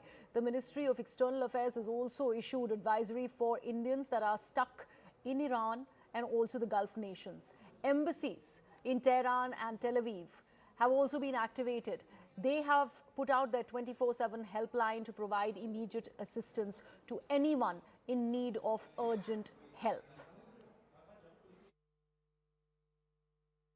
Dubai से यात्री लौटना शुरू हो गए हैं। कुछ यात्री यहाँ पर पहुँचे हैं। 28 को हम लोगों को वापस आना था, तो ये फ्लाइट कैंसिल हो गई। Then we had to extend our stay there. कैसा वहाँ पर माहौल था, आपने देखा वहाँ पर डर लगा आपको जब, क्योंकि दुबई में अभी भी खबरें आ रही हैं कि वहाँ लगातार अटैक। 28 और फर्स्ट को थोड़ा डर का माहौल था। उसके बाद धीरे धीरे सिचुएशन थोड़ा बेटर होती रही और जैसे ही बेटर हुई इंडिया ने हमें वापस लगातार मिसाइल अटैक हो रहे हैं, इंटरसेप्शन की वो खबरें विजुअल आ रही है, वो देखा? यस यस यस, इंटरसेप्शन हो रहा है। ज़्यादा डर का माहौल नहीं है, वैसे सब चीज़ें ऑपरेशनल हैं तो ठीक है। आप घूमने गए थे वहाँ पर, क्या 4 दिनों का अनुभव कैसा रहा आपका? आप बताइए वहाँ पर क्या आपने देखा? नहीं, अच्छा अनुभव रहा। मतलब डर तो था, वहाँ पे धमाकों की जो आवाज़ें आ रही थी उसमें डर लग रहा था, लेकिन बाकी सब ठीक था। दुबई में थे, अबू धाबी में थे, वहाँ कैसे हालात हैं अभी? दुबई में हम जब तक थे बहुत अच्छा, बहुत अच्छे से हमने एंजॉय किया। अबू धाबी हम जब पहुँचे तब 28 को, तब वहाँ पर ये स्टार्ट हुआ था शाम को। तो ऐसी नौबत आई कि आपको छुपना पड़े, बंकर में जाना पड़े, पार्किंग में जाना पड़े, इस तरह से कुछ? में हम लोगों का इंतजाम उन्होंने किया था, क्योंकि और वो भी इसलिए क्योंकि हम लोग डर रहे थे। कितनी देर तक आप पार्किंग में रुके मैम? ऑलमोस्ट 3 घंटे। 3 घंटे, 4 घंटे। अच्छा, वहाँ अब फ्लाइट को लेकर कुछ मन में शंका थी कि कब हम भारत जाएंगे? वो तो बार बार कैंसिल हो रही थी। हमारी पहले स्पाइस जेट की थी तो वो कैंसिलेशन ही दिखा रहे थे, और फिर हमने एयर इंडिया से फिर कल रात को ही फ्लाइट कराई है। तो उसके बाद हम वहाँ पर आने के बाद भी काफ़ी अलार्म बजते रहे और डर लग रहा था कि, क्योंकि वो बार बार कह रहे थे कि आप खाली करो एयरपोर्ट। भारत आकर कैसा लग रहा है? बहुत अच्छा लग रहा है, बहुत अच्छा लग रहा है। Some of those people there heaving a sigh of relief, and one of those were JDS MLC Bhojegowda, who was among the stranded Indians in Dubai. He, in fact, slammed the Indian embassy for failing to help the Indians who had been stranded, particularly in West Asia. And then he went on praising Dubai authorities for their cooperation. Also thanked Karnataka government for arranging his stay and opening helplines for Kannadigas. Listen into this conversation. You were stranded in Dubai when the war broke out, and how was your experience like? What did you get to witness there? I am a transit passenger, Emirates transit passenger. By that time I struck down in the Dubai due to this. Almost I have sit in the obtain the boarding pass, and I sit in the flight. After sitting more than 1.5 hours, I waited.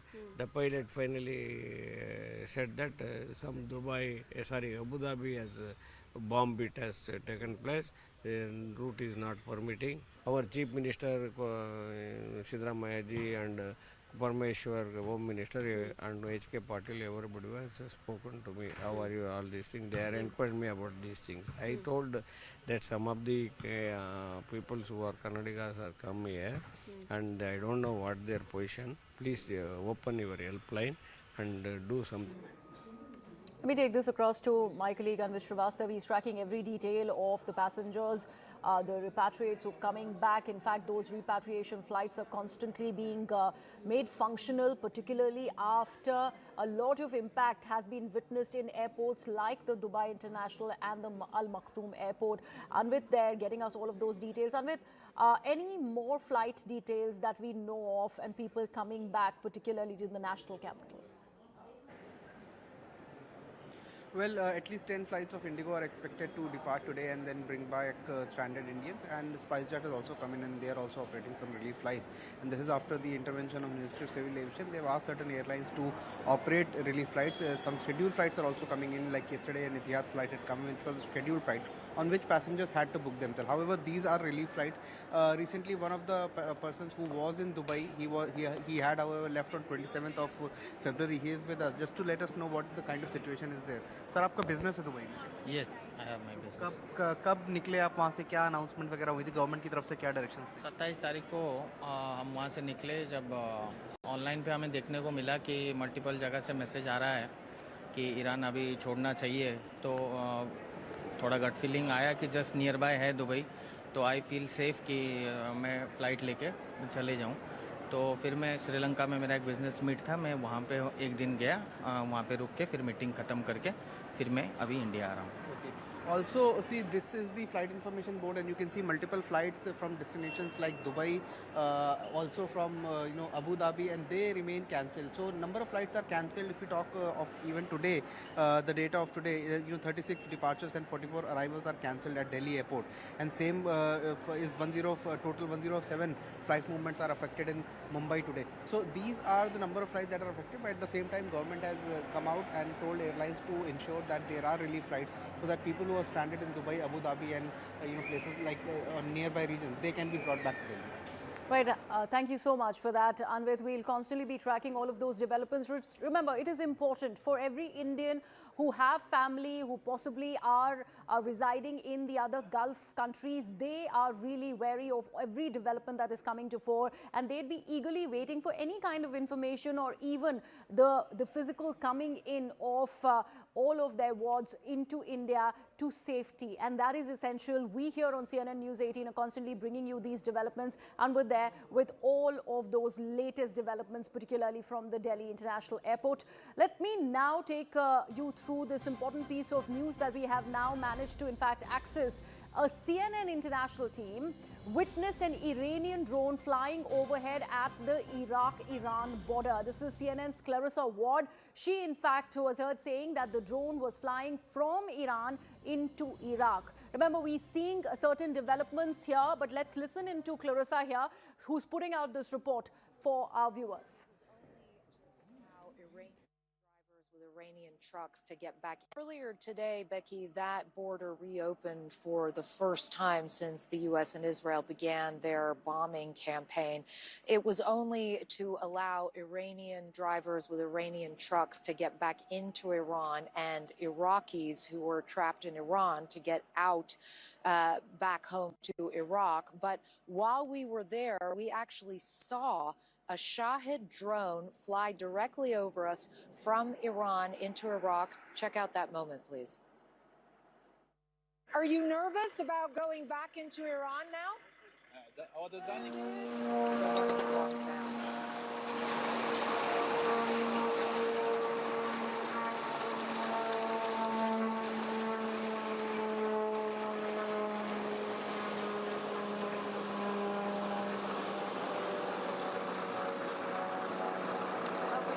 See that now. An Iranian drone literally just flew directly over our heads from Iran into Iraq.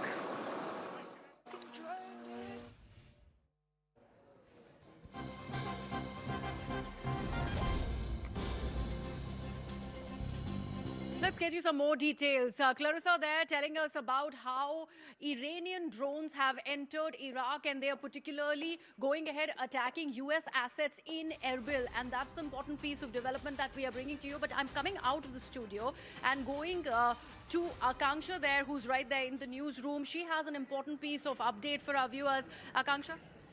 So this could lead to a protracted sort of disruption in the supply chains. Remember, because you're looking at 1/5 of the global supply of oil and energy going through the Strait of Hormuz. Not only is China or India and Asian countries looking towards this strait for their own supply, you also have European and the United States itself. Now, critics are also saying that this could perhaps also benefit the US, but that's on the long term. It could further also tighten the noose as far as Iran is concerned, because now the Gulf countries are going to get directly impacted. Will they also now have more reasons to join this war with the United States and Israel is the other question.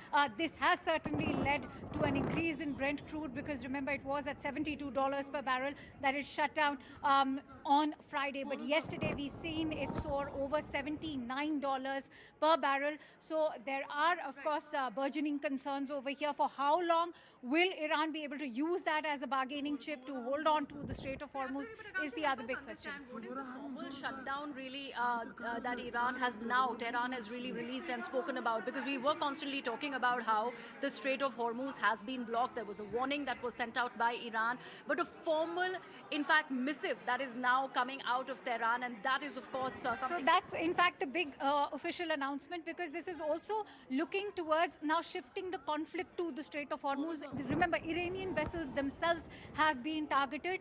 Many of them were burnt down. So what they are doing is now they are holding on to over 100 vessels which are currently stranded in the Strait of Hormuz. If you go on online and look at the tracker, you will see that the traffic in the Strait of Hormuz has already come down to 80%.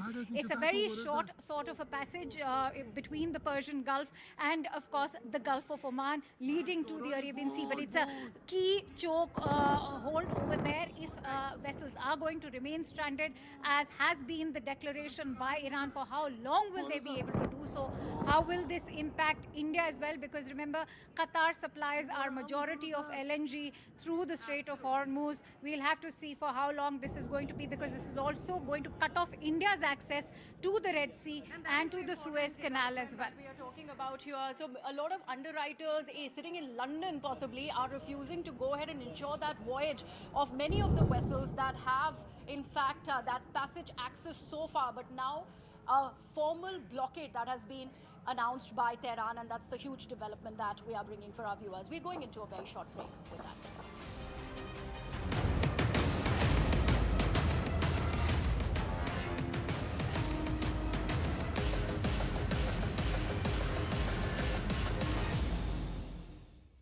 Who, what, where, when, why. You see the bits, I see the whole.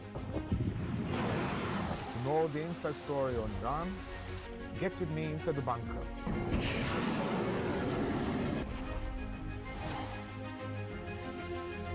Only on CNN News 18.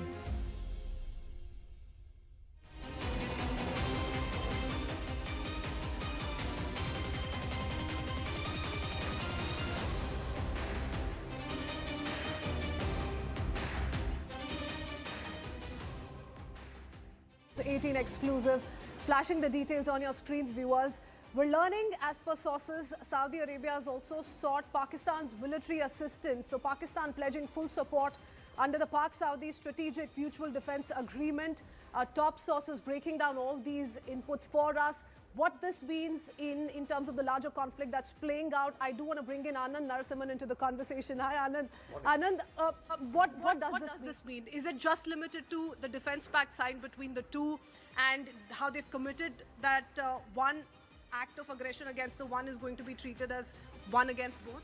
Well, good afternoon to all our viewers. Actually morning, but it's just that we've been working round the clock here. But let's understand, Pakistan is caught in a bind. On the one hand, they are expressing solidarity with the Iranians. On the other hand, they are sending across their AWACS, they're sending across their J-17s, and they're doing sorties to try and patrol that area at the behest of the Saudis, because they have committed to the Saudis that your war is my war and my war is your war. That's the kind of pact that they had signed. Little did they know that rather than using the Saudis against Bharat, Pakistan will have to now turn up against Iran. So their JF-17s may be acting on behalf of Saudi Arabia against the Iranians, while their prime minister is standing up there and saying, hey, listen, we express solidarity with the Khamenei regime and with the IRGC. So that's how duplicitous Pakistan is. But we have to understand that the Pakistanis are stretched thin. They have a fight going on against the Afghans. The Afghans send loitering munitions to the Nur Khan base and to some of their other bases. They're stretched in Balochistan because they don't know what's happening there. The BLA is running them dry. And on the other hand, they are worried if Bharat does any military exercise on its eastern borders, what are they going to do? So the Pakistanis are stretched thin, and now they have had to deploy resources because the Saudis have said, listen, you signed the agreement, come on, back us up. Where does this put them with the United States? What's that equation going to look like? Well, the US, anyway, you saw what just now President Trump has said about Zelensky, and we know what President Trump thinks about the Pakistanis, and how Asim Munir made a quote-unquote, fool of himself.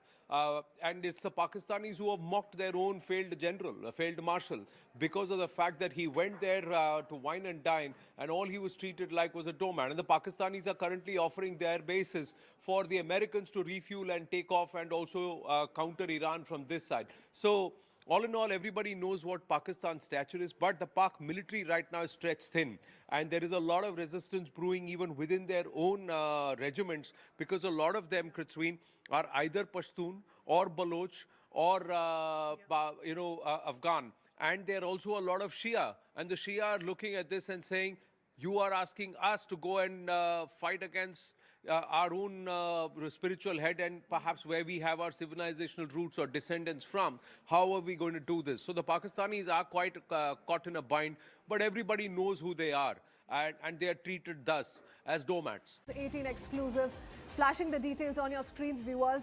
We're learning, as per sources, Saudi Arabia has also sought Pakistan's military assistance. So Pakistan pledging full support under the Pak-Saudi Strategic Mutual Defense Agreement.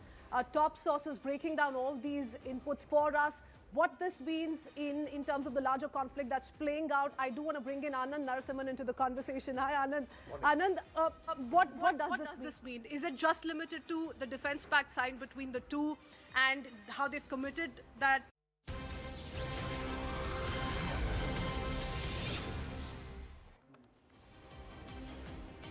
Namaste, Jai Hind, and welcome to this continuous coverage on the fury in the Gulf. I'm Anand Narasimhan. You're on CNN News 18. A quick check of the headlines, top of 2 p.m. this Tuesday afternoon. US President Donald Trump issues fresh warning to Iran, says the United States is stocked and ready to win big. Global oil markets reel as Iran closes the Strait of Hormuz and warns it will set ships on fire if they attempt to pass, threatening nearly 1/5 of the global oil trade and energy security. Satellite imagery shows apparent damage at Iran's Natanz nuclear site after fresh US and Israeli strikes over the weekend. Israel Defense Forces claim that they have eliminated Reza Khazizai, a senior Quds Force commander overseeing Hezbollah's rearmament. Amid escalating conflict, US urges citizens to immediately leave 14 Middle East countries due to serious safety risks.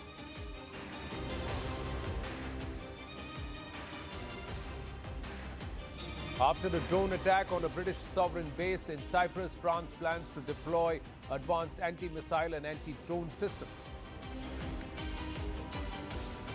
As political tensions rise in Bharat, BJP counters Sonia Gandhi's criticism, citing the UPA government's silence on Muammar Gaddafi's 2011 killing, despite strong Bharat-Libya ties and multiple ministerial visits.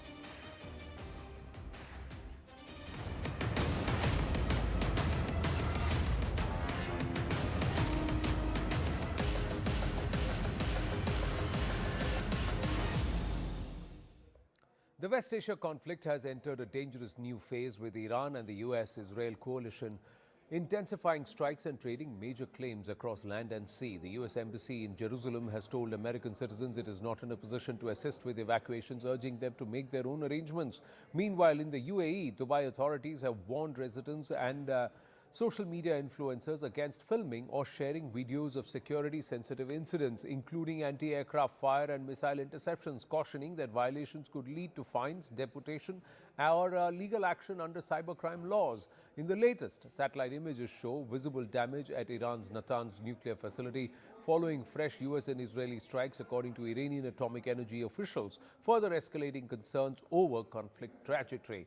Amid the tensions, a 4.3 magnitude earthquake struck Jarraj, and this is in Iran, adding to regional anxiety already heightened by ongoing military operations.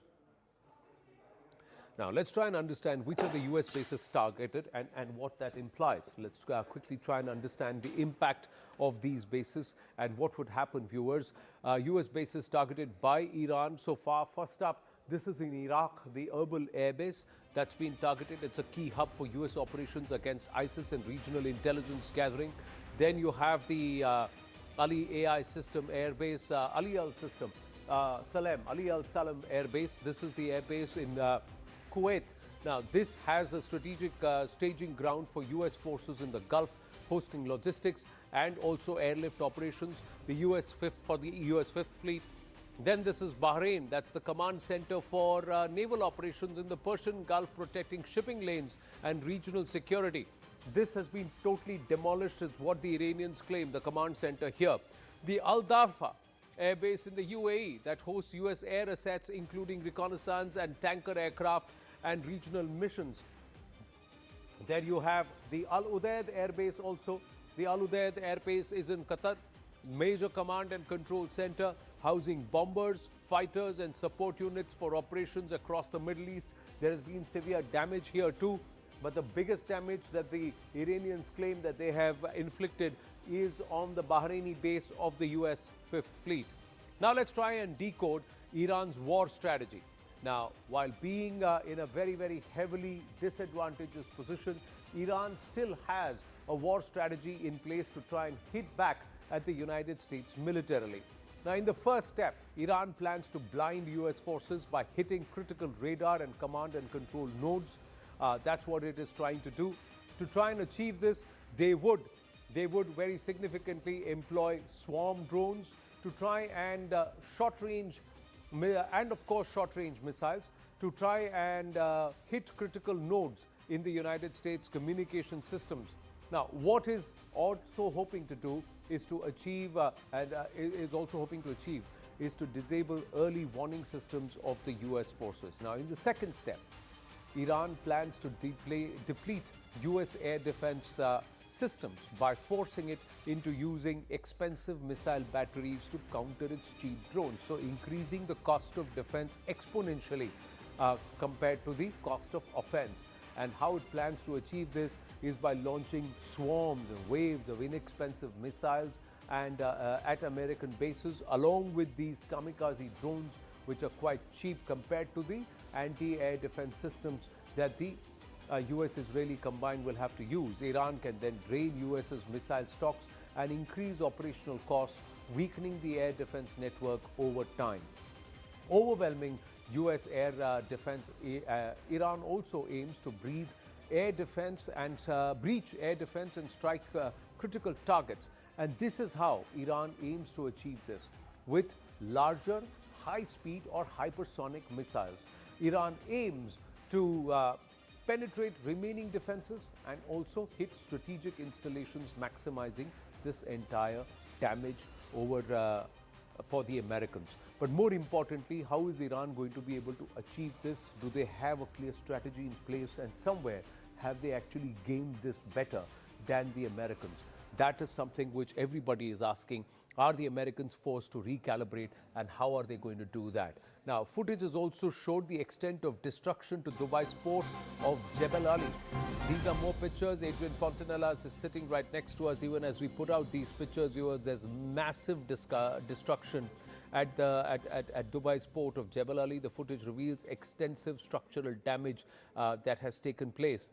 Siddhant now joins us. This is satellite footage. We'll try and call up the footage here even as Siddhant joins us. Yes, Siddhant. Well, that's right. So this port was targeted by Iranians the other day, and now they have come up with the image of this port before and after. As I was pointing out before, Anand, there is a psychological warfare narrative battle also, which is going on at this point in time, along with the conflict, as Iranians are also now following the format of Israelis, because each time around the combat success that Israelis achieve, perhaps they put it out on their social media handles with the satellite images, the real-time pictures of blast, smokes seen rising from the site, etc., etc. So now the same format is being followed by Iranians through their propaganda channels, through their social media handles. They are also putting out the pictures and the images of the U.S. assets and the ports and civilian infrastructure hit by them, perhaps to show the world that they are not only surviving in the conflict, but they are a military might and they can give response in the what it does, viewers, this is the port of Jebel Ali. Now, if the Jebel Ali region is not so far away from the Palm Jumeirah, the extension and the various wings of the Palm Jumeirah, so the moment this port is hit here, this is going to hurt traffic. This is going to cause a sense of unease among the residents and also the people in the nearby regions in all these areas, the entire Dubai region. They are all now going to be worried. Despite the Dubai authorities trying to reassure people that all is well, don't worry, everything is normal, this is going to send a lot of unease across the place. Also, that the Iranians have not just stuck in the UAE, in Jebel Ali. They've also hit Aramco, and the satellite image, and we'll try and call out the satellite image there. If you look at the satellite image at Aramco, there is significant damage that's happened to that refinery and it's shut down, despite the Saudis saying oil supply is not going to be impacted. There is a reason why the Qataris have shut down their LNG production altogether, and there is nothing moving out. We are building up to an energy crisis, and this is exactly how the Iranians seem to have gamed this. They may be giving, this may be the last hurrah by the Iranians. They may be at breaking point, but like we say in Hindi, bujhne se pehle chirag sabse zyada jalta hai. That's exactly what seems to be happening with the Iranians, that before the light goes out, the flame goes out, it burns brightest. And in that, they are trying to inflict maximum damage all around. Now, this is what's happened at the Aramco facility. So they know their targets, Adrian, and they are hitting them with precision, because they right now don't care about anybody's well-being. They are ready, they are there to protect their interests, and they're saying, if you're going to hit us, we're going to come back and hit you. And we're going to cause a sense of unease and panic among the common civilian population and hurt you economically. Absolutely. Absolutely. They demonstrate, they try to hurt on the military level, and now it is also on the economic level. And it is making sense because in that way they are building up pressure on all the economies who are depending on the oil flow from the Middle East. And in the meantime, they are apparently continuing to run their counter-air operations, that is targeting airfields used by the Americans and Israeli all across the Middle East. Let's try and focus on the commercial impact on the world, and it's going to hurt us here also in Bharat. European natural gas prices have surged more than 20% today. They are now up over 60% since Friday. So in just about 3 or 4 days, viewers, the cost has gone up by 60%. The cost of LNG, that's because Qatar's massive LNG export plant was shut down by an Iranian drone attack. And it's the kind of volatility that's not been seen since the 2022 energy crisis that broke off. Sanjay Suri now joins us from Israel. Sanjay, are the Israelis taking cognizance of this brewing energy crisis? Is this part of the conversation, or are they just focused on taking down the targets that they have identified? Well, they are not thinking oil and energy at the moment. Certainly, it's not the focus. The focus is Iran, but it's not also just the only focus. The new area that has come into the sights of Israeli defense is Lebanon now, and within Lebanon, particularly, of course, Hezbollah. We have word from Israel now that at the very least, there will be a limited offensive now on the ground to take at least some areas under Israeli control in order to protect Israel from a rocket fire from Hezbollah. So a new front is opening up on Israel's north. It will be a very active front. The Israelis are determined to go for it. They've called more than 100,000 reservists, and we are talking ground forces here. So that's the new front opening up. Right. On Iran, the attacks certainly continue, but we do have some sense of what will need to be done, what Israel and the US will need to achieve to have dominance. The declared aim, as we've heard that from President Trump, and it's clearly Israel's aim as well, to try and take out all ballistic and other missiles in Iran. That is a daunting task. We do know that Iran has more than 3,000 missiles, tens of thousands of drones. Right. Iran, let's not forget, is a country about half the size of India, so it's a very large country. These missile launch sites are scattered all over the country, more to the west, no doubt, and they have independent operative and command structures. Right. So for all of these to be flattened, for the last of these to be finished, is quite a daunting task. Right, we've got more news coming through. The IDF has said an Israeli Navy strike in Beirut has killed Reza Khazai. He is a senior IRGC Quds Force commander overseeing Hezbollah's rebuilding efforts and serving as Lebanon Corps Chief of Staff. So clearly, going back to Sanjay Suri on this, Sanjay, so the Israelis are now determined to take down the Hezbollah in Lebanon. And that is going to be an ask.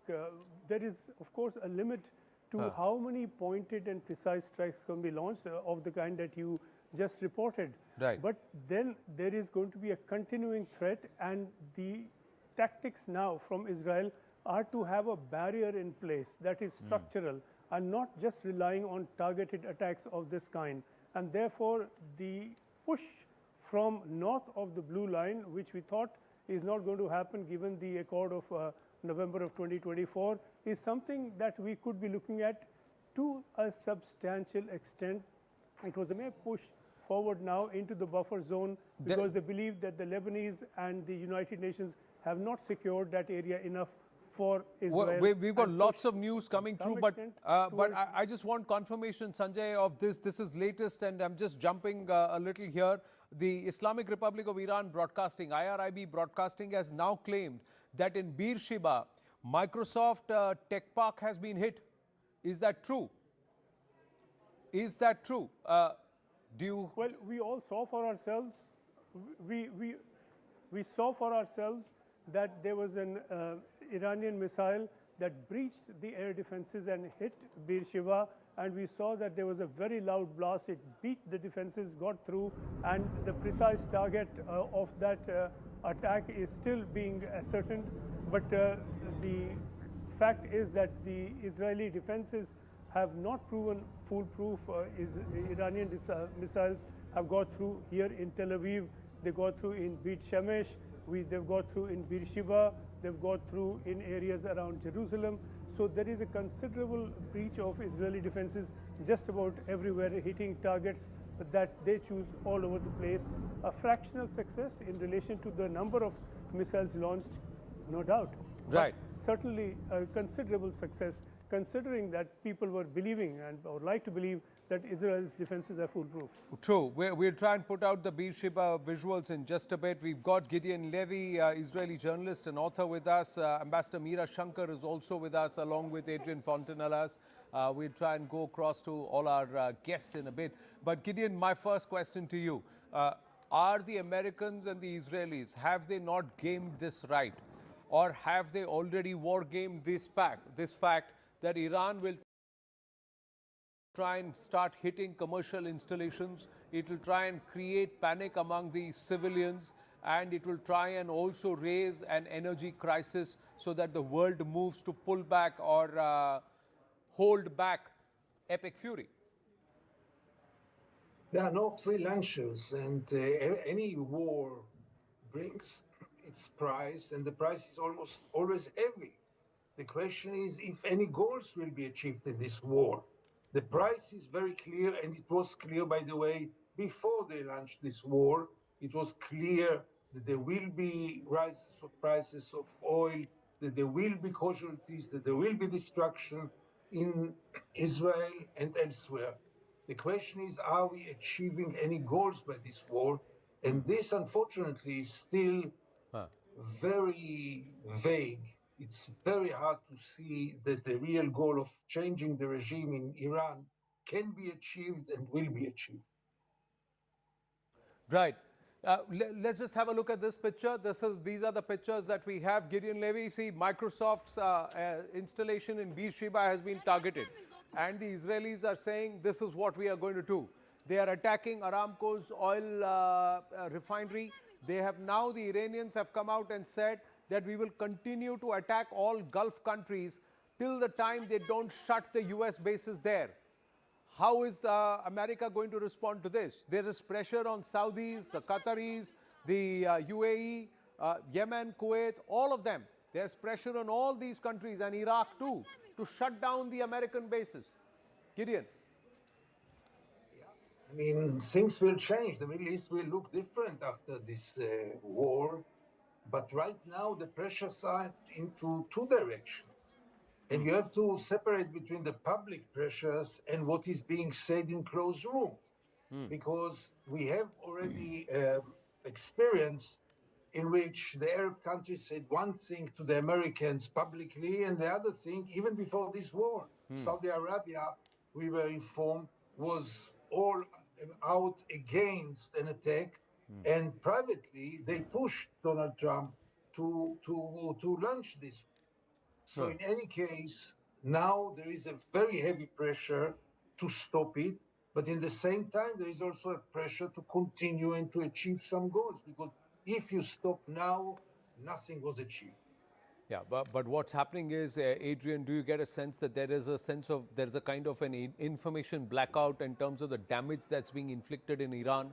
Because what we are seeing is so many Gulf nations, one drop here, one bomb there, one bomb there. This is classic, diffusion strategy that the Iranians are employing to try and confuse, create panic, and also make it commercially unviable to mount an attack on Iran. Yeah, absolutely. It is these demonstration strikes too, but we need to remain absolutely careful because all the actors will try to show damages against economic or civilian targets, and all will try to hide damages against military installations. So we really need to be careful about that. Correct. But who seems to be winning the narrative right now? I think it's Iran, because in my opinion, for entirely wrong reasons, it seems a lot of decisions makers completely underestimated what Iran could do. This is a mystery because actually every specialist knew their capabilities in this regard, but this must come as a shock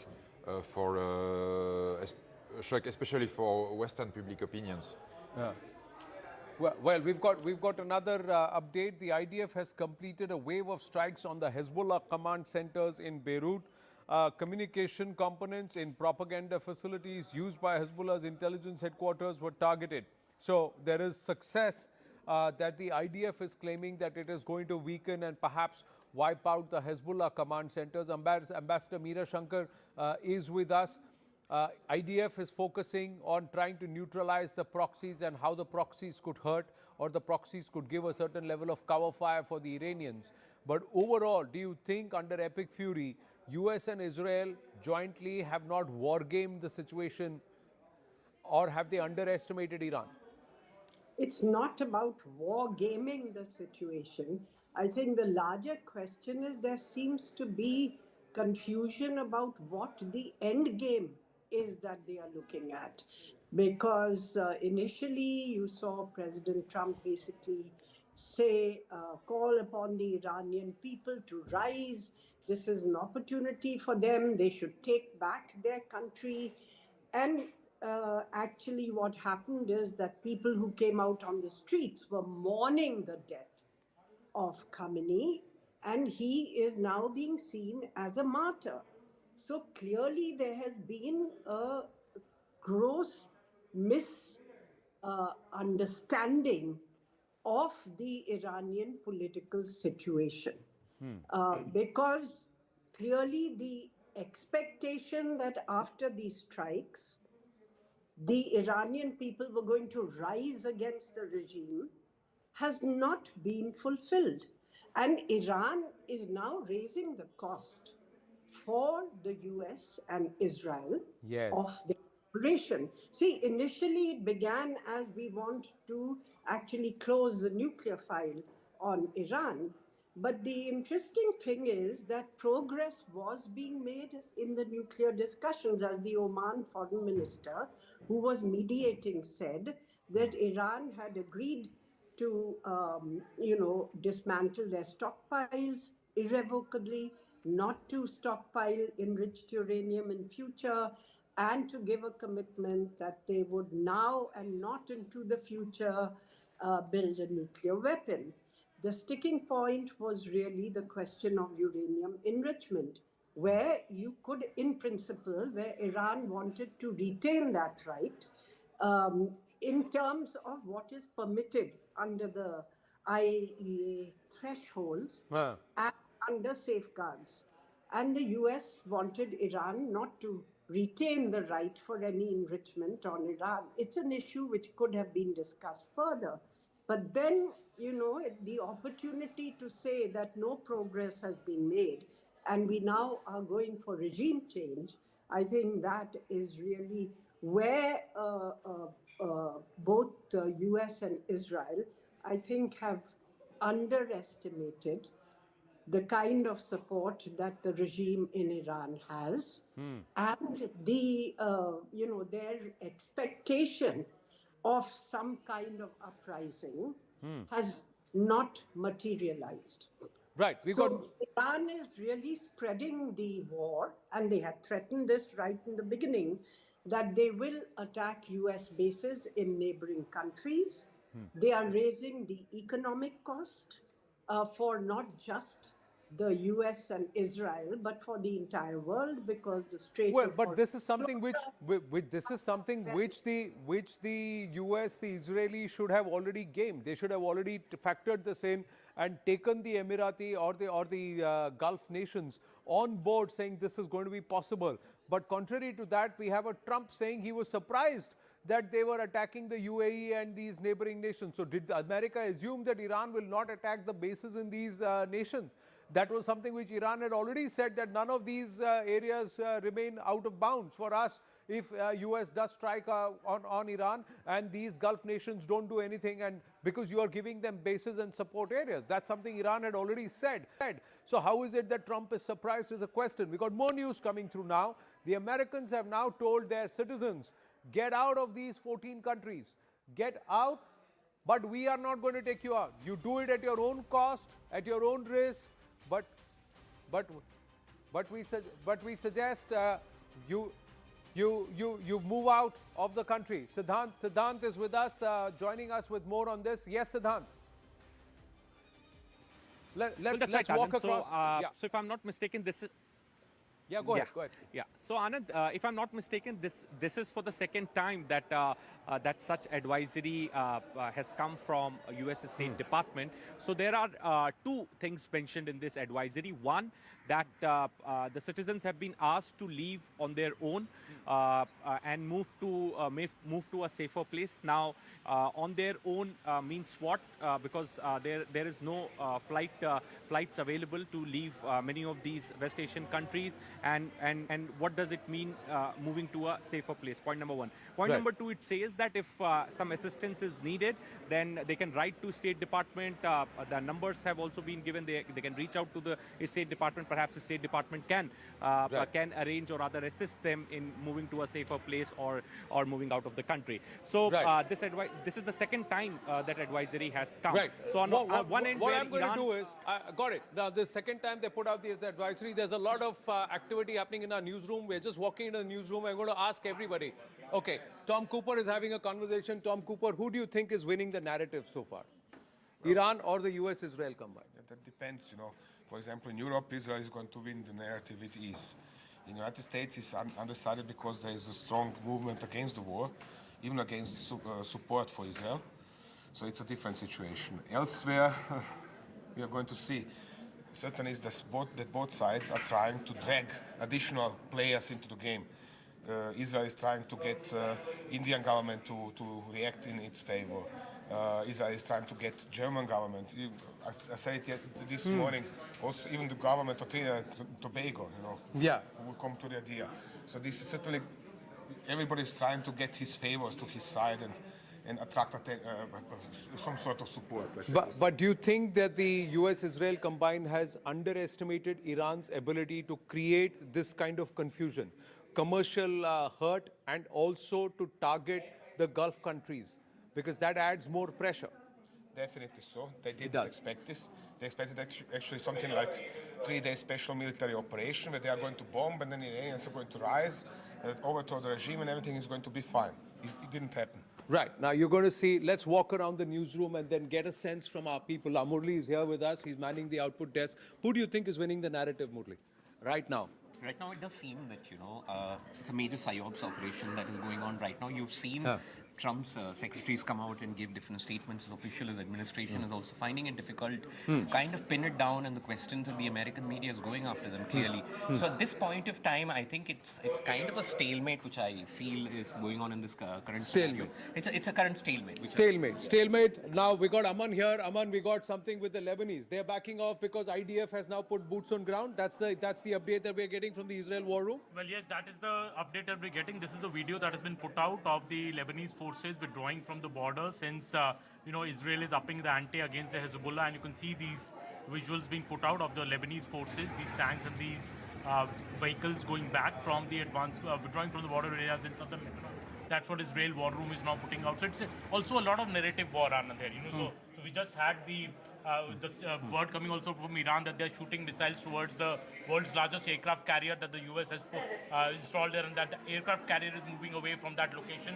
A lot of narrative war. We'll have to be very, very careful on what these handles are putting out. A lot is also psyops, I feel. So though videos are coming out, but we don't really know what exactly the situation is on the ground. Well, thanks for that, Aman. So blanking out of any narrative or anything that could be detrimental to your own state media. This is exactly what all the Gulf countries are doing.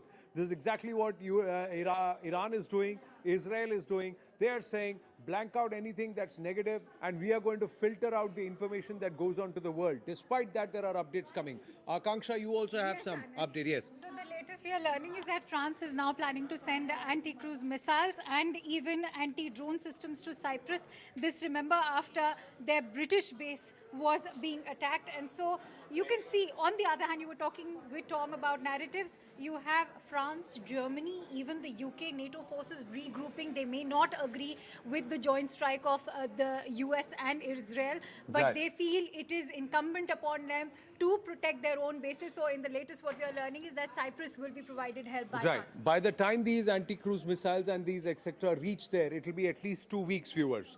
Why is it that they didn't think about it before? Is that not a fair question to ask? Before we take a break, I'm just going to quickly come in to our social media desk and ask them, what's the sentiment here? Samir is here. We've got the entire team. What's the sentiment on social media? Who is winning the narrative on social media? Well, it's a pretty calculated narrative. We are hearing things from both the sides, but yes, absolutely.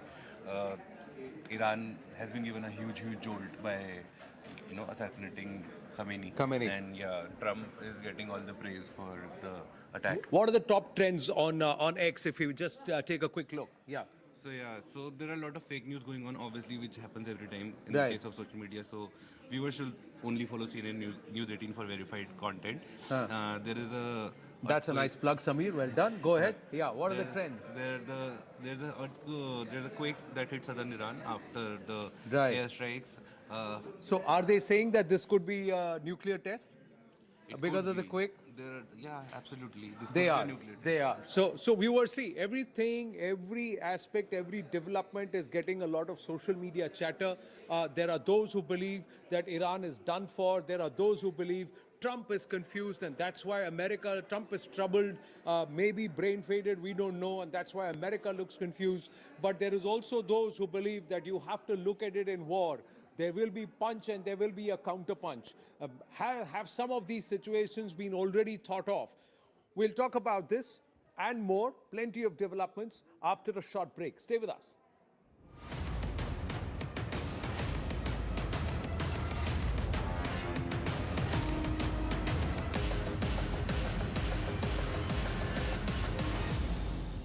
We got limited time. What we're going to do is, now this is what's happened. I told you when we come back from the break, we are going to try and refocus on another region, and that's this region. So let's come back here and understand what's happening here, especially with this nation, Pakistan. What's happened is India has, and Manoj Kumar Gupta getting this, Daniel Scheinman has also put us the map, that India is doing an exercise in this region, and there is a NOTAM that's been issued in this region. So there is NOTAM that's issued here. What happens with the Pakistanis who are fighting over the Durand line? There is activity in Balochistan. They are supposed to send support for the Saudis, and they are worried about this NOTAM. Yes, Tom Cooper and then General Kulkarni. What happened? First, the Durand line itself. And before I speak on the Durand line, let's work on that. There is going to be electronic suppression. And this electronic suppression is going to cause problem to the IRGC also. Remember that there. Because much that now most of these people over there are going to be on their own. But talking about Pakistan and India and talking about Afghanistan and Pakistan, the Durand line, the 2,700 kilometers Durand line, 1,400 kilometers runs along Balochistan. Correct. And the rest of it is with Khyber Pakhtunkhwa. They have a 900 kilometer line boundary of Balochistan with Iran. Yeah, this is the Baloch boundary with Iran. This is the Baloch one. This is Balochistan. And therefore, Balochistan has been logistically sustained from Iran. It is not being sustained from Pakistan. So Balochistan has a problem. That's the problem between Balochistan and Pakistan. Balochistan, there is a major insurgency against Pakistan. And in Pakistan, there is the insurgency of the Pakistani Taliban. Absolutely. Yes. And then Pakistan is at war with the Taliban in Afghanistan, additionally. So Pakistan is right now at war, at least from their point of view, in this direction,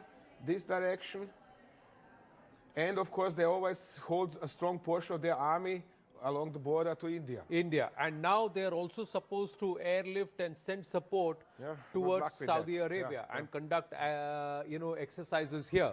Interesting that they are supporting Iran, but giving security collaboration with Saudi Arabia. So, and promising bases if necessary to the United States. It's a catch-22 situation. They don't know which side of theirs has now got to be covered, because they've had very badly from Balochistan. They're having bad times with Tehrik-e-Taliban, Pakistan, in Khyber Pakhtunkhwa. They are not happy. Saudi deal has put them in a fix with Iran. So Pakistan really doesn't know. And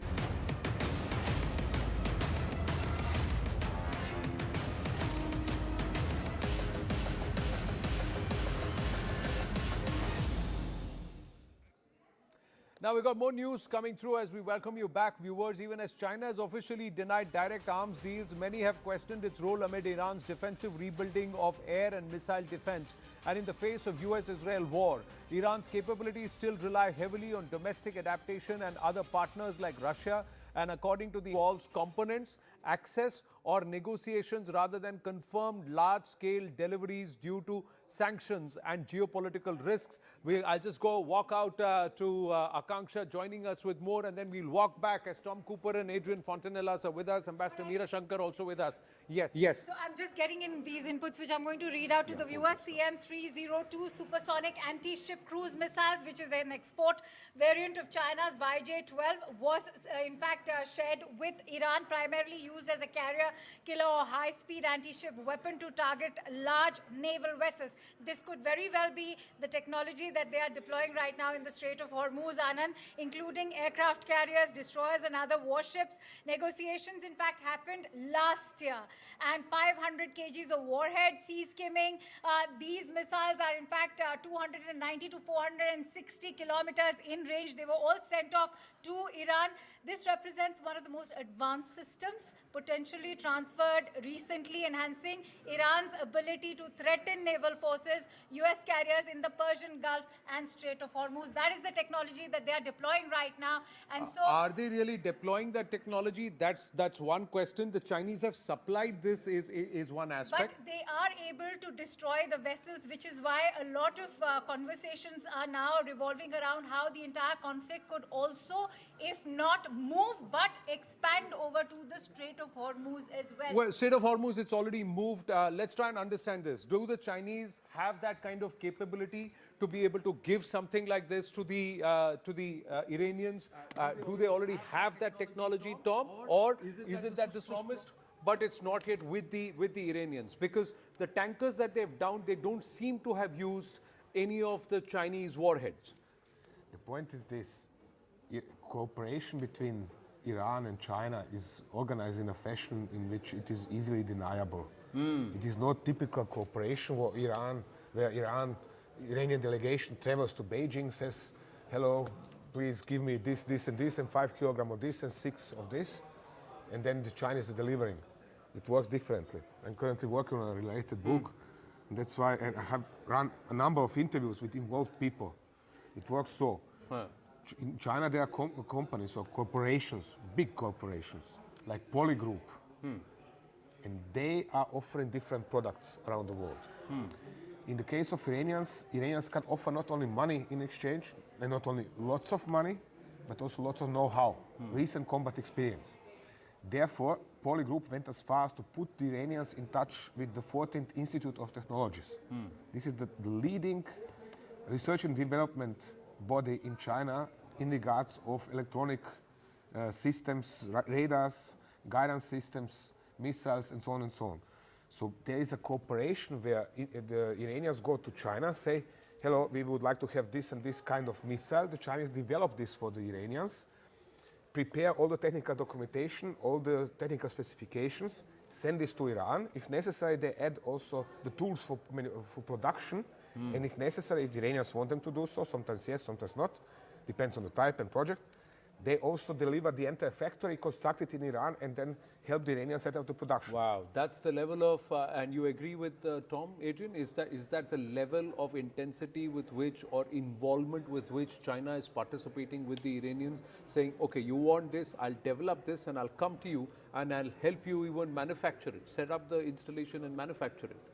Absolutely. It is both very important and at the same time extremely discreet. And therefore, Iranian technological capabilities shall not be underestimated. Technological shall not be underestimated. But we are told, can you really trust Chinese equipment? Because the Pakistanis saw that their equipment failed against India in Operation Sindoor. We also have confirmation that the CCTV cameras were actually hacked. The CCTV cameras that line the Iranian streets, they were actually hacked by the Israeli.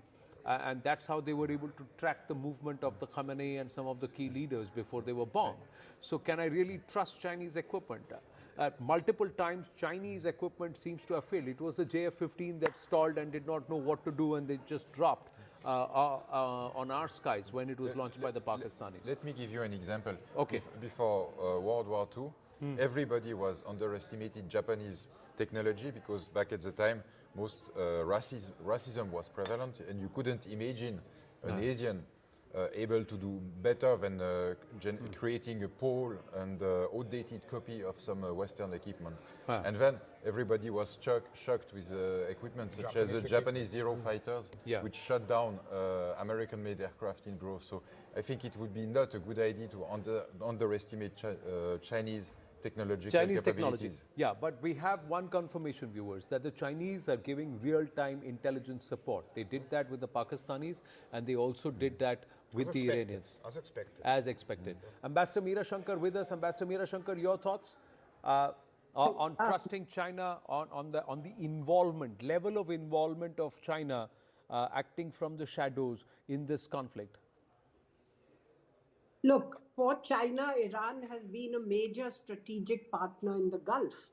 After the rest of the world was adhering to sanctions, it really pushed Iran very much into the Chinese lap. So they are the major economic partner of Iran, they are the major strategic partner of Iran. And while in this conflict, publicly they are taking a somewhat circumspect stance, they have been traditionally the major strategic partner of Iran.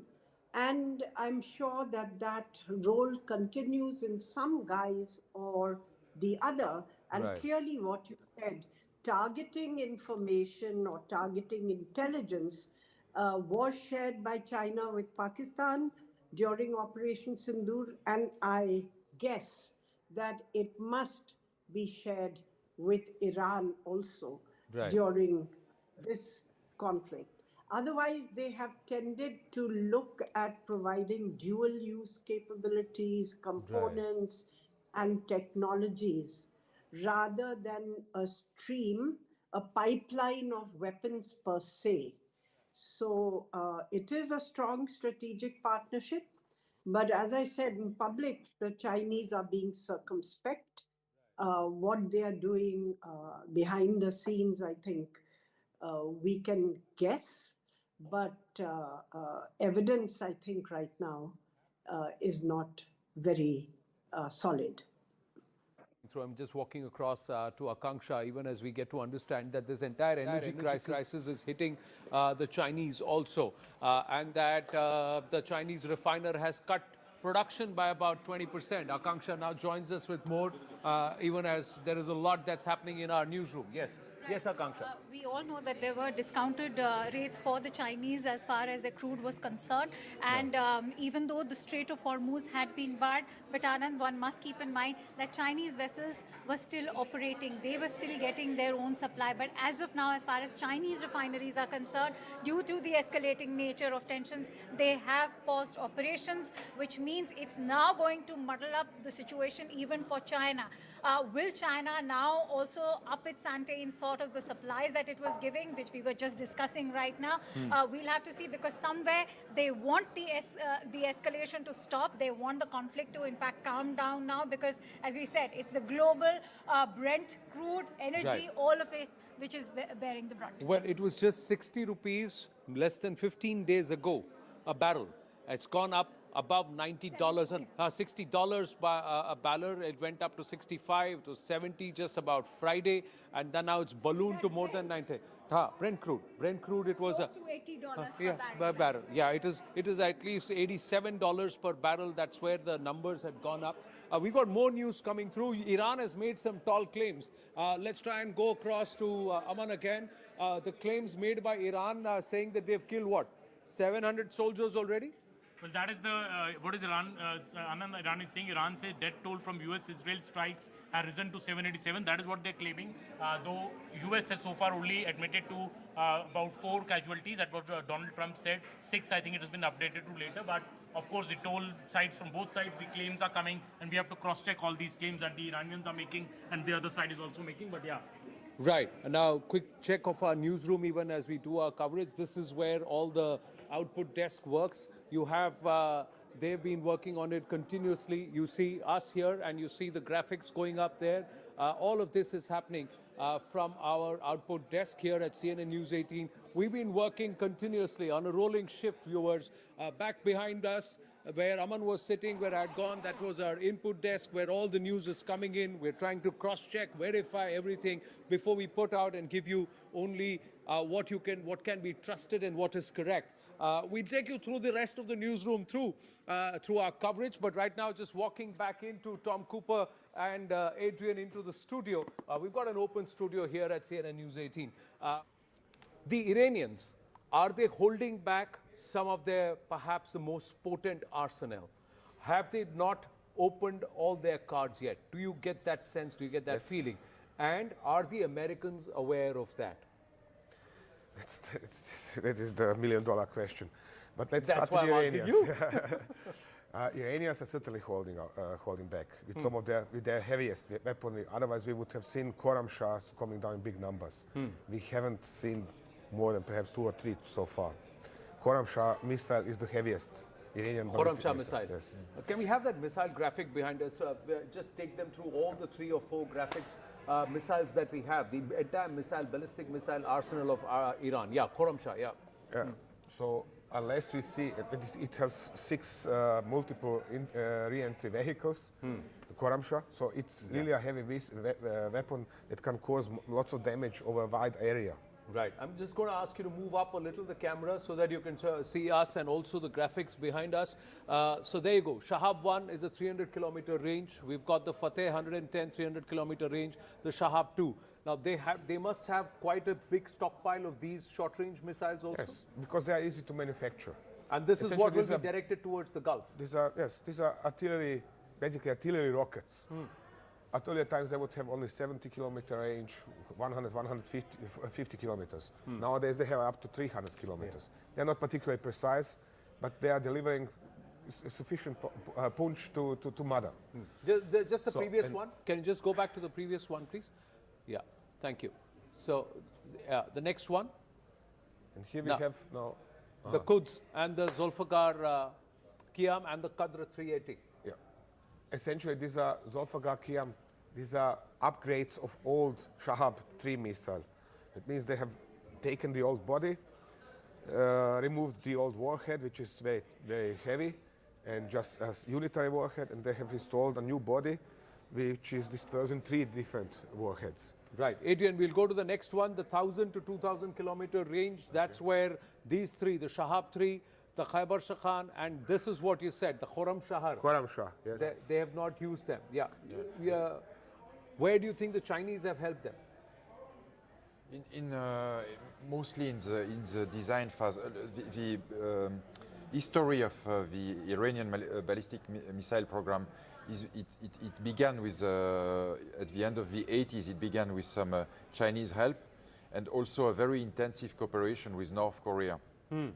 So by the early 2000s and even more after, the Iranians were quite advanced on their own right in such missile technologies. Okay. More advanced than the North Koreans. More advanced than the North Koreans. So they have created this entire ballistic missile technology. So this is what the Iranians seem to have done. Listen, I cannot have my air force.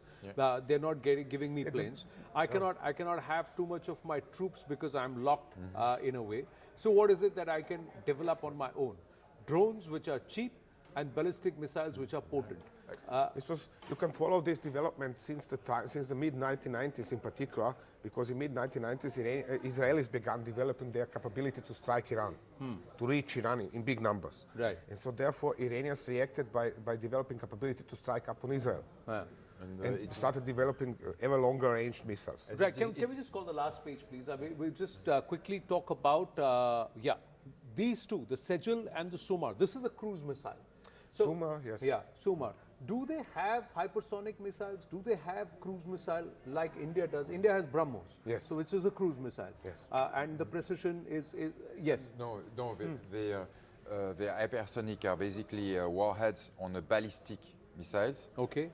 They don't have hypersonic cruise missiles or nothing similar to BrahMos. However, they have in a sense something better if they has a cheaper version of cruise missiles, which means that they can potentially use that in quite huge quantities, especially this Shahid 239, which is basically a Shahid 136, with a small turbo engine, so shorter range, but much faster.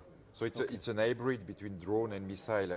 So they've now tried to create a hybrid between a drone and a missile. So the Shahid 136, they already have it. They did. They fired some during the last few days.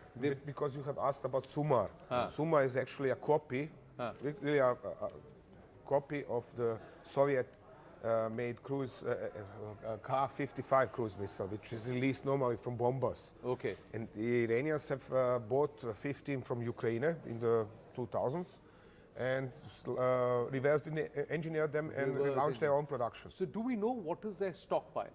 Everybody is making estimates that they have about 2,000 ballistic missiles. Is that a fair estimate, or could they have more? I am altogether included. They have more.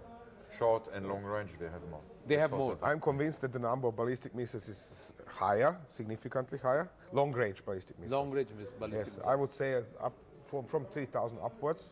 Wow. and the number of short-range ballistic missiles, those with which they are attacking Gulf states, could be easily could be over 10,000. Right. Okay. We've got news coming through. The Indian embassy in Iran has said that they have relocated most. They have relocated most of the Indian students who are stuck there. Akanksha now joining us with more details. Akanksha, so there was a concern that there could be a few thousand students, and what about them who are stuck in Iran? What's the update that we have? The update coming in from the embassy, Indian embassy in Tehran, is that most of them have in fact been located outside Tehran. 1,200 students is what we are looking at, but many of them surprisingly have also decided to stay back in Tehran. Anand, why so? Because they were all undergoing one of their medical examinations that was scheduled for 5th of March. And so some have decided to stay back, whereas the embassy has managed to locate many of them outside Tehran. They are providing them transport, even shelter and food. Those arrangements have been made. So that is at least a heave of sigh of relief for the parents who have in fact not been able to contact their students due to disruptions in communication lines. Right. So the embassy has taken care of the students who are stuck in Iran. Griya also has got an update with us. Yes, Griya, what do we have now? So there's a statement that has come in from the joint parliament session in Pakistan. Now imagine, Anand, this is a mockery that always emanates from the parliament in Pakistan. There's the president of Pakistan, Mr. Zardari, who is raking up the Kashmir issue. He's belatedly talking about India's response to the terrorist attack that happened in Pahalgam. And then he's saying any kind of misadventure by India is going to be met very strongly. Make no mistake, we are ready for you. That is the kind of absolutely distasteful statement that has come in from Zardari. Why? Because nobody is talking about Pakistan at the moment. They are really stretched as far as their military assets are concerned on the Afghan border. And they have to, in fact, because of the pact that they have with Saudi Arabia, send in the assets into Saudi Arabia, which they already are doing. And then they talk about how any kind of aggression by India is going to be met with with equal and retaliatory force. I mean, what does one make of that statement? Nothing. We should just give them another BrahMos.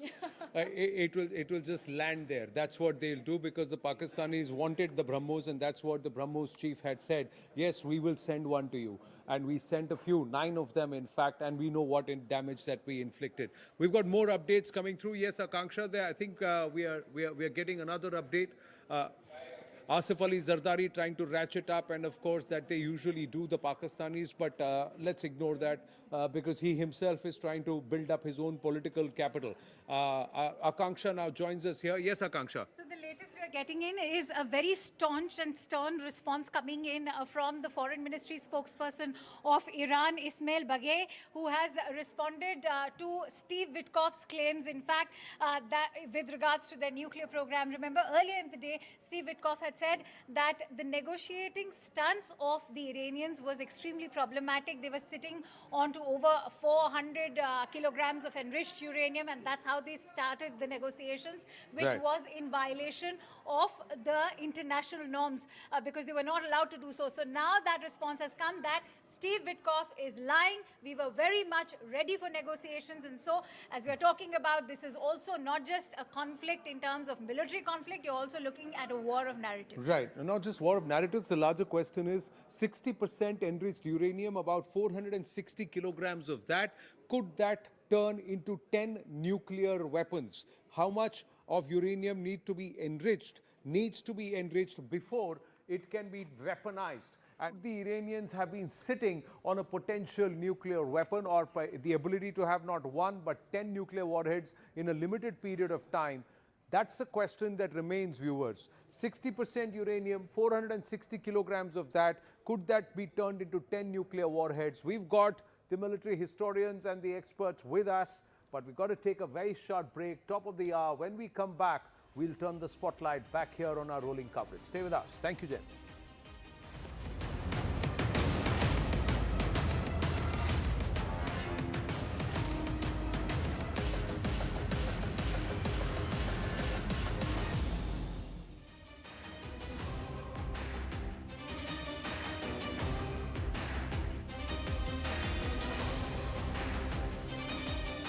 We got limited time. What we're going to do is, now this is what's happened. I told you when we come back from the break, we are going to try and refocus on another region, and that's this region. So let's come back here and understand what's happening here, especially with this nation, Pakistan.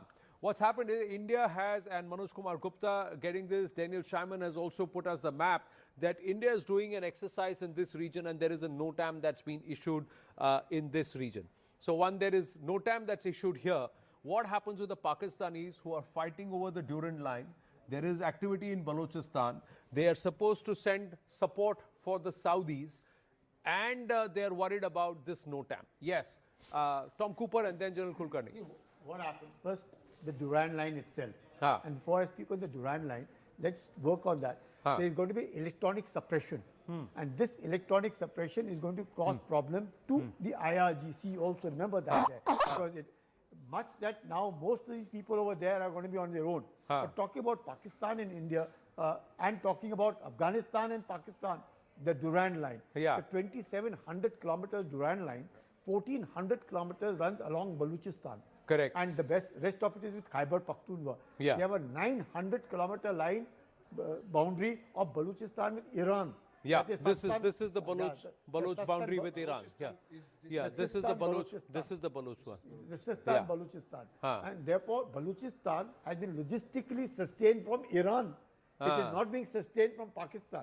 So Balochistan has a problem. That's the problem between Balochistan and Pakistan. Balochistan, there is a major insurgency against Pakistan. And in Pakistan, there is the insurgency of the Pakistani Taliban. Absolutely. Yes. And then Pakistan is at war with the Taliban in Afghanistan, additionally. Additionally. So Pakistan is right now at war, at least from their point of view, in this direction,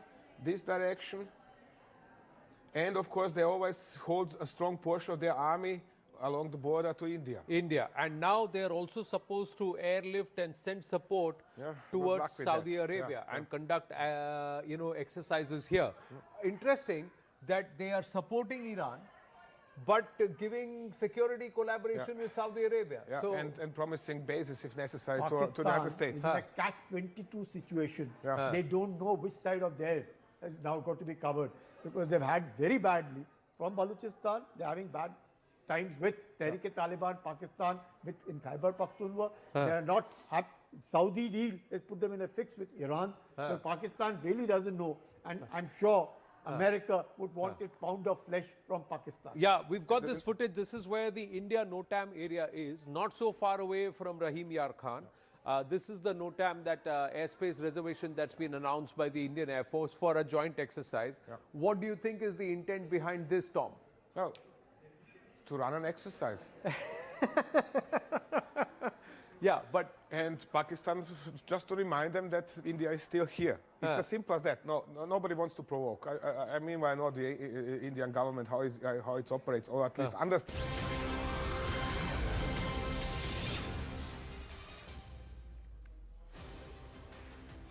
Namaste, Jai Hind, and welcome, and thank you for staying with us on our continuous rolling coverage here on CNN News 18 as the fury in the Gulf rages. Who's winning this entire war of narratives? Is Iran just queuing up for one last hurrah before it's taken down by the might of the American and Israeli military force? We'll have to wait and watch the latest footage as we lead the headlines at 3 p.m. Latest footage shows massive destruction to Dubai's Jebel Ali port. There are plumes of smoke that were seen rising from Dubai's Jebel Ali port as Iran continued its retaliation for attacks by US and Israel. Iranian missiles struck the Beersheba tech area, damaging buildings near a major technology park. Reports indicate that a facility linked to Microsoft was among the sites impacted in the attack. Satellite imagery shows apparent damage at Iran's Natanz nuclear site after fresh US and Israeli strikes over the weekend. War escalates, and so do the casualties. Iran says death toll from US-Israel strikes has gone up to 787. Indian embassy has relocated most Indian students to safer locations outside Tehran and has made arrangements for their transportation, food and accommodation.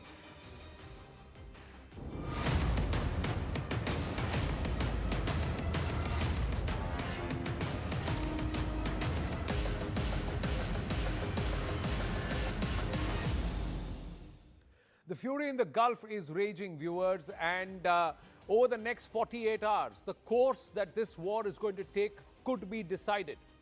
Akanksha joins us with more. Many thanks, Anand. Of course, the West Asia conflict, as we all know, has entered a dangerous new phase with Iran and the US-Israel coalition intensifying strikes, even trading major claims across Middle East, even in the sea routes. Iran has now shut down the Strait of Hormuz, which is a channel for 20 to 30% of global oil supply. The US Embassy in Jerusalem has told its American citizens that it is not in a position to assist with evacuations any further, urging them to make their own arrangements. Meanwhile, in the UAE, Dubai authorities have warned residents and social media influencers against filming or sharing videos of security-sensitive incidents, including anti-aircraft fire and missile interceptions, causing and cautioning that violations could in fact lead to fines, even deportation or legal action, this under cybercrime laws. In the latest satellite images, which are already showing visible damage at Iran's Natanz nuclear facility, following fresh US and Israeli strikes, according to Iranian atomic energy officials, further escalating concerns over the conflict's overall trajectory. On that note, we're getting in some breaking inputs. This is with regards to Iran's nuclear facility in Natanz. Based on the latest available satellite imagery, IAEA can now confirm some recent damage has indeed been done to the entrance buildings of Iran's underground Natanz fuel enrichment plant. No radiological consequences expected and no additional impact detected at the FEP itself, which was severely damaged back in June last year.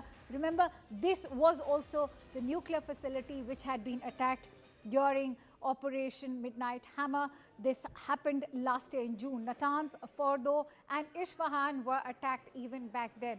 Let's quickly, in fact, go across to Sanjay Suri, who will add more inputs. In fact, Sanjay Kumar is joining me on the broadcast as well. But Sanjay Kumar, for how long can we look at, say, these strikes being safe? Because the IAEA has also shared its primary concern that a radioactive leakage could very well be a possibility now. If we look at the way in which US and Israel together are approaching this entire conflict, the US president himself has said that he's ready for 40 days. So I could foresee a longish war in which such strategic facilities will suffer damage, given the firepower of both Israel and the United States. But how much radiological damage will be there, that's yet to be seen. Stay with me, Sanjay Kumar. I can see that Sanjay Suri, who is currently stationed in Israel, is also with us on the broadcast. But let me take our viewers through the footage that has come in, those satellite imagery. In fact, these are the latest that we have been able to access. This, remember, is January last year of 2025, which goes on to show Natanz nuclear facility as completely intact. Cut to March 2026, you can see that there's ample damage that has been done over there, even though IAEA actually continues to maintain, and this looks like the missiles have indeed managed to hit the Natanz nuclear facility. But the IAEA is going on to indicate that there has been no radioactive leakage so far. But the key question is, for how long will they be able to prevent such kind of a radioactive leakage? That's a question I'd like to take forward with Sanjay as well. Sanjay Suri, if I may come to you quickly. Given that Donald Trump has vowed to completely ensure an obliteration of all the nuclear facilities, how will they ensure that there is no radioactive leakage? Well, speaking obliteration first, was it not Trump who had said in the last round of attacks that Iran's nuclear capacities have been obliterated, using that word, and then being severely critical of anybody who challenged that, and there were many who doubted it.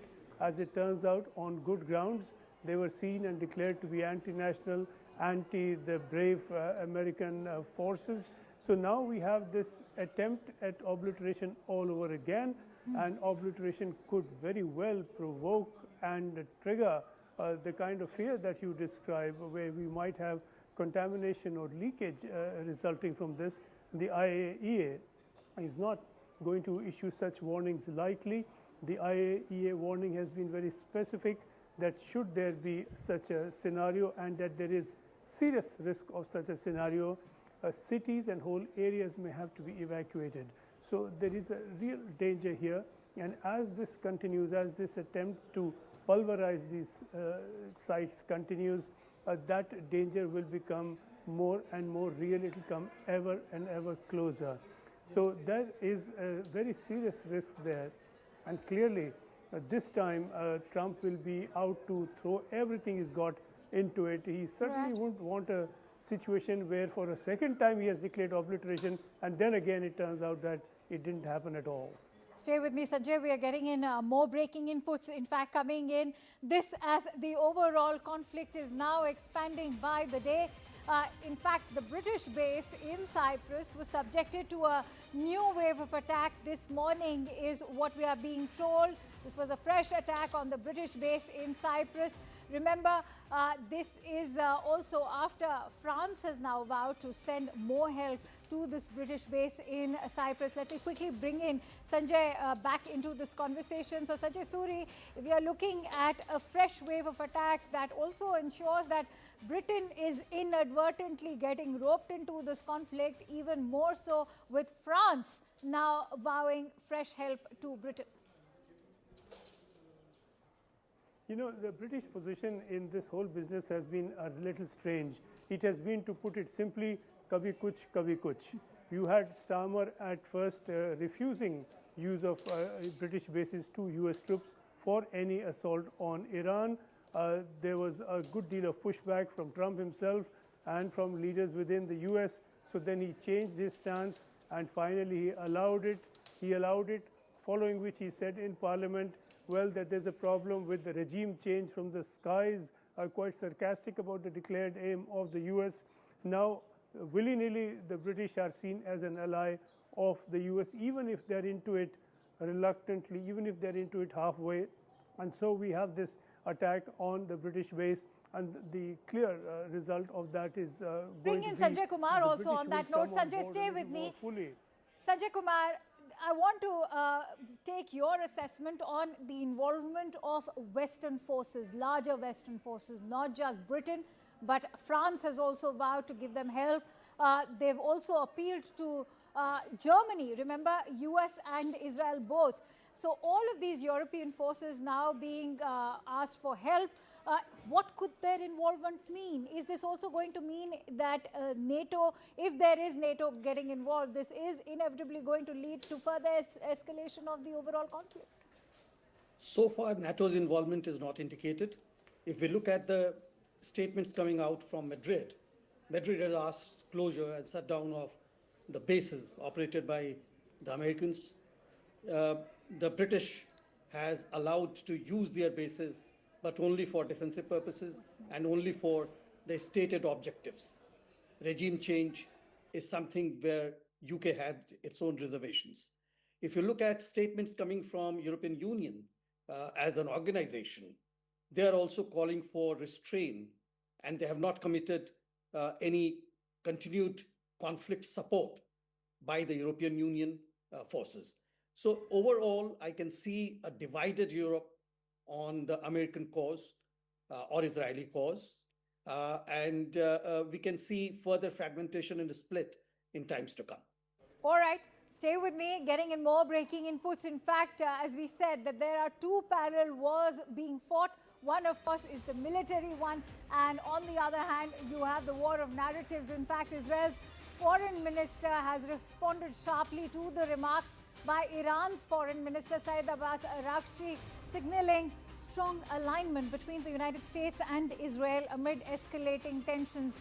In fact, remember, Araghchi had accused the United States of entering a war of choice, that too on behalf of Israel, claiming there was no genuine Iranian threat towards the United States, and he had also criticized the loss of both American and Iranian lives as being for Israel's firsters. He urged the American public to even reclaim accountability. Let's quickly take that forward with Sanjay Suri as well. So Sanjay, there's a war of words over here in terms of who is supposed to bear the responsibility of this? Because remember, Iran has accused the United States of fighting this war on behalf of Israel, this when there was no intel suggesting that this was that Iran was in fact planning to attack the United States at all.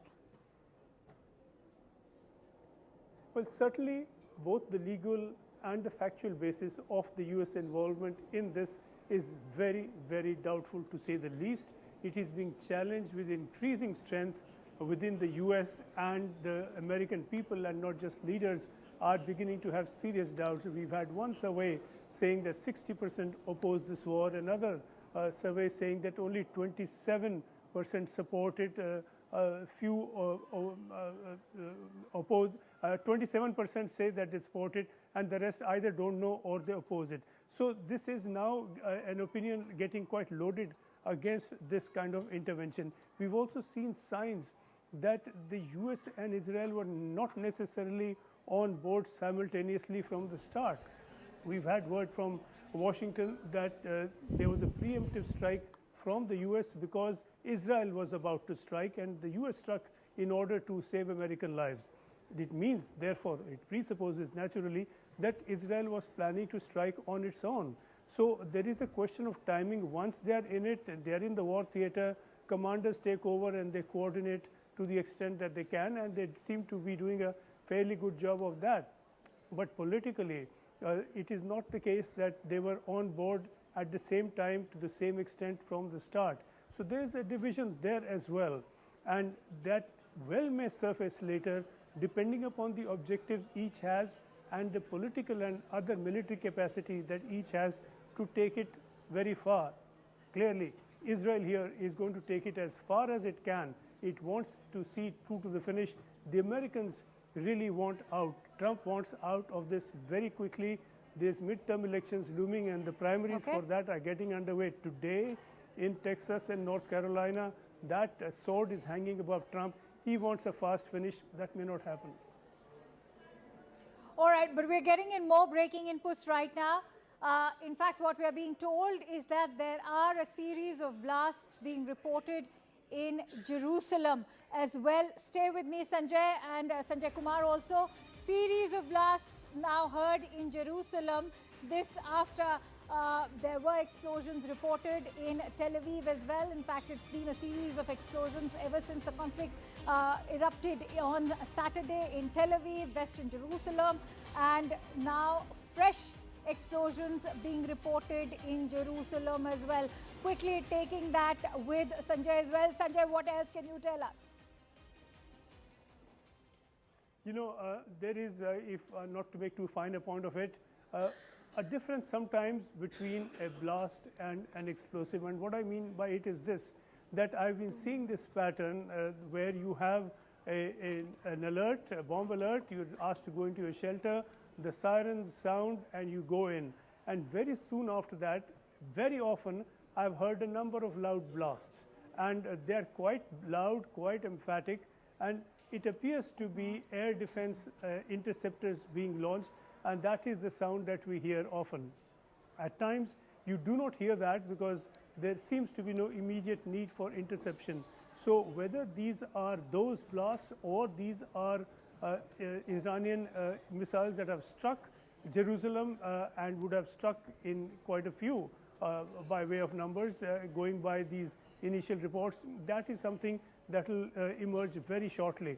But this situation is very, very tense. We've had a bomb alert here in Tel Aviv just a few minutes back. So there is a danger everywhere now. All right, getting in more breaking inputs. This as firefighters are fighting large fires and thick plumes of smoke.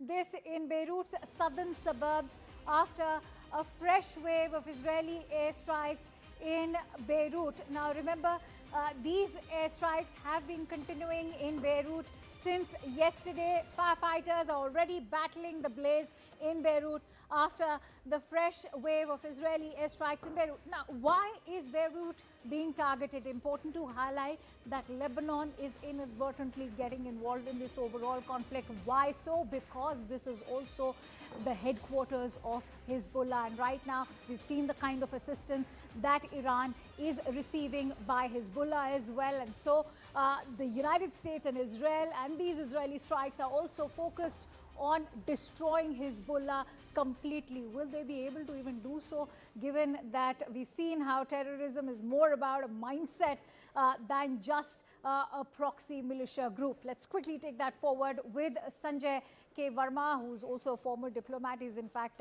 continues to stay with us.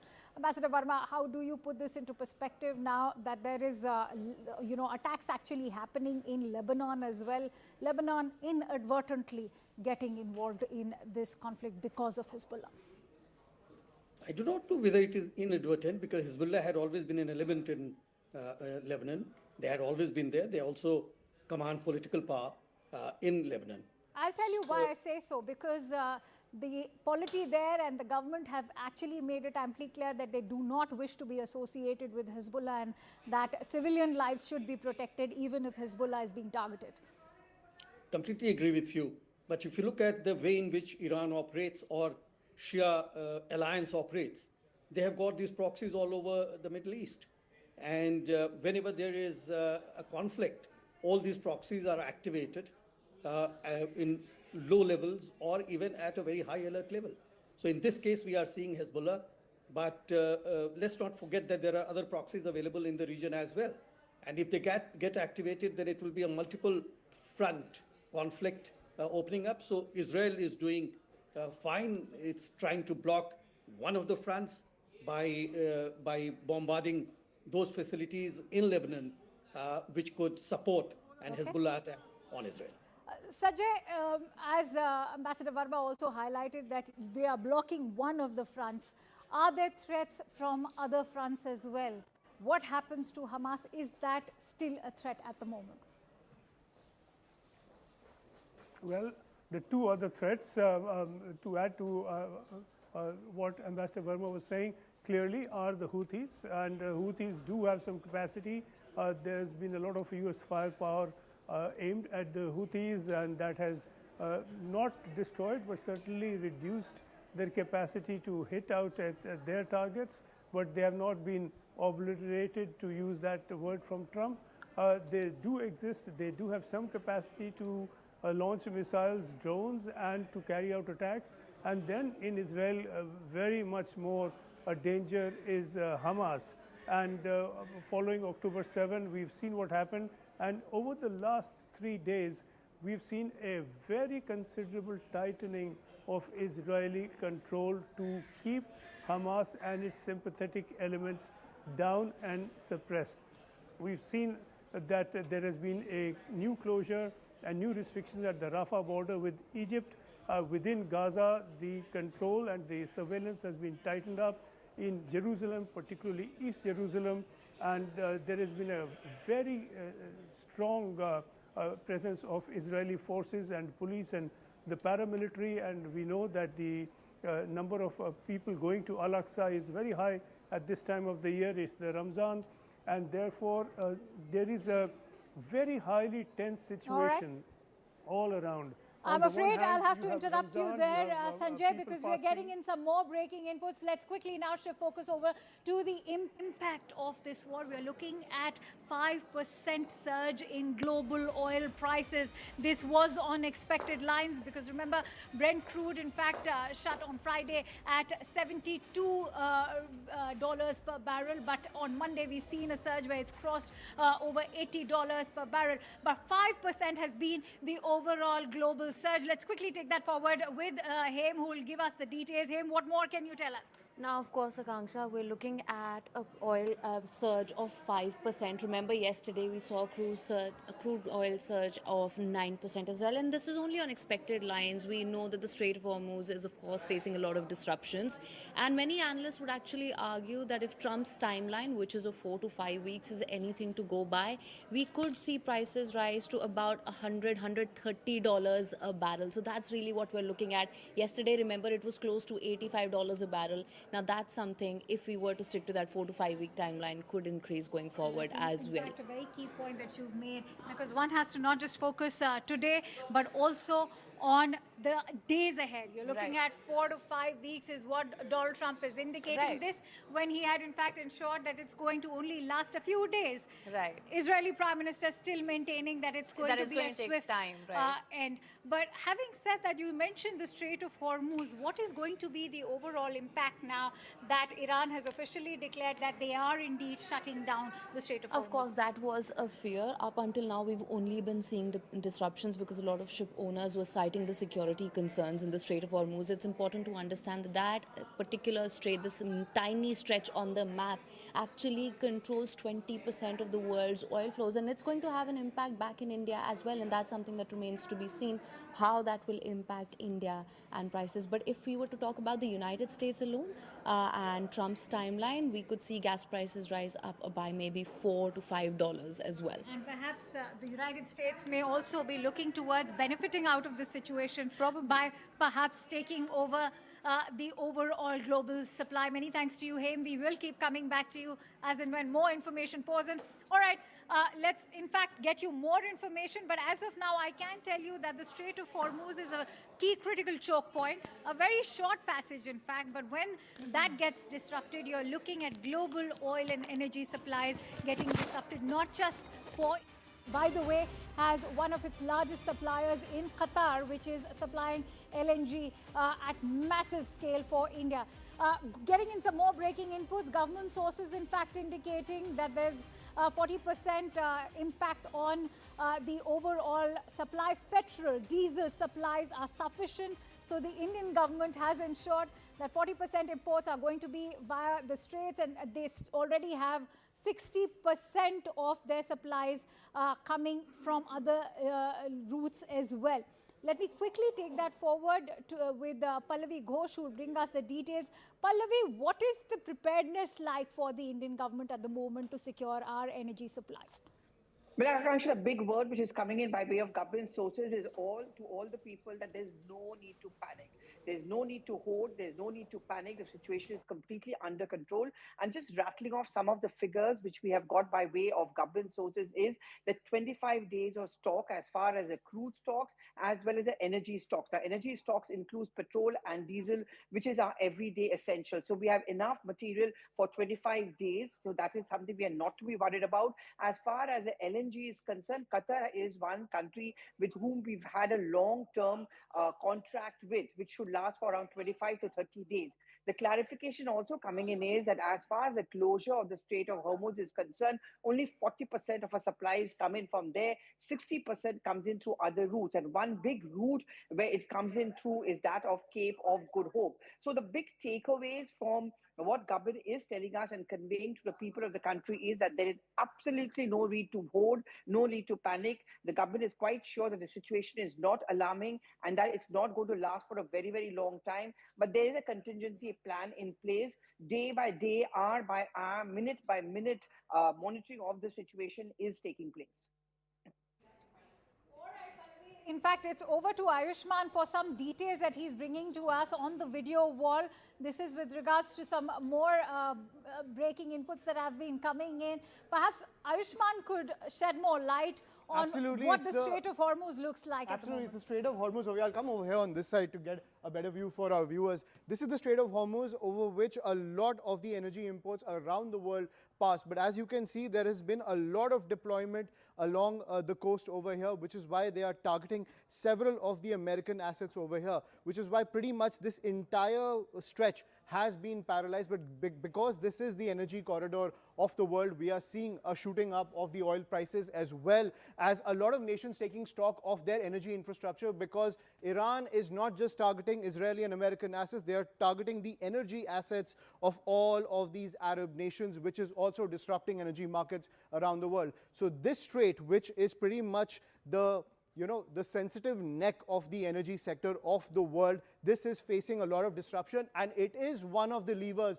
that Iran has been using when it comes to putting forward its message to the world, and at the same time putting forward that leverage on the energy markets to, in a way, try and get these Arab allies of the United States to put pressure on Donald Trump to pull back from the entire conflict. But we're getting a video from the Israeli Defense Force, ladies and gentlemen, as they continue their operations in the region. It's not just the fight between Iran as well as the United States and Israel. They're also taking out the entire Hezbollah network as well. You can see these visuals on your screen. This is the regime's leadership complex, is what the IDF is saying. They're putting out these videos about their targeted strikes inside Tehran, ladies and gentlemen. And you can see the visuals there. They have created this massive grid of the targeted strikes. They have taken the assembly area of the Council of Experts is one place which they have targeted. At the same time, you can see that in this entire square, which is the leadership nexus of the Iranian regime, they've taken out all of these buildings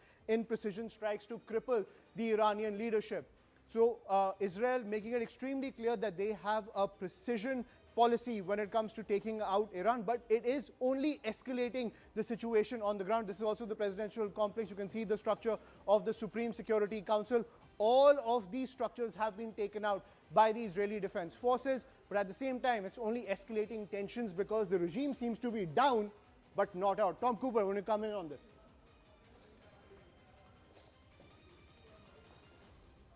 You can see these visuals coming in from the IDF. This entire area is the nerve center pretty much of Tehran.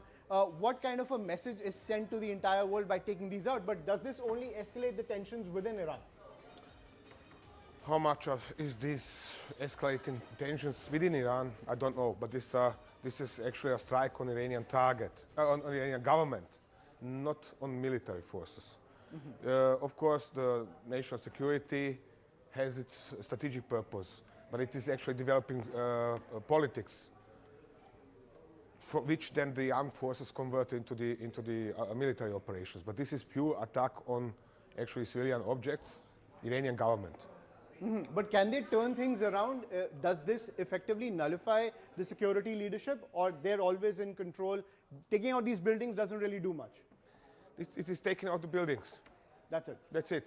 The people move out, and that's, if somebody is still inside, it's tragic, but otherwise it's accomplishing nothing. Right. So even if the IDF takes out these kind of buildings, there is also a network of underground structures that Iran tends to operate, all the details which are coming in. Does that offer an effective command and control for the Iranian regime? They do, depends on the facility in question. But most of such facilities are not in the city. Not in the city. Yeah. So, Akanksha, this is the analysis that's coming in, that even though these buildings have been taken out by the Israeli Defense Forces, at the end of the day, the Iranian regime's command and control nerve center is still intact, which is why you can see the counteroffensive coming in so expertly from the Iranian side.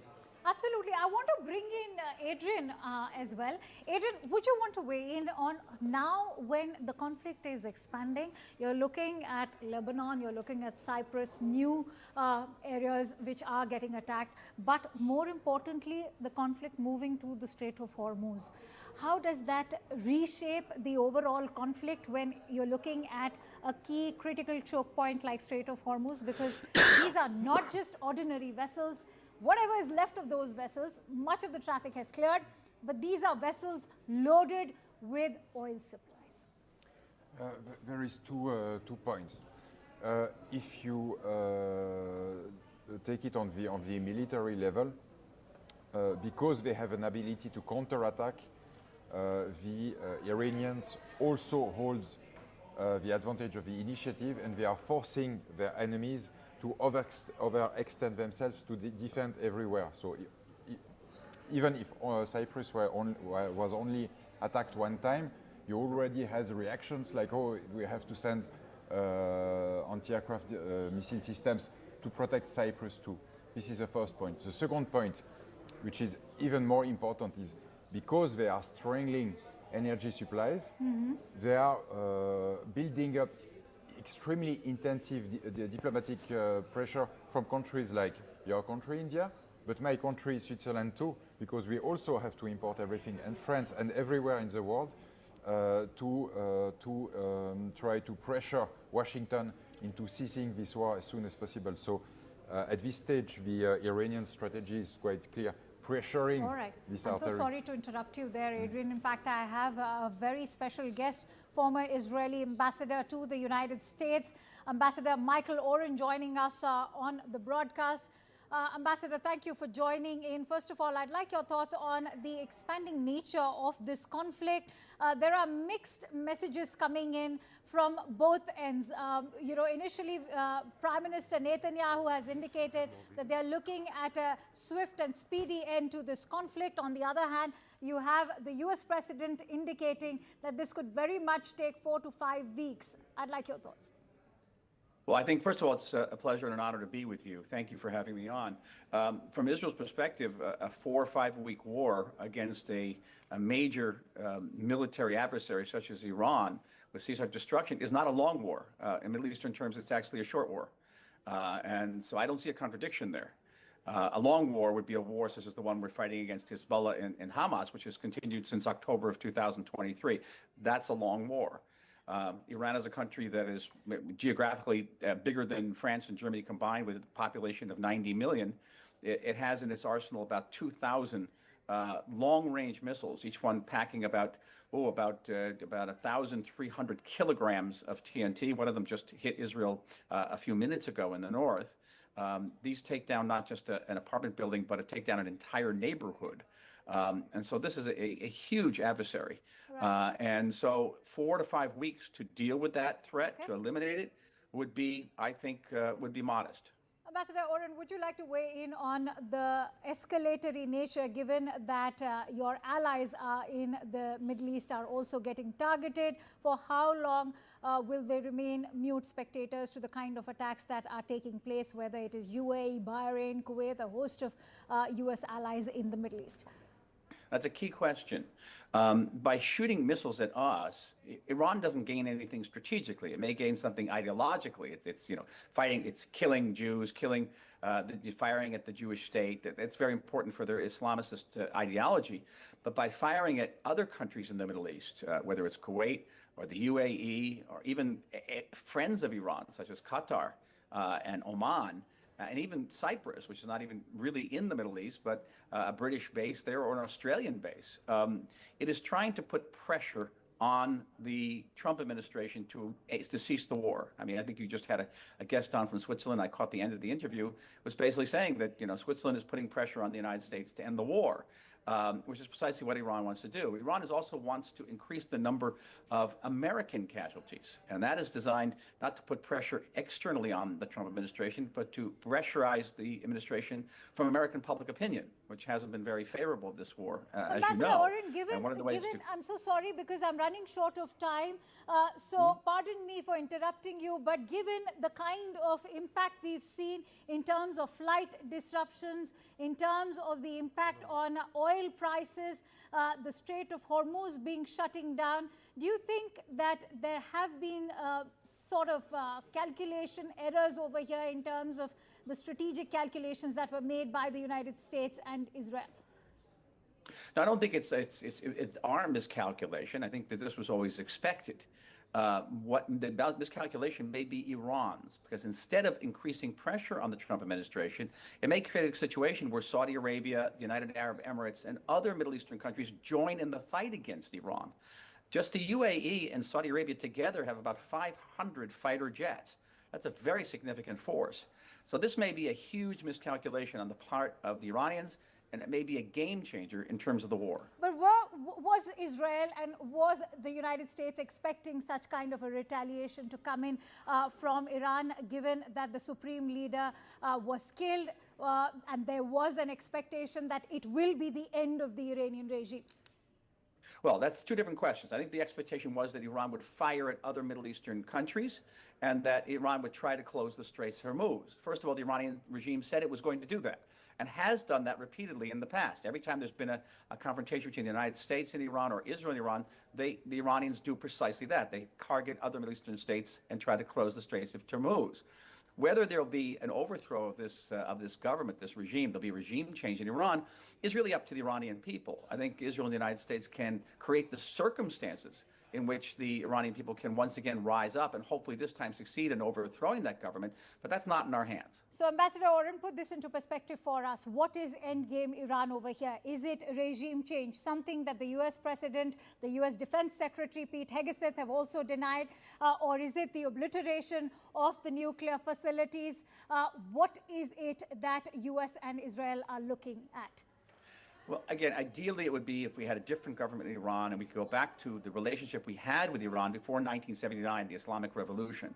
Iran was a close friend of the State of Israel and of the United States. We'd love to go back to there again, but that's not in our hands. It's in the hands of the Iranian people. Barring that, Israel certainly wants to eliminate the threat posed by Iran through these huge missiles, these ballistic long-range missiles, certainly eliminate the nuclear threat.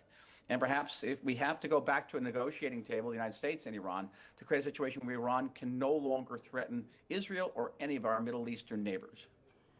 Marco Rubio, the U.S. Secretary of State, has gone on to comment that this was an attack that U.S. had to carry out because this was for Israel that they did so.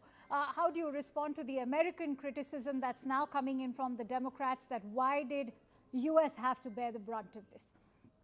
Well, there's many different criticisms of this war, but let's say this, just from an Israeli perspective. I can't speak for the United States, and I certainly can't speak for my friend Marco Rubio, and that is to say that Israel was going to act. Israel could not remain passive as Iran developed 30,000 of these massive missiles that would have created not just an existential threat to the State of Israel, but created a situation where Iran would have immunity. It would have a missile umbrella under which it could develop its nuclear arsenal and continue to support terror around the world, and we would not be able to respond to it. We'd have these missiles literally pressed to our head.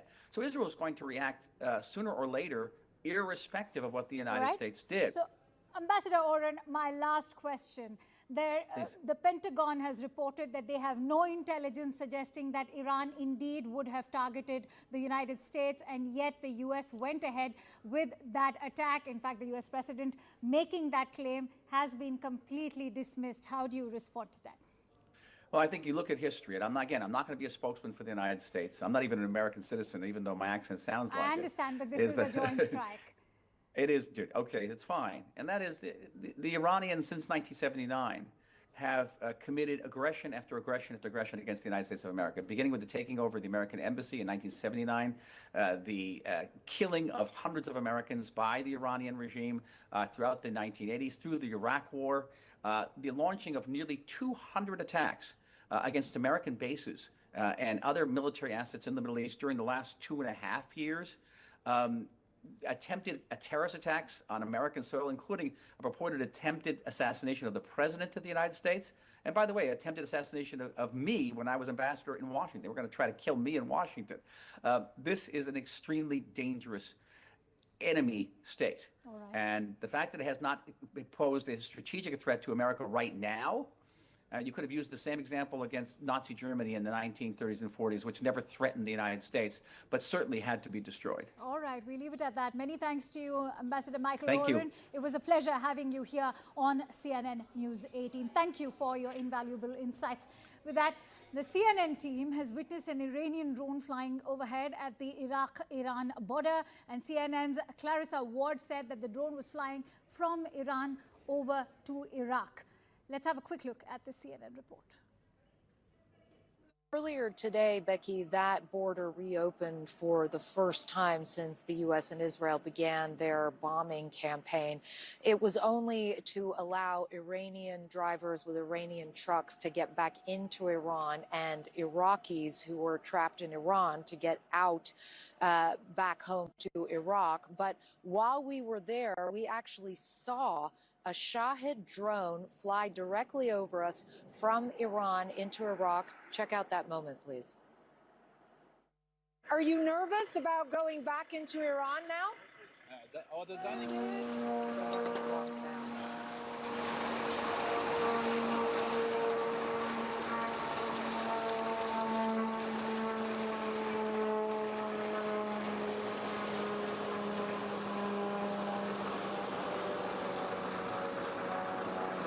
Hoping you can see that now.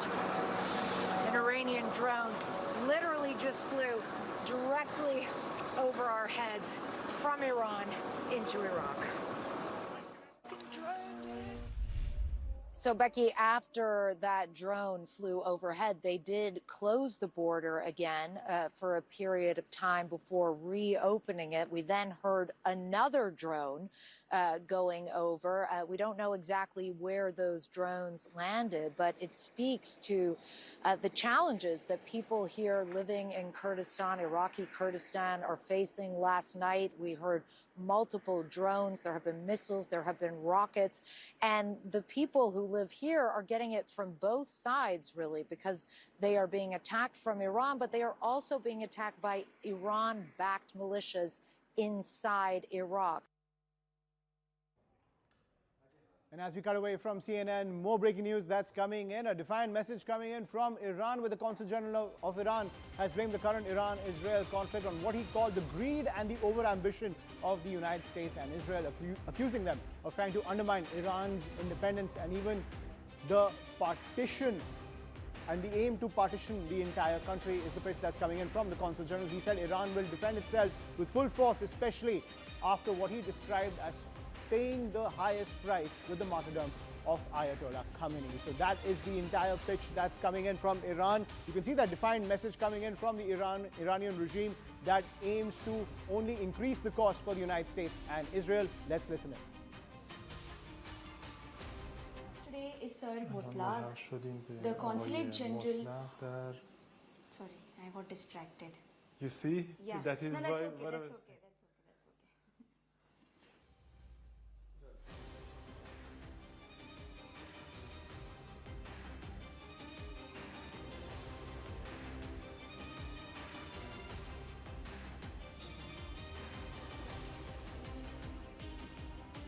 Iran's position on the rapidly evolving Iran and Israel conflict, and most importantly, what it means for the Indian national.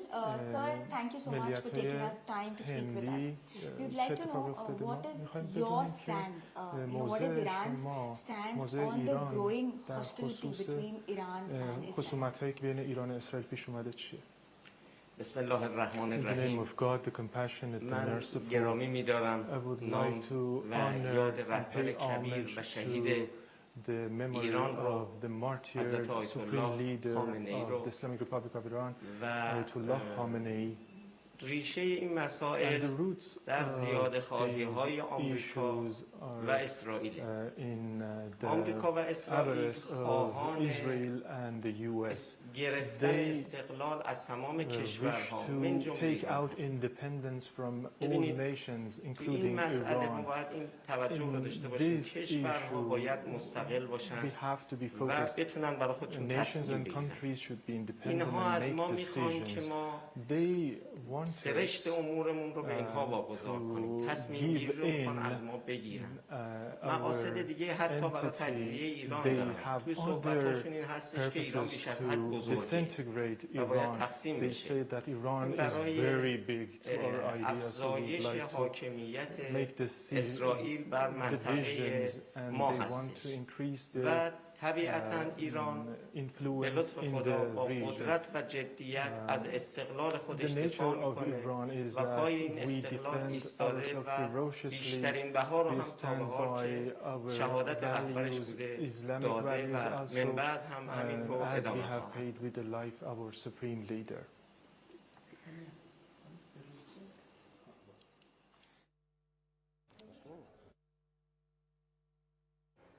And that is the pitch that's coming in from the Iranian regime as it aims to only escalate the cost for the United States and Israel. We're going to take a quick break now. More news and updates on the other side on the continuing coverage on the war in West Asia.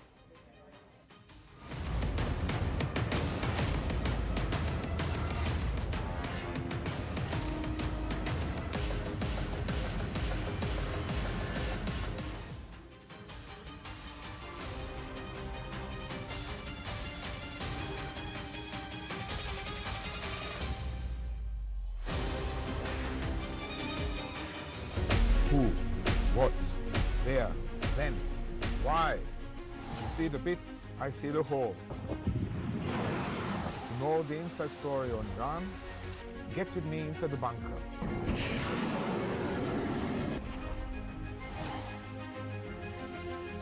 Only on CNN News 18.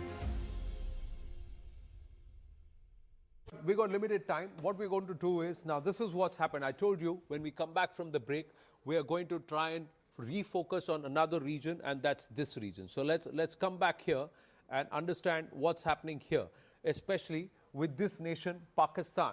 What's happened is India has, and Manoj Kumar Gupta getting this, Daniel Scheinman has also put us the map, that India is doing an exercise in this region, and there is a NOTAM that's been issued in this region. So one, there is NOTAM that's issued here. What happens with the Pakistanis who are fighting over the Durand line? There is activity in Balochistan. They are supposed to send support for the Saudis, and they are worried about this NOTAM. Yes, Tom Cooper and then General Kulkarni. What happened? First, the Durand line itself. And before I speak on the Durand line, let's work on that. There is going to be electronic suppression. And this electronic suppression is going to cause problem to the IRGC also. Remember that there. Because much that now most of these people over there are going to be on their own. But talking about Pakistan and India and talking about Afghanistan and Pakistan, the Durand line, the 2,700 kilometers Durand line, 1,400 kilometers runs along Balochistan. Correct. And the rest of it is with Khyber Pakhtunkhwa. They have a 900-kilometer line boundary of Balochistan with Iran. Yeah, this is the Baloch boundary with Iran. Yeah, this is the Baloch. This is the Baloch one. This is Balochistan. And therefore, Balochistan has been logistically sustained from Iran.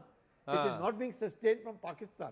So Balochistan has a problem. That's the problem between Balochistan and Pakistan. Balochistan, there is a major insurgency against Pakistan. And in Pakistan, there is the insurgency of the Pakistani Taliban. Absolutely. Yes. And then Pakistan is at war with the Taliban in Afghanistan, additionally. Additionally. So Pakistan is right now at war, at least from their point of view, in this direction,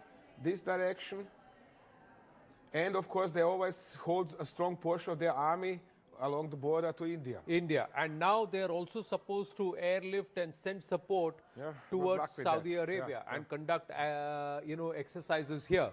Interesting that they are supporting Iran, but giving security collaboration with Saudi Arabia. So, and promising bases if necessary.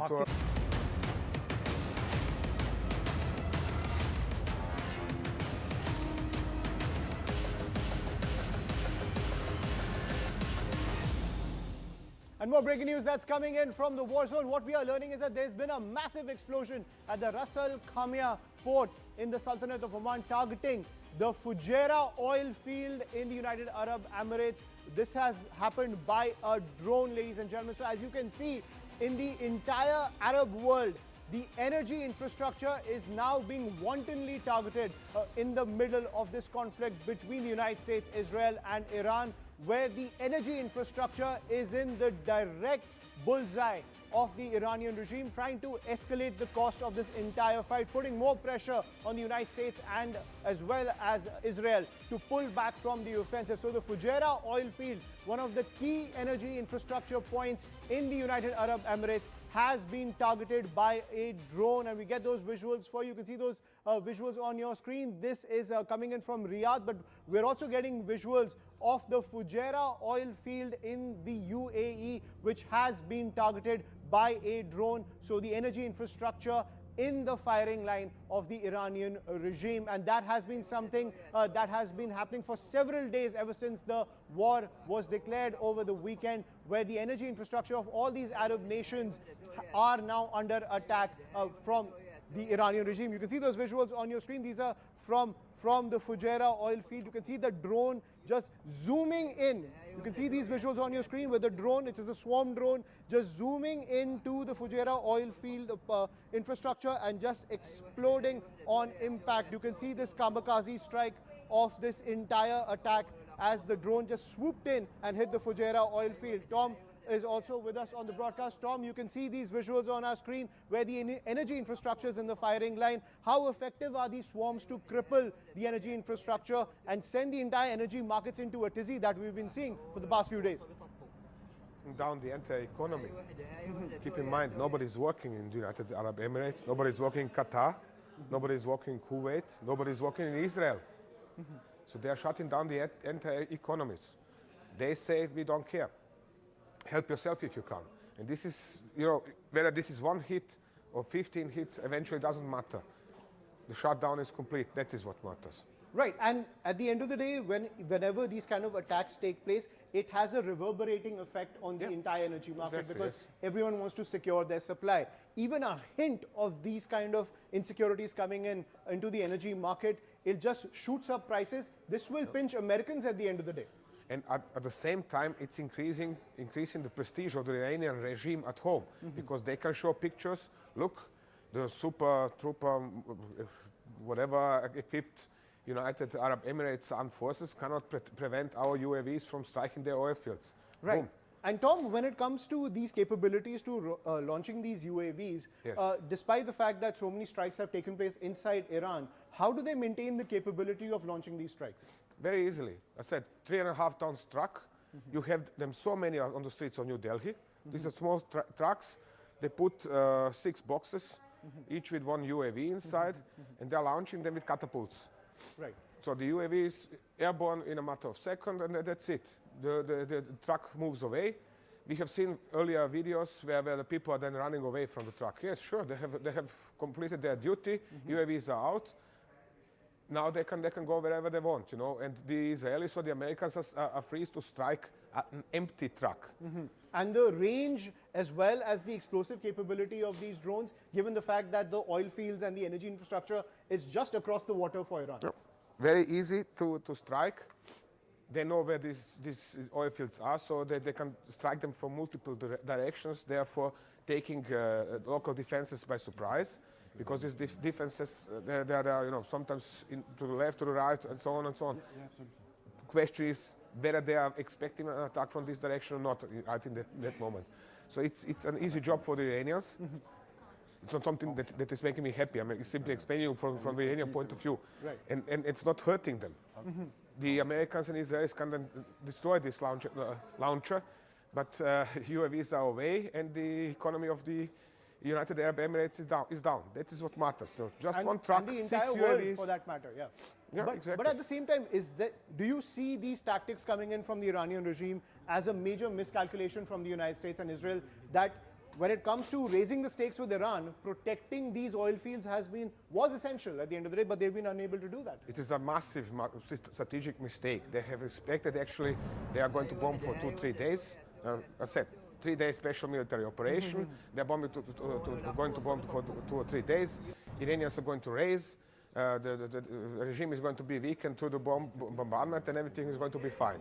Milk and honey are going to flow. Absolutely. Akanksha, so that is the pitch that's coming in, that despite the fact that Iran has been pretty much crippled, its military has been hit. And I think we need to also touch upon how critical is the fact that they are targeting these oil refineries. Yesterday it was Aramco. Aramco first issued a statement saying that their oil production is not going to get impacted, but it doesn't seem like it, because you're looking at all of these OPEC plus nations now being targeted, whether it is UAE, whether it is Saudi.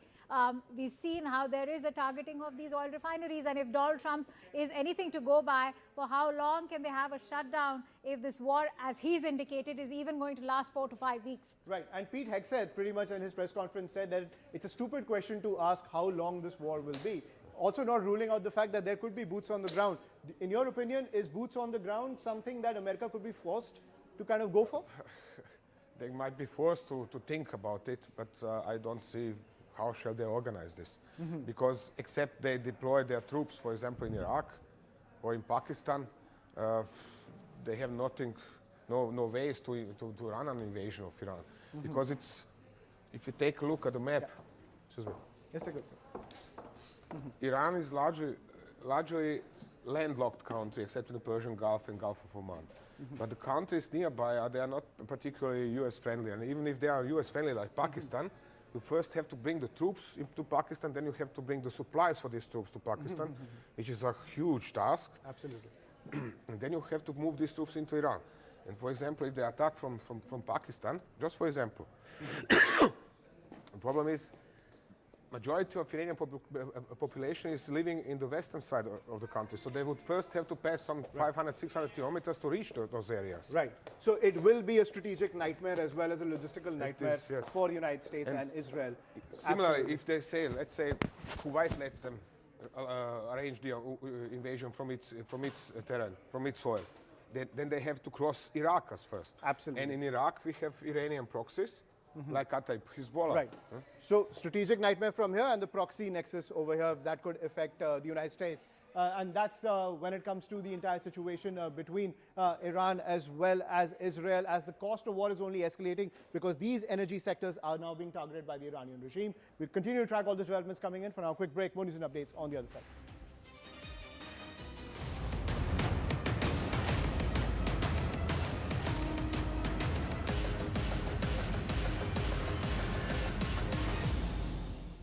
We got limited time. What we're going to do is, now this is what's happened. I told you when we come back from the break, we are going to try and refocus on another region, and that's this region. So let's come back here and understand what's happening here, especially with this nation, Pakistan.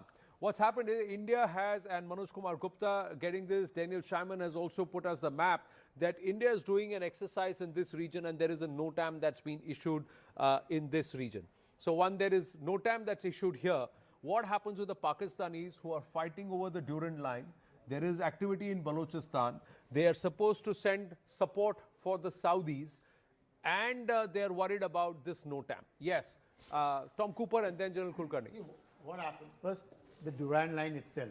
And before I speak on the Durand line, let's work on that. There is going to be electronic suppression. And this electronic suppression is going to cause problem to the IRGC also. Remember that there. Because much that now most of these people over there are going to be on their own. But talking about Pakistan and India and talking about Afghanistan and Pakistan, the Durand line, the 2,700 kilometers Durand line, 1,400 kilometers runs along Balochistan. Correct. And the rest of it is with Khyber Pakhtunkhwa. They have a 900 kilometer line boundary of Balochistan with Iran. Yeah, this is the Baloch boundary with Iran. Yeah, this is the Baloch one. This is Balochistan. And therefore, Balochistan has been logistically sustained from Iran. It is not being sustained from Pakistan. So Balochistan has a problem. That's the problem between Balochistan and Pakistan. Balochistan, there is a major insurgency against Pakistan. And in Pakistan, there is the insurgency of the Pakistani Taliban. Absolutely. Yes. And then Pakistan is at war with the Taliban in Afghanistan, additionally. So Pakistan is right now at war, at least from their point of view, in this direction, and of course, they always hold a strong portion of their army along the border to India. And now they are also supposed to airlift and send support towards Saudi Arabia and conduct, exercises here. Interesting that they are supporting Iran, but giving security collaboration with Saudi Arabia. So, and promising bases if necessary to the United States. It's a catch-22 situation. They don't know which side of theirs has now got to be covered, because they've had very badly from Balochistan. They're having bad times with Tehrik-e-Taliban, Pakistan, in Khyber Pakhtunkhwa. They are not Saudi deal has put them in a fix with Iran. So Pakistan really doesn't know, and I'm sure America would want a pound of flesh from Pakistan. Yeah, we've got this footage. This is where the India NOTAM area is, not so far away from Rahim Yar Khan. This is the NOTAM, that airspace reservation that's been announced by the Indian Air Force for a joint exercise. What do you think is the intent behind this, Tom? Well, to run an exercise. And Pakistan, just to remind them that India is still here. It's as simple as that. Nobody wants to provoke. I mean, I know the Indian government, how it operates, or at least understand it. I do not say that I know it in person or something. But I understand the way it operates. And in this situation, it just remains Islamabad. Guys, we are watching what are you doing over there, and now we are going to run an exercise because we have the right to do so. Yeah, and they're running an exercise in this portion here. Yes. In this portion, that's where the exercise is. The Pakistanis, meanwhile, are conducting sorties and exercises here. They are getting active in this region. Sorry. Yeah. So they are conducting activity in this region. They are stretched here, they're stretched here, they're stretched here, they're stretched all over the place. There is also internal strife that is happening with the Shia population. What do you think is going to be the impact of this conflict on this nation and this region? Do you think there is going to be trouble in Balochistan? The Baloch are going to get... Explain this way. Let me start with the start in Pakistan. Okay. Pakistan is broke. Okay. Bankrupt. Okay. And this is not since yesterday, but for some 50 years, sir? Yes. Yeah, at least. Okay. What was it? 24 IMF programs in Pakistan and something like that. Okay. Now, the newest invention, so to say, in Pakistan was to prompt the Chinese to invest and borrow $120 billion to Pakistan. So, out of 195 countries in the world virtually, there are almost 45 countries which are sucked into this battle, with 32 in NATO, with 12 almost over here, and Afghanistan and Pakistan. So just these 45 countries involved today in some way or the other. One way or the other involved. So now Pakistan is broke. And they have this huge bill, and the Chinese want their money back. They say, hey, sorry, but we are not giving your money, our money to you just...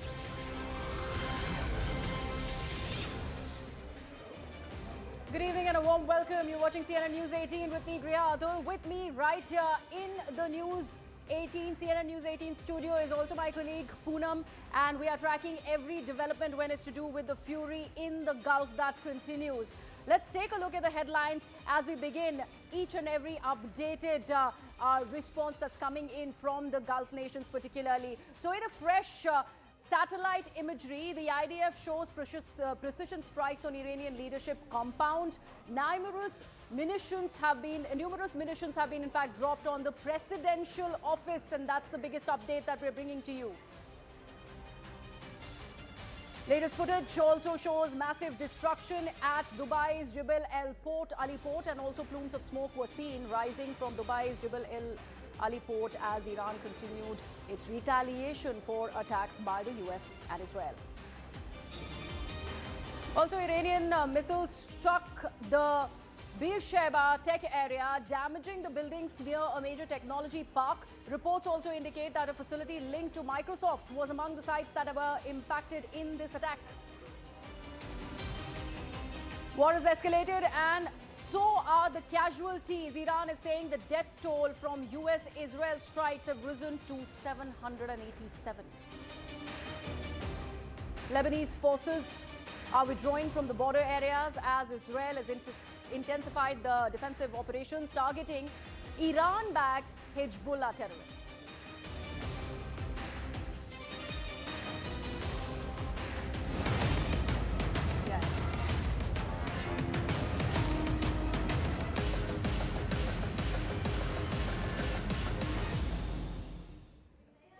You're watching our non-stop coverage here on CNN News 18 as the West Asia conflict enters a dangerous new phase. It's day 4 and there is no let-up as far as the Iran versus US-Israel fight is concerned. There are major claims that are being traded across both sides, across land and sea. Iran has now shut down the Strait of Hormuz. It's the channel for 20 to 30% of global oil supply. Gulf countries are going to feel the heat. The rest of the world is going to feel the heat because the price of crude oil is going to go up, eventually have a domino effect for the rest of the world as well.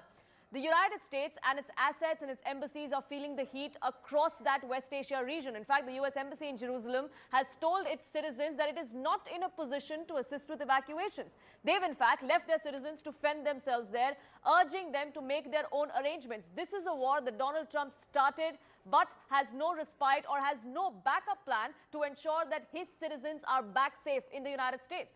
Meanwhile, in the UAE, Dubai authorities have warned residents and social media influencers against filming or sharing videos of these security-sensitive incidents, including anti-aircraft fire and missile interceptions. But the fight is going on between all sides. Tehran Times just a short while ago put out images, put out videos of what they claimed were latest attacks across Gulf regions. We saw a similar attack on a port in Oman. We saw a similar attack in the UAE as well, and this is what is unfolding. In fact, Riha is now joining us, taking us through all of what the defining moments have been of day 4 of the war.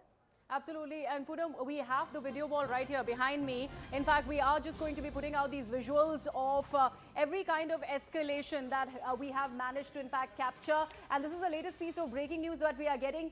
U.S. Embassy in Riyadh has been hit by 2 Iranian drones. That something was a big development that happened, that came in early in the morning. And now, in fact, we are on camera getting you these visuals of the area surrounding the U.S. Embassy in the diplomatic quarter in Riyadh in Saudi Arabia after it was targeted by the 2 Iranian drones. If we play that out once again, you see March 3rd, and this is the visuals from the embassy in Riyadh, and this is right after the strike. Remember, the official response that's coming in from Saudi Arabia is that this is a minor damage that has, in fact, this drone strike has resulted in, and this is what we are, in fact, seeing. So, Poonam, these visuals, as we, in fact, put these out for the viewers, if you can just come along here and see what do we have, because officially the word that's coming in from Saudi Arabia is that this is a minimum damage that happened despite the dramatic footage that was released early this morning as far as the twin drone attack by Iran. And that's what Saudi Arabia and other Gulf nations have also maintained, that the damage is minimal. Many of those drones have been intercepted. We also have to be careful of the fact that both sides are making claims that support their sort of narrative. Absolutely. So Iran has been putting out videos in which they've been showing that there have been attacks on US assets, on military assets of the Gulf nations. But we are seeing both sides, from Saudi Arabia to Oman to UAE to the United States, claiming that all of these claims made by Iran are nothing but exaggeration. In fact, Rahul Shivshankar also now joins us, getting us more perspective on this. And Rahul, as far as these attacks, like I said, it's a narrative war as well. It's not just a war that plays out on the battlefield, but also in the cyberspace. You know, what's really intriguing me is that Saudi Arabia, as you know, has a defense pact with the great Pakistan. So where is Pakistan? Why hasn't Pakistan entered the equation? Why hasn't it lived up to its own side of the bargain, Poonam? And that's fundamentally the question. No one is being able to sort of address this. It's the elephant in the room. Pakistan and Saudi Arabia, after Op Sindhu, decided that they were going to go into a pact, an agreement, a military pact, that if you attack one, it's considered an attack on the other. It was a kind of brotherly equation that they had forged. And it was a mutual defense pact. And now fundamentally, there is no commitment from Pakistan. Has Pakistan either chickened out? Is it too undependable? Is it too broke? Or was this pact really, at the end of the day, more about optics and symbolism than about intent? I've got some reasons that might sort of square, and I've been sort of writing this piece since the morning. First of all, there is no publicly available clause mandating immediate deployment, immediate troop deployment. So while the pact was signed, there was a huge photograph, and you remember those pictures of Shehbaz Sharif and at that time, of course, MBZ, all of them, MBS rather, standing together, shaking hands over that pact. Nothing much has come out of it. You also had, of course, General Munir talking to his counterpart, and then it was signed very theatrically, and those pictures were then broadcast all over the world. And many people, including many here in India, were sort of a little worried about this pact, but it's going nowhere. Pakistan sits on the edge. So this is one aspect of it. Precedent, of course, matters. In 2015, I remember, and this is something that I've dug out, Pakistan's parliament voted against, in fact, joining the Saudi-led Yemen campaign. So that was also very interesting. The Pakistanis obviously have equations on both sides. So they have equations with the Saudis, but they also have equations with the Iranians. And they don't want to sort of at any level pick a side here. Remember, Pakistan has also been saying that it's very, very wary about allowing overflight rights or airspace, or giving its airspace to the US war effort. And just like the United States is upset with the UK for not providing Diego Garcia, we are hearing that there are a number of voices from within the US establishment upset with Pakistan for not giving overflight rights to US aircraft to go and attack, as you know, eastern Iran. It's one area where there hasn't been much targeting, and a lot of forces of the Iranians have moved to eastern Iran because they see that there is a little area for them there to seek refuge. So this is really fundamental. It's a great question, and on the back of this, a lot of this has come out. Of course, that attack on the Ras Al Khaimah port, that's a big one in Oman, because once again, it is a tactical strike, Poonam. And those are the pictures that we're seeing on our screens. That is a tactical strike. Already oil has gone up by 5%. Yesterday there was another spurt in oil prices.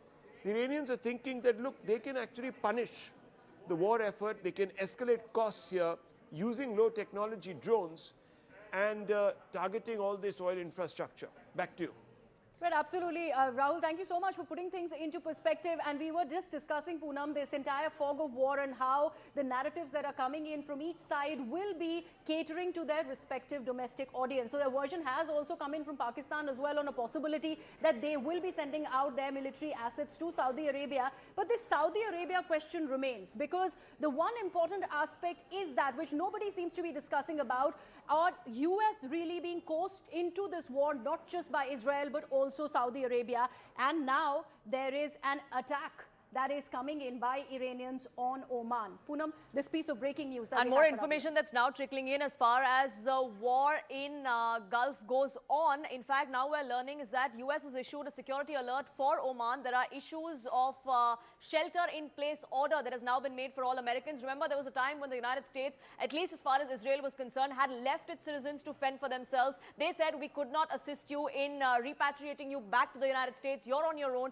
Now, as far as Oman is concerned, at least there's some sort of respite, Griha, in the sense that at least here, they haven't said that we won't do anything for you when you're out there for yourself. Absolutely, and this is an important piece of development, even as we are talking about oil refinery that is possibly being hit, and this was a major update that even Rahul Shivshankar was speaking about. We are talking about shelter in place for the US citizens particularly, as this shelter in place order has come in by America, as US has issued this security alert for Oman, and all of this after this spate of attacks that have happened in Oman. We are now getting some more updates, in fact, on this very input that we are putting out for our viewers. We are also learning of alarm sirens, and this is the next piece of breaking news that we'd like to put out for our viewers. Alarm sirens blaring in the Jordanian capital, Amman. Another important piece of update, the Gulf continues to, in fact, ring. And Rahul, this is an important update that we have, in fact, broken for our viewers. Sirens there in Amman. Rahul. Yes, very interesting. Now, look at this. Every country that has a US base or that has allowed its land to be used for the use of US forces is being targeted one by one. So Iran is not withdrawing. It is actually widening the theater of this operation.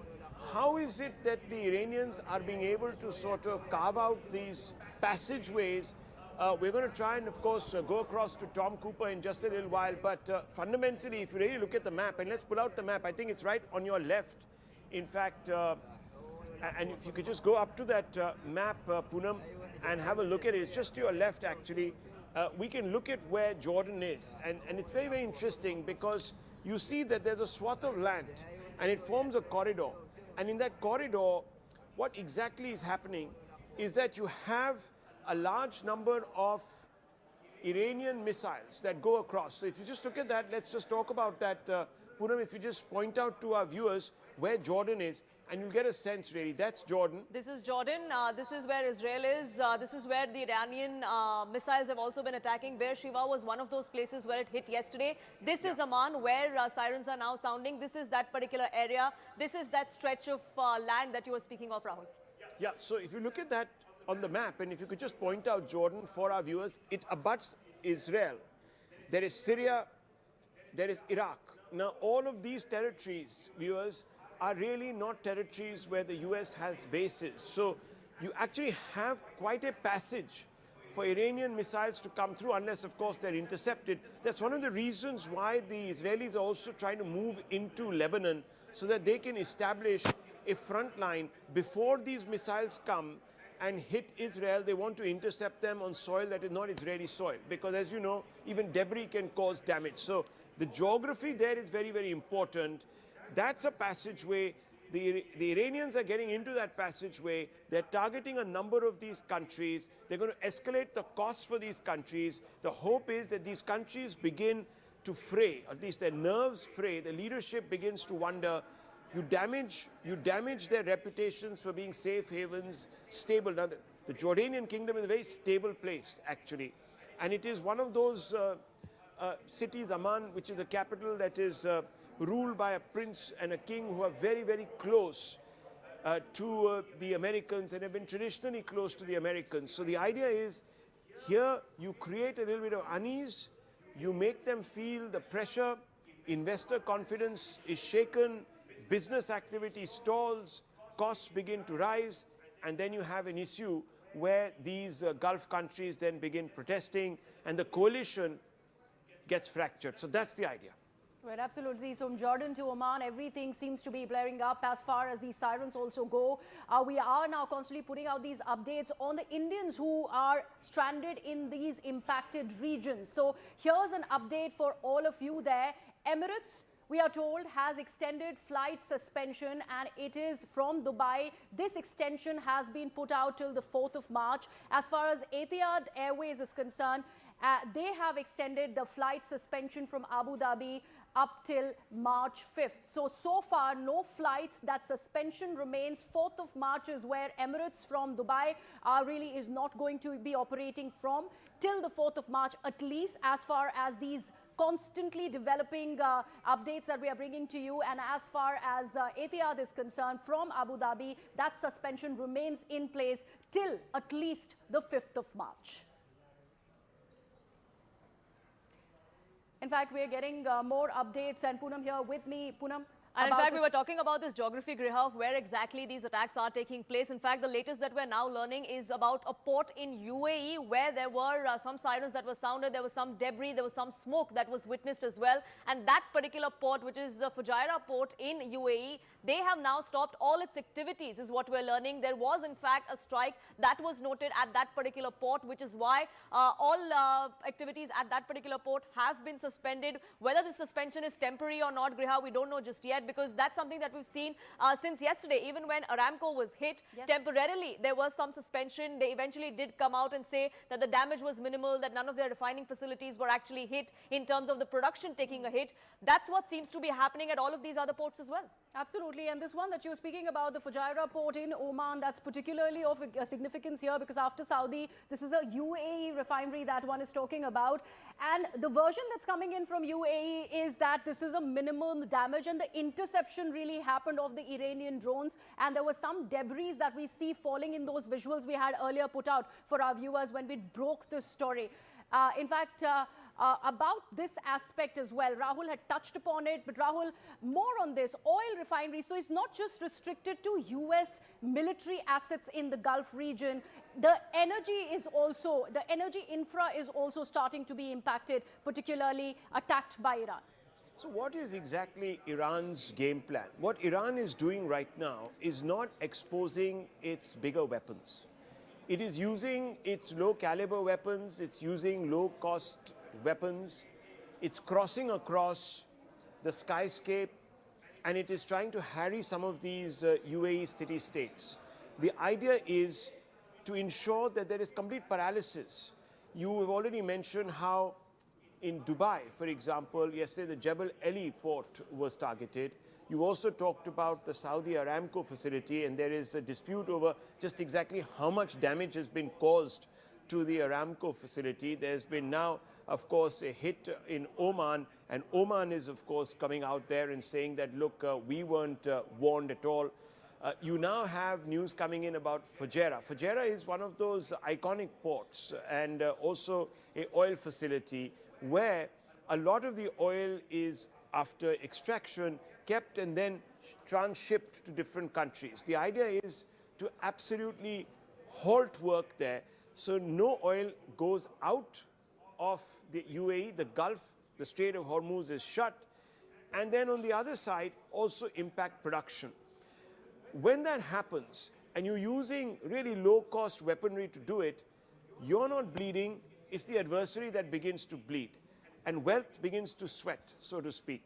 And you have a situation also where you are engaging the interceptor systems, the missile shields, etc. So you're also exhausting the military munitions of your adversary. So all these countries will begin to fire their munitions to intercept these low-flying drones, and some of them are very potent, and we've seen how Ukraine, in that theater there, in the Ukraine-Russia theater, in Ukraine itself, the Russians used Iranian these particular drones to great damaging effect. So you're going to see the same kind of tactical ploy being used.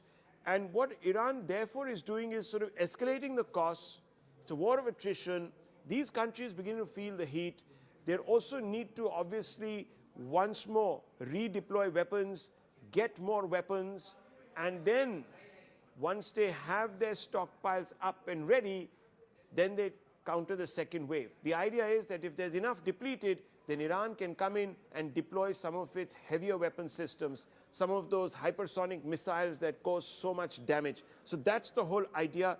It's playing the waiting game. Now, whether it can or whether the Americans succeed and the Israelis succeed in getting into Iran as they've been doing and flattening out more command and control structures to even stop Iranians from coordinating, it's really a matter of time. We don't know which way this is going. So the idea is to break command and control in Tehran before it can try and press all these different stratagems into service.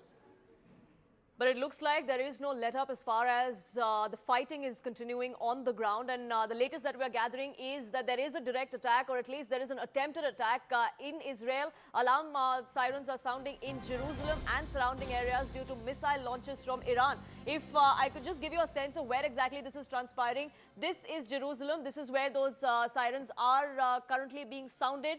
This was Amman in Jordan, where just a short while ago we were seeing sirens, we were hearing sirens being sounded there as well. This is where Iran seems to be targeting at the moment. Jerusalem is where we are hearing those sirens. Amman was just about 20 minutes ago or so. That's the area largely where Iran seems to be targeting its missile strikes at the moment. But that's not to say that that is the only place where targeted strikes are happening, Reha, because we're also learning of information that's trickling in from Qatar now. Absolutely, and this is what we are, in fact, looking at. Another piece of breaking news that we'd like to put out. Qatar, in fact, has gone on to say that it has thwarted all attacks at the airports there. Iran's army says that its forces have launched attacks on Israel and a US military base in Qatar as the war is raging on for a fourth straight day. But Qatar there going on to mention that it has thwarted all attacks.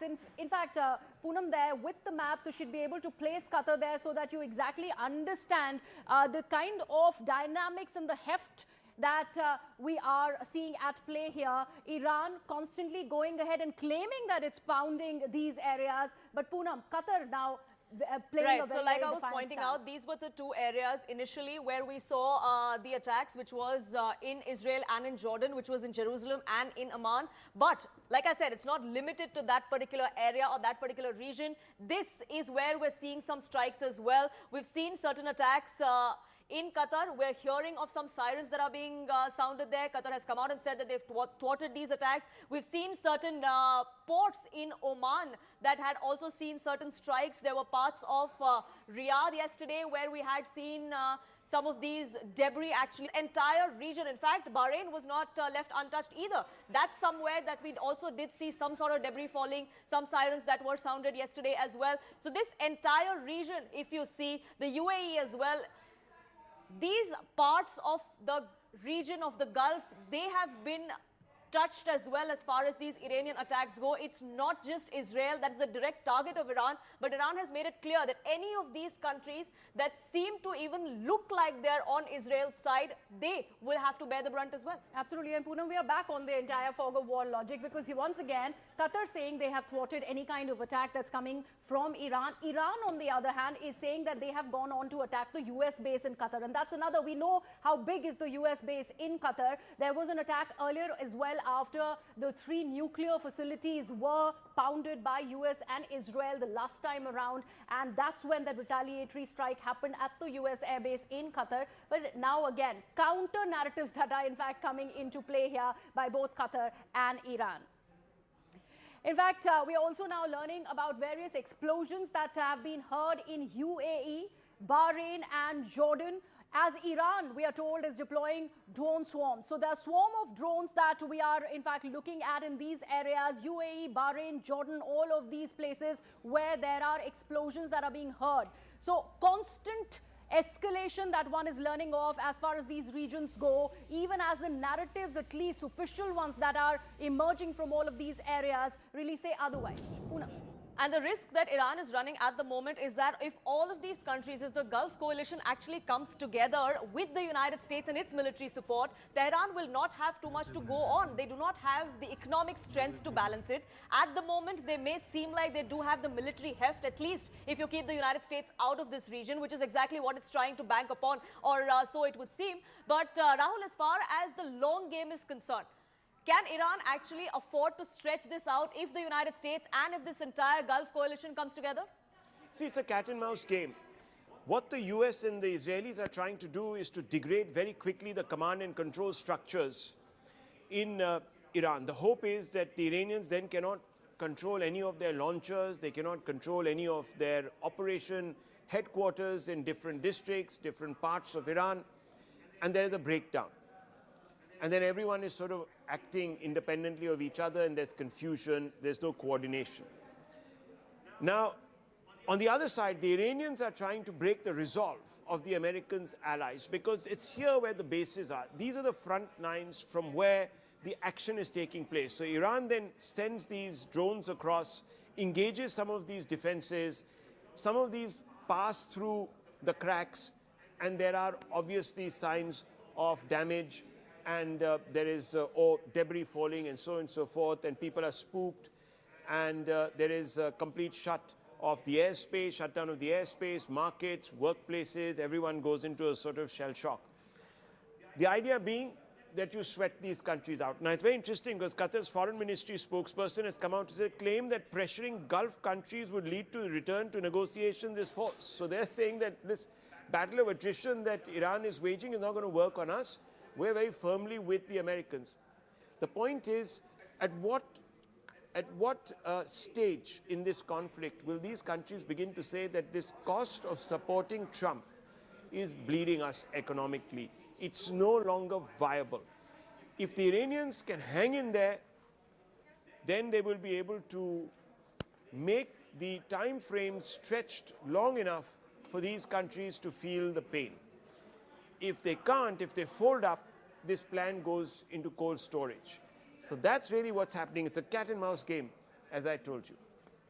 And it's really who will blink first, or at least that's what they're waiting to see. But do stay on with us, Rahul. We are getting more information that's now coming in. And this is what Iran is now claiming, that the Islamic Revolutionary Guard Corps, which is the IRGC, they are claiming that they know locations of Netanyahu's meetings. They are going on to warn that they would unleash more intense attacks on the United States and Israel together, because this war is now entering day 4. They are now threatening that it's Netanyahu's life that is at risk. You targeted our supreme leader. Your head of state is also going to be at risk, and the next target, Iran says, is going to be Netanyahu. They're also claiming that they have heard of his movements, or they've heard of his meetings, and he will be attacked based on that intelligence.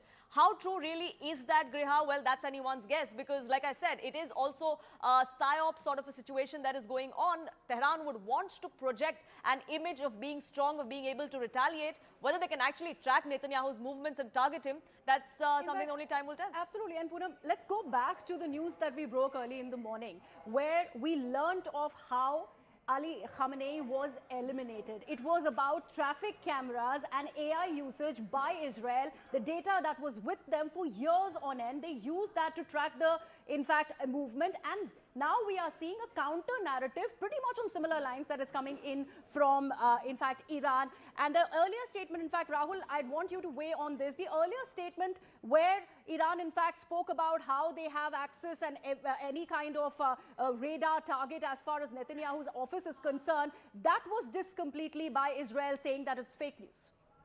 Absolutely, Griha. In fact, I'm going to take this forward with Rahul at the moment. In the morning, what we were also being told by our in-house security analysts, Adrian Fontanellas and Tim Cooper.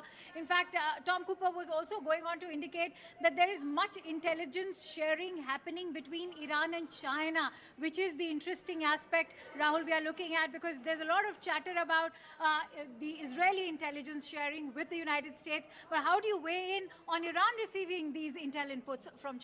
Well, this is very interesting, and thanks for bringing this in, because what we've been seeing over the last few years is the Chinese have developed technologies that allow it to actually look very closely at geographies from space.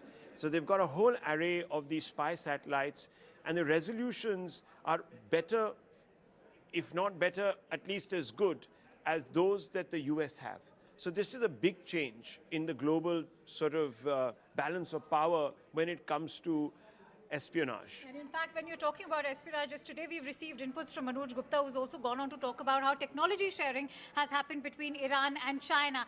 But the question also is, where is China on the battlefield? Well, China won't be on the battlefield because most of its munitions are basically designed to protect its own geography. So they haven't thought of anything that can project beyond their geography. Yes, they have missiles and so on and so forth, but it is not really a country that has either engaged itself military campaigns overseas. It has always sold arms and provided logistical support, intelligence and so on and so forth. But you haven't really seen, like the Americans have done, or even the British have done, boots on the ground in foreign territories. So that has never happened. So this is a leap too far for China.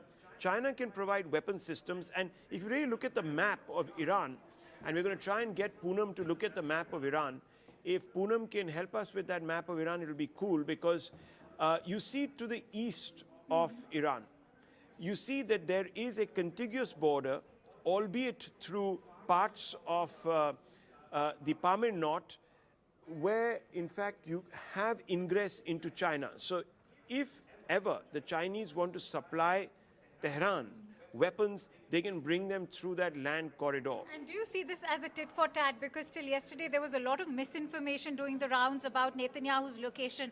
First they said he's in Greece, then Berlin, and then he finally made that appearance in Beersheba, where he openly admitted that he was very much in his country and he was not really running off anywhere. So now the Iranians coming out with this information that they know where he is also trying to tell him that we've got eyes on him. This is psyops, but on that note, suspenseful note, we're just going to take a very short break. We'll be right back and pick up the thread of that conversation with Poonam and the rest of the team.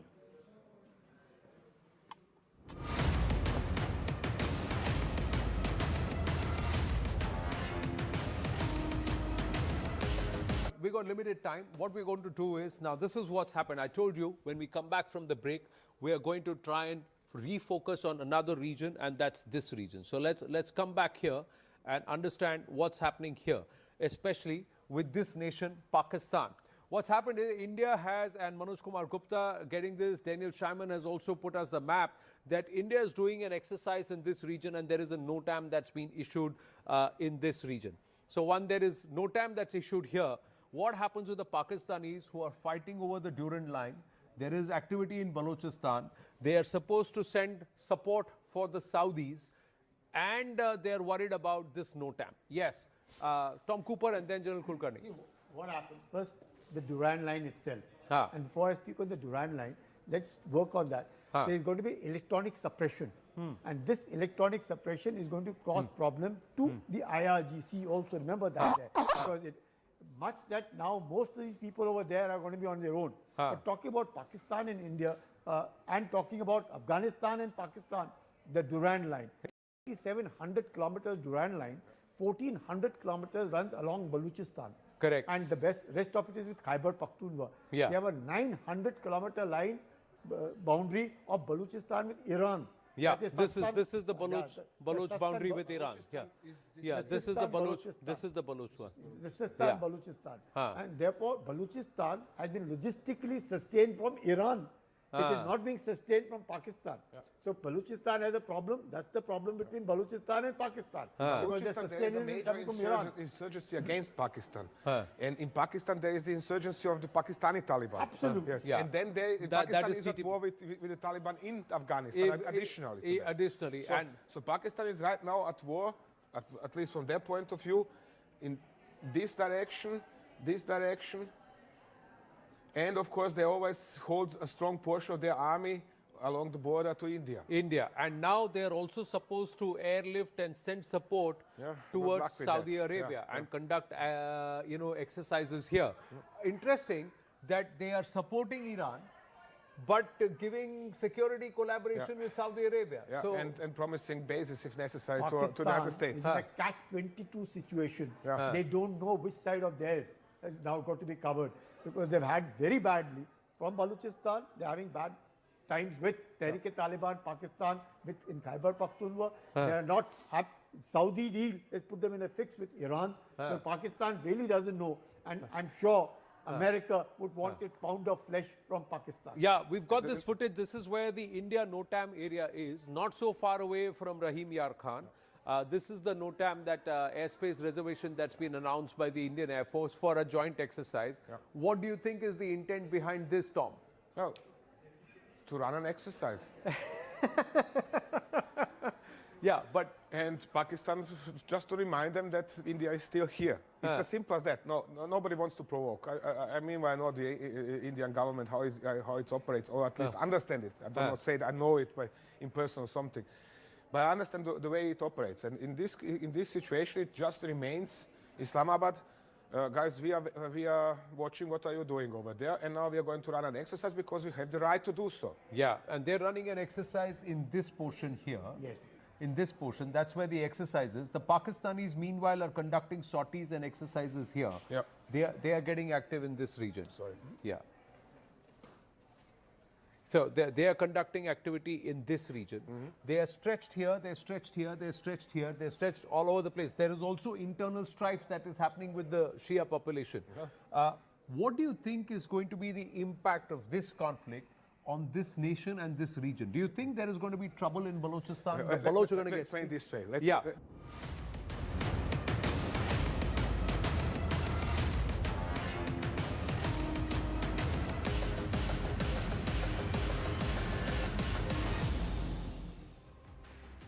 Welcome back and thank you so much for staying with CNN News 18. We are keeping you updated with every development as far as the fury that's raging on in the Gulf.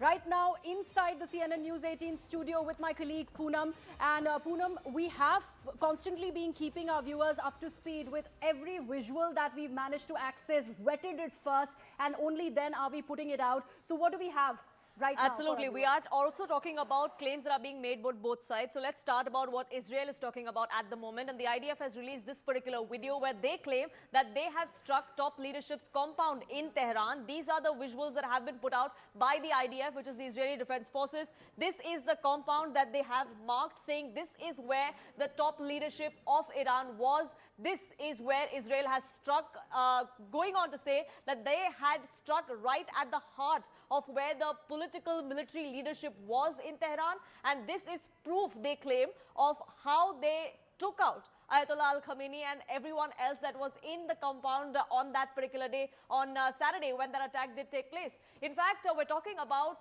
attacks coming in from both sides. And like I said, both sides are releasing videos, making claims. And this one is being released from the Iranian side. In fact, Tehran Times was the one that released this video. Yeah, absolutely. And this one that we are putting out now, we have been talking about how another oil field has been attacked, this time by Iran. This is coming in from UAE. This is the Fujairah oil field there, very, very close to Oman, and that's where this strike has happened, at the very Oman port. The first strike so far that we are talking about, and this one is the visual where you see smoke bellowing, and the official version that has come in from the UAE is that these are minimal damage that has happened because of this oil field that saw twin drone strikes by Iran. They were in fact intercepted by the UAE.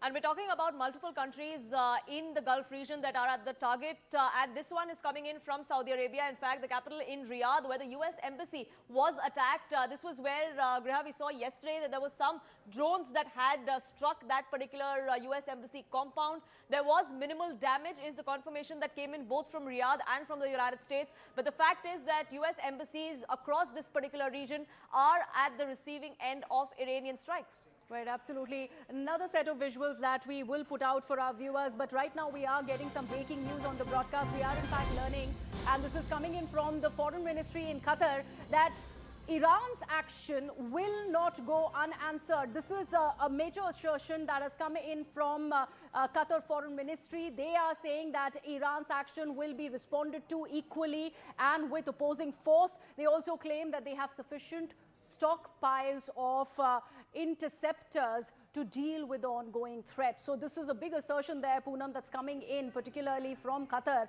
Foreign Ministry, where so far, in fact, we have been discussing about how the Gulf has been impacted because of the expansion of this strike by Iran. But now this counter that's coming in from the Foreign Ministry in Qatar.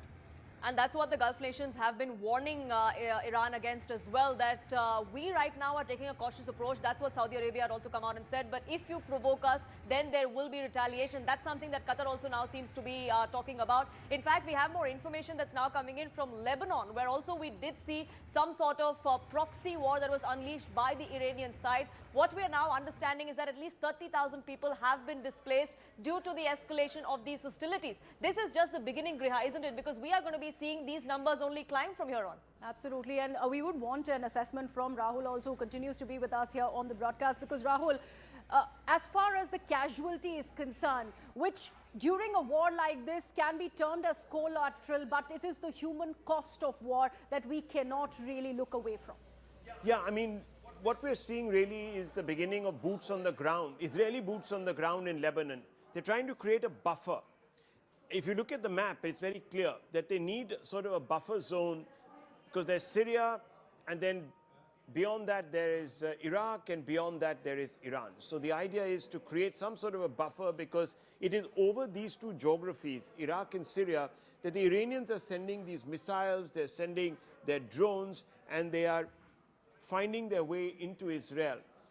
So what the Israelis want is to flush out the Hezbollah, which also pose a threat, because the Iranians could tomorrow start using proxies, and they've already started doing so. The Hezbollah has come out and said that the time for niceties is over, in fact. So the Hezbollah, if it gets into this contest, then you have a proxy that will harry Israel and will create chaos within Israel. The Israelis will be diverted with trying to deal with the Hezbollah, forgetting about the greater mission, which is to flatten out Tehran and the command and post and control structures. And you saw that bombing raid that you just put out videos of, where the headquarters of the intelligence agencies was targeted. I was trying to say to you, the idea, Griha, is to ensure that the command and control structures in Iran are completely decimated, so the Iranian regime cannot basically communicate with any of its troops. Right, to achieve all of that, and to ensure that that remains the undiverted aspect of the plan as far as Israel is concerned, they've gone into Lebanon. And they've asked Lebanese to vacate their villages. So 30,000 people have been displaced overnight, because the Israelis have walked in and said, we're going to create a cordon sanitaire for ourselves, leave, and we're also going to go after Hezbollah. So that's really what's happening here. And that's a clear message that is coming in. But even as we see collateral in terms of other countries that seem to be bearing the brunt, the direct fight between Israel and Iran will continue. And the latest, in fact, we're seeing is something that's coming in from Tel Aviv, where smoke seems to be rising in. There are injuries in Bet Shemesh that have been reported as well. There was a direct hit in Tel Aviv. That's the latest that we are gathering as far as attacks of Iran on Israel are concerned. These are all drones, missiles that are being fired from the Iranian side into Israel. There are several cities in Israel that seem to be particularly targeted by Iran. Ras Al Ain is one of them, Tel Aviv and Bet Shemesh, which was also targeted 2 days ago, where 9 civilians were killed. That's another piece of information that is now just trickling in. To get a sense of what exactly is transpiring, I believe Aman Sharma is also now joining us, getting us more inputs of what exactly is transpiring in the region. Well, Poonam, what we have right now is a detailed statement being issued by India, the Ministry of External Affairs issuing a detailed statement on the conflict that is happening. The MEA is now saying that unfortunately in the holy month of Ramadan, the situation in the entire Middle East region has deteriorated significantly and continuously. India is also reiterating that it is most concerned about the safety of Indians who live in the Middle East. Nearly 8 million people of Indian origin live in the Middle East. It is Indian statement is saying that the deaths and the destruction have mounted even as normal life and economic activities have come to a halt. As a proximate neighbor with critical stakes in the security and stability of the region, these developments evoke great anxiety. This is what Indian government is now saying. There are almost 1 crore Indian citizens who live and work in the Gulf region. Their safety and well-being is of utmost priority. We cannot be impervious to any development that negatively affects them. That is what the Indian government is saying. No outright condemnation yet of Khamenei's killing, but the Indian government is very clear, Rahul, on what they are saying now. Well, you know, the priorities are very clear. We have to safeguard our interests. The Khamenei matter, I think, has been left aside, and we've already sort of spoken and expressed our deep concern. But the point is, from oil to remittances, India is exposed. And I had put out some facts a little while back, and I'm going to read some of them to you. India imports 90% of its crude oil, as we know. So we are also highly sensitive to West Asian disruptions because, as you know, from West Asia, 51% of the supply comes in. Russia has the next 20%. Strait of Hormuz is now choked, so we're fearing that we're going to have problems on that front. LNG, as you know, is not coming out of one of the biggest LNG producers in the world. Interestingly, Rahul, they mentioned that in the statement as well. India is saying that our trade and energy supply chains also traverse this geography. Any major disruption has serious consequences for the Indian economy. As a country whose nationals are prominent in the global workforce, India is also firmly opposed to attacks on merchant shipping. So India is clearly saying its economy could have serious consequences if the Straits of Hormuz remains blocked. Absolutely, because look, right now we are pulling ahead. As you know, the GDP numbers were released just about 3 or 4 days ago. And you saw that the projections for the next year have also been increased. I know this is a new series, but nonetheless, we're looking at an upside. And suddenly you have this disruptive war, which is going to throw all those calculations once again out of the window. Then there is the question that you were talking about, which is the remittance economy, which is from the diaspora. What are we talking about? 1 crore Indians that live and work in GCC countries, in which UAE alone is 43 lakhs. So 43 lakhs, which is 39% of the population, 4 out of 10 are living in just the UAE. And if you break it down beyond that, Saudi Arabia is 2.7 million, so 27 lakhs. Kuwait is 1 million, that's 10 lakhs. Qatar is just under that, that's about 8 lakhs. And where are these sectors that they're employed in? These are construction, hospitality, healthcare, services. And all of these, by the way, are locked down in the UAE because of these drone attacks that have come through. So it's also India that is going to start facing the problem. And then, of course, there is the trade and business link that is also referred to in this statement. Absolutely. I think the Indian government, by its statement, is making it very clear that India does not want any impact on its economy. It wants Indian citizens to be safe, and that is why it's reiterating. $57 billion of our exports go to the GCC. And we are talking about perishable goods. A lot of our food, etc., goes there, and that becomes problematic. When you really look at it from that perspective, our entire focus right now is to boost our exports and find markets for our exports. That's why we've just signed, as you know, a trade agreement with a couple of Gulf countries also. And the Prime Minister is working with the government to try and forge other agreements with other countries. We've just had the Canadians here, and the Canadians have said by the year end, we're going to have a free trade agreement. We've had it with the UK and the EU. So we are moving quickly. We're also negotiating with the United States, but look at this. Clearly, and that is why India is again reiterating its call for dialogue and diplomacy. The MEA statement saying we raise our voice clearly in the favor of an early end to the conflict. Many lives have been regrettably lost, and we express our grief in that regard. So I think the MEA statement clearly putting the record straight on what really India's priorities are. And in the morning, we saw Sonia Gandhi write a piece, asking India why it was not, condemning Khamenei's death. But I think Indian government has made its priorities very clear through this long and detailed statement. She said silence was abdication. Without actually in any way taking position, I just want to state some facts before I bring in both Griha and Poonam. The facts are that even the UPA in its time did not take a position, for example, when Gaddafi was ousted by, again, a regime change operation. Or when Saddam Hussein was assassinated. Saddam Hussein was assassinated, when hung actually. He was captured and then hung. Or even when you've had regime change in other quarters of the world. So there is a little bit of hypocrisy there, and clearly it's born out of a sense of political compulsion. And back to you in the studio. Right, absolutely. Rahul and Aman there, thank you so much for that assessment. India is making it amply clear that they have stakes in the region and they want de-escalation very, very soon. But here, look at what we have for you in the studio. We are looking at the global collective. Where do the, in fact, alliances lie? What are the blocks that one is looking at? If you take a look at this world alignment block here on the studios in the wall, there you see the big block here, which is of course led by the United States of America. That also goes on to include Israel, the UK of course, and also France, Bahrain, Saudi Arabia, Qatar, basically all the Gulf nations. They go on to form this one block that comes under West, and there is an anti-West block clearly with Iran, Russia and China, and that's why this entire Strait of Hormuz that also Rahul was referring to, and how India's strategic interests and also the energy flow that in fact happens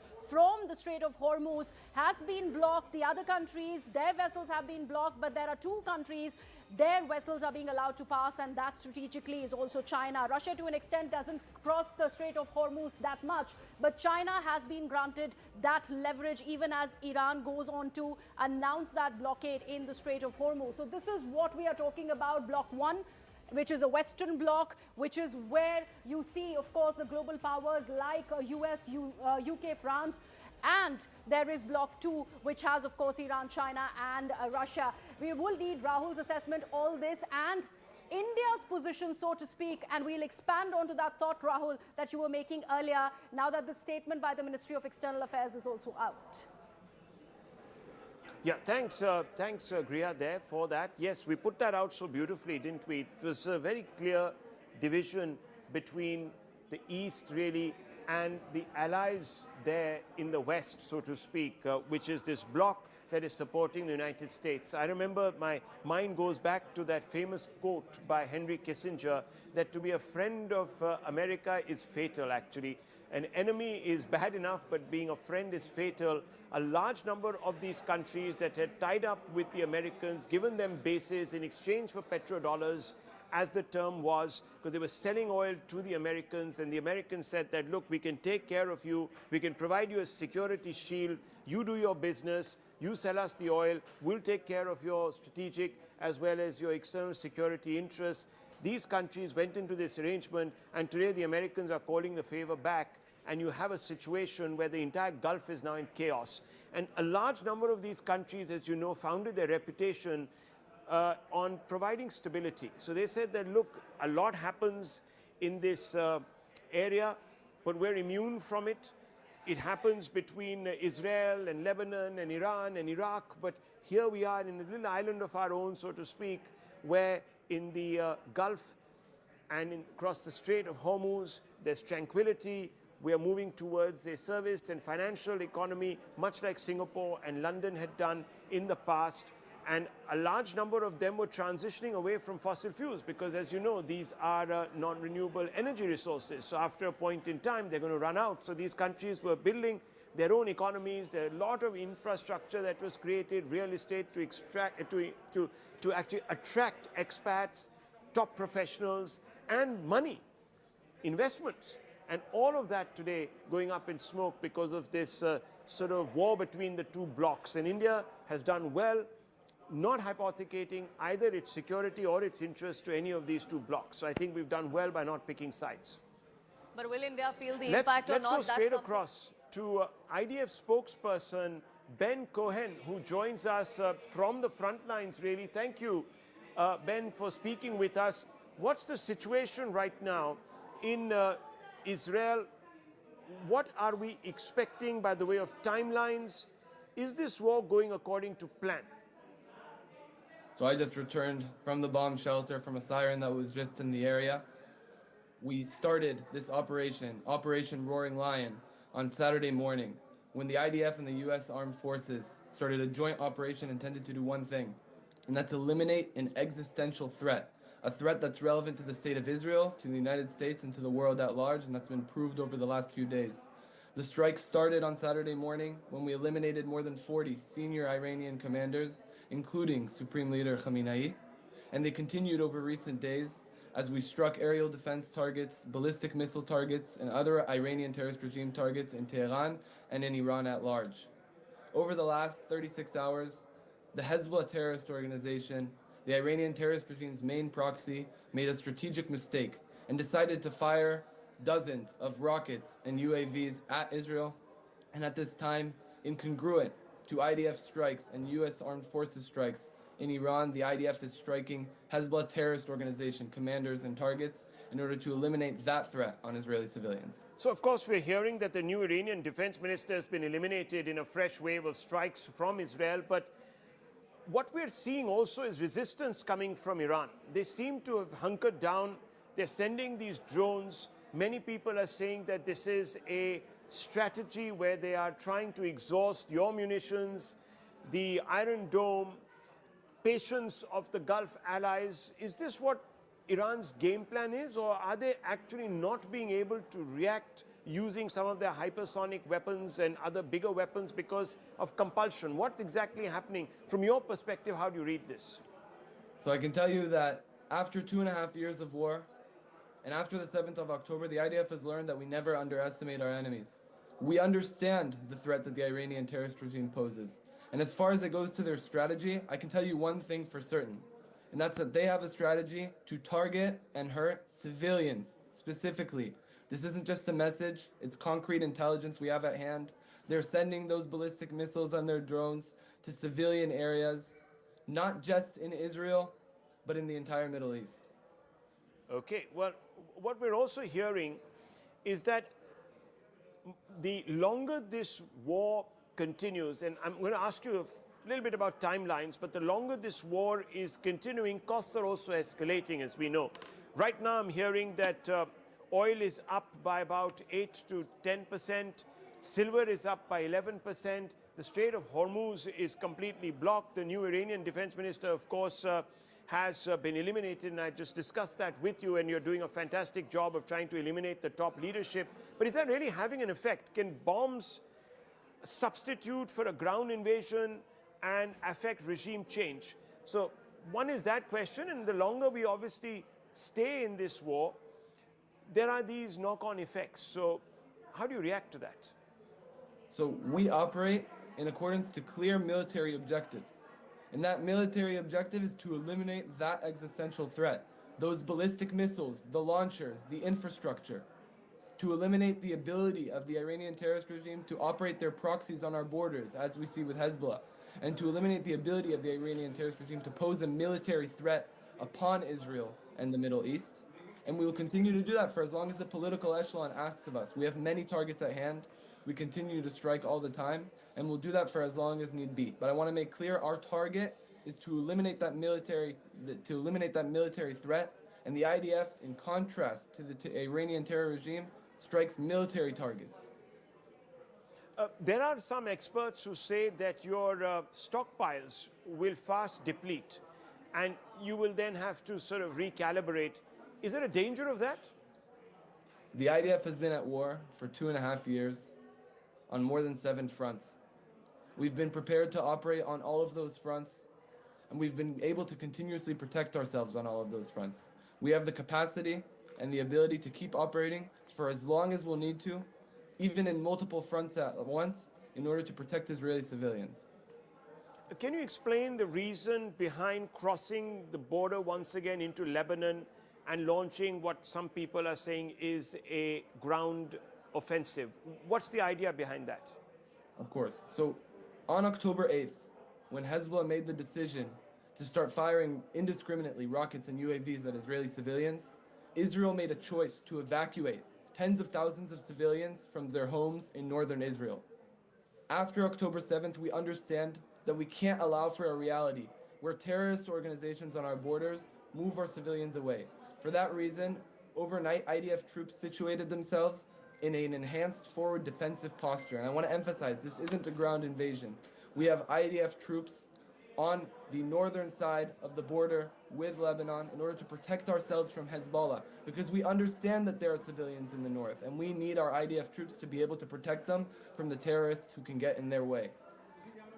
Explain to us a little bit about the strategy that has been employed, because what we're seeing is that there is a constant barrage of missiles that are coming out of Iran or drones that are coming out and somehow making it across the Strait of Hormuz or the Gulf and landing in the UAE and other geographies. How is that happening if you have aerial domination? So again, the IDF operates in coordination with the United States Armed Forces and other allies in order to do aerial defense as effectively as possible. The Iranian terrorist regime has very clearly proved over recent days that they are not just a threat to Israel and to the United States, but to the region at large. They're firing ballistic missiles in every direction. We do the best within our operational capacity to defend ourselves, but we understand that there are risks. There are risks involved when you have a terrorist regime with hundreds of and thousands of ballistic missiles that they want to fire on civilians. I want to come back to that original question.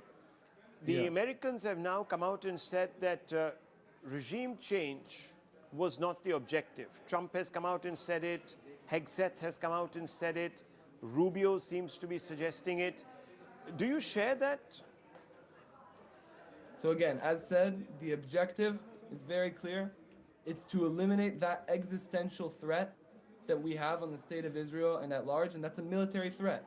It's the fact that the Iranian regime, since Rising Lion, which is the operation the IDF conducted last year in June, have set out a goal for themselves to manufacture 8,000 ballistic missiles by 2027.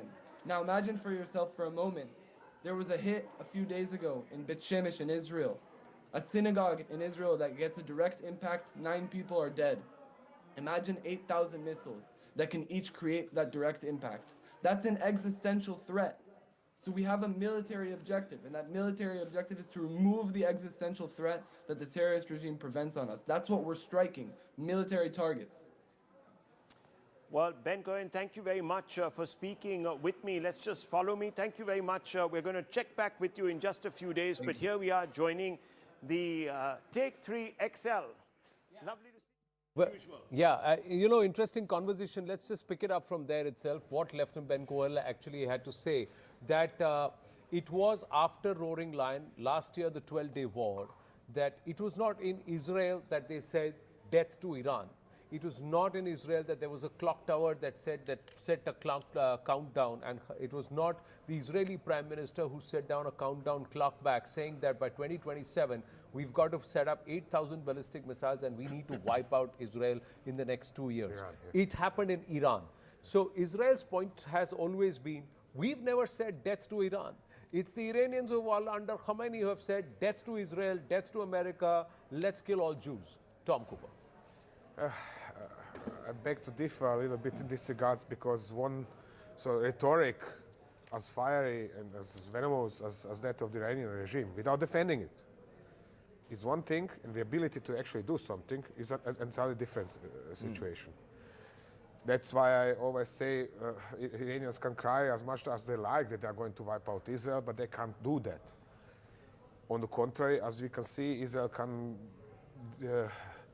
especially with US support, bomb Iran up and down almost as it likes. Yeah. Not entirely as it likes, but it is fair enough. But that's also true that from 2024, 2025 till 2027, even now, Iran has significantly amped up its ballistic missiles cache. If you see right now in the last 2 days, Zaka is also with us and viewers, let's get this.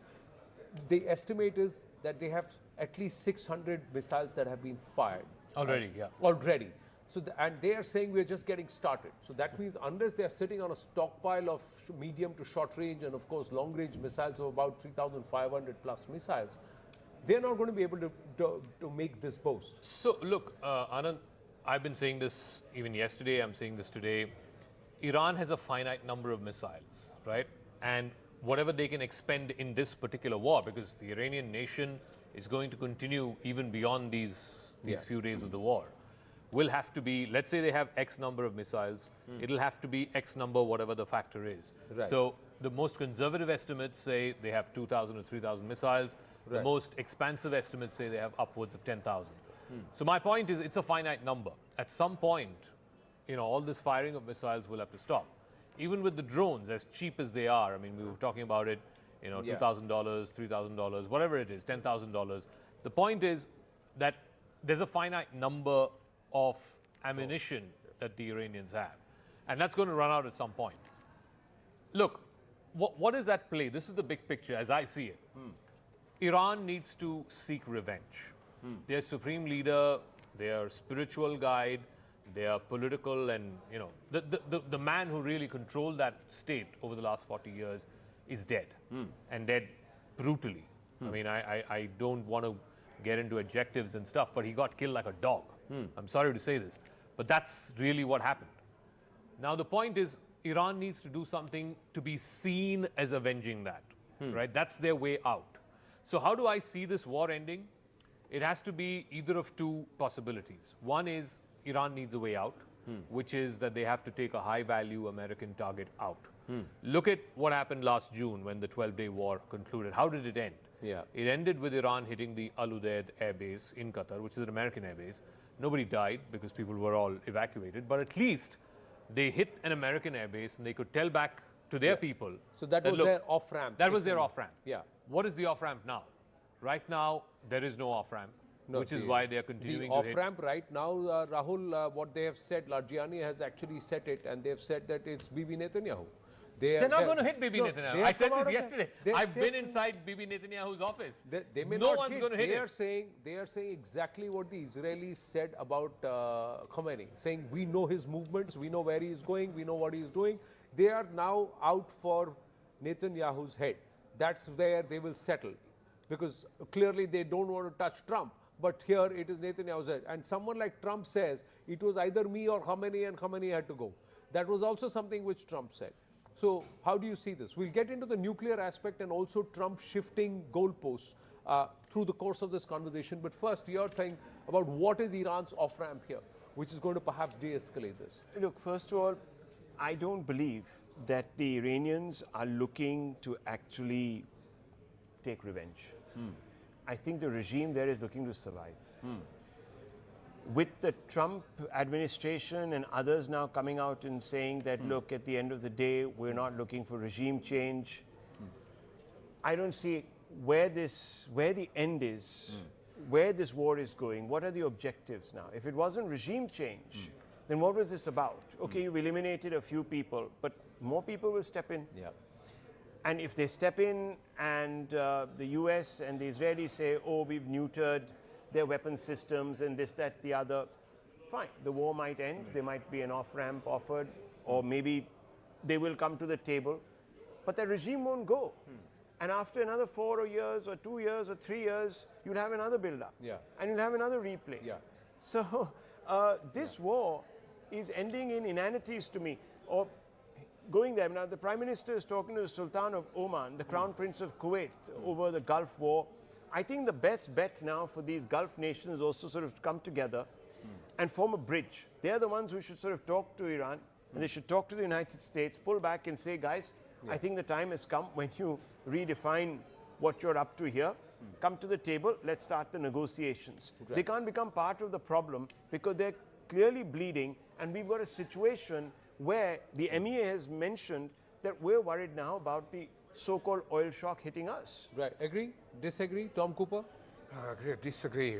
For example, I agree with Zaka when he says It depends on missile stock. I said right away, this is going to be a game of numbers. The point is, however, that also the Israeli and US missile stocks cannot be fantastic, because just yesterday they plus the US customers of Patriot missiles in the Gulf has wiped out the entire year worth of production of Patriot missiles. Just yesterday, this is something like 600 missiles. They are gone. They are spent, and between others, in order to shut down 3 US aircraft. So I don't see where should this go. It is the same story with all wars Israel has initiated already since 1956. There's always somebody on the other side who is a lethal or mortal threat for the country. Then they invade. There's a war.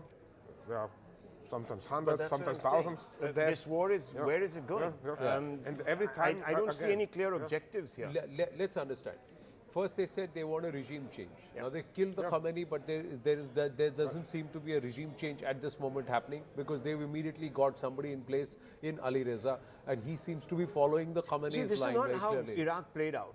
When Saddam was sort of hounded out of office, and Chemical Ali and all his cabinet was sort of found and shot dead, the regime imploded because it was actually a minority Ba'athist party which controlled a majority. Sunni, here, yes. exactly. Sunni, Here, the situation is that these people are from the larger population. There is a homogeneity. So people will just step in to say we have to defend the larger interests of Iran, and if we become Shahid, no problems. You know, I beg to differ on this. People tend to sort of paint Iran as this homogeneous society. It is not. Only 60% of Iran is Persian. The remaining 40% is Kurds, Azeris. There are all kinds of other Baloch. There are all kinds of other minorities. Now, here's the thing. When they hounded out Saddam Hussein in 2003, it was unfinished business from 1991. The father Bush could not finish it. The son Bush came and tried to finish it. When they hounded out Saddam Hussein in 2003, it took them 2 months between the launch of the war, I think it was called Operation Desert Storm, and then 2 months later they found Saddam Hussein, those famous words, we got him. We got him, right? Yeah. Here, the principal objective of the Trump administration, certainly for Mr. Trump individually, was to smoke out Khamenei. And he's got that on day one. Tomorrow, like this morning, daybreak in the US, if Trump wakes up and says, that's it, America is done, I'm done, I'm ending this war, Israel cannot continue this war on its own. The rest of the region cannot continue this war on its own. It depends entirely on the United States. No, it does. But having said that, the rest of the region. Hang on. What is there to disagree about? Hang on. So the point is, Trump has got whatever he wanted. All I'm saying is that he can stop the war tomorrow. That this war is going nowhere. If Trump pulls out, you know what people are going to say? That you started a conflict in the region. All of us have been burnt by this, and you walk away from the table without being able to kick out the regime. Because he's got what he wanted. No, hang on. One second. You might have the bragging rights, but at the end of the day, that's the end of it. The regime is still there. Like he's looking for anything other than bragging rights? The regime is still there. The women are still going to be sort of, unfortunately, terrorized. Young civilians who have risen up or at least expressed their support for the outside world are still going to be tormented and jailed. They will be back, and it'll be an only matter of time. I hate to break it to you. Trump doesn't care. It doesn't matter. He doesn't care. It doesn't care. All he wanted was the head of the snake. He's got the head of the snake. It doesn't matter. What did I start by saying? What did I start by saying? That this regime doesn't want revenge. It wants to survive because it just knows that, look, there are interests, there are business interests. This is not some, business interests. These are business interests. No one walks away from the business interest. You have Pakistan. The Pakistan army is in charge of Pakistan. Why? Because they own businesses, they own golf courses, they own resorts, they own hotels, they own everything. And so does the Iranian regime. Right. Totally taken. Point taken. Now my question is, Iran has gone ahead and bombed Qatar. It's gone ahead and bombed in Saudi Arabia. It's bombed Bahrain. Although they say US air bases, these nations are saying, you have come and attacked our sovereign soil. We didn't expect you to do it. Are these nations going to keep quiet, or are they going to push for certain kind of revenge? No. They would like to hit back on Iran, but the problem is that is then going to position their regimes as fighting on the side in an alliance with Israel. And they can say as much as they like, oh, Abrahamic Accords and we are great friends now and whatever else. But they know that the population does not like this idea. All right. Okay, let's take this forward because there are 2-3 other aspects which I wanted to cover. One is Steve Witkoff and Iran's position. Does Iran have nuclear abilities, weaponizing abilities? Because Steve Witkoff claims 60% uranium enriched. That's what the Iranians themselves claim, 460 kilograms of it, and we can make 10 nuclear bombs with it. At what level of enrichment of uranium can it be weaponized?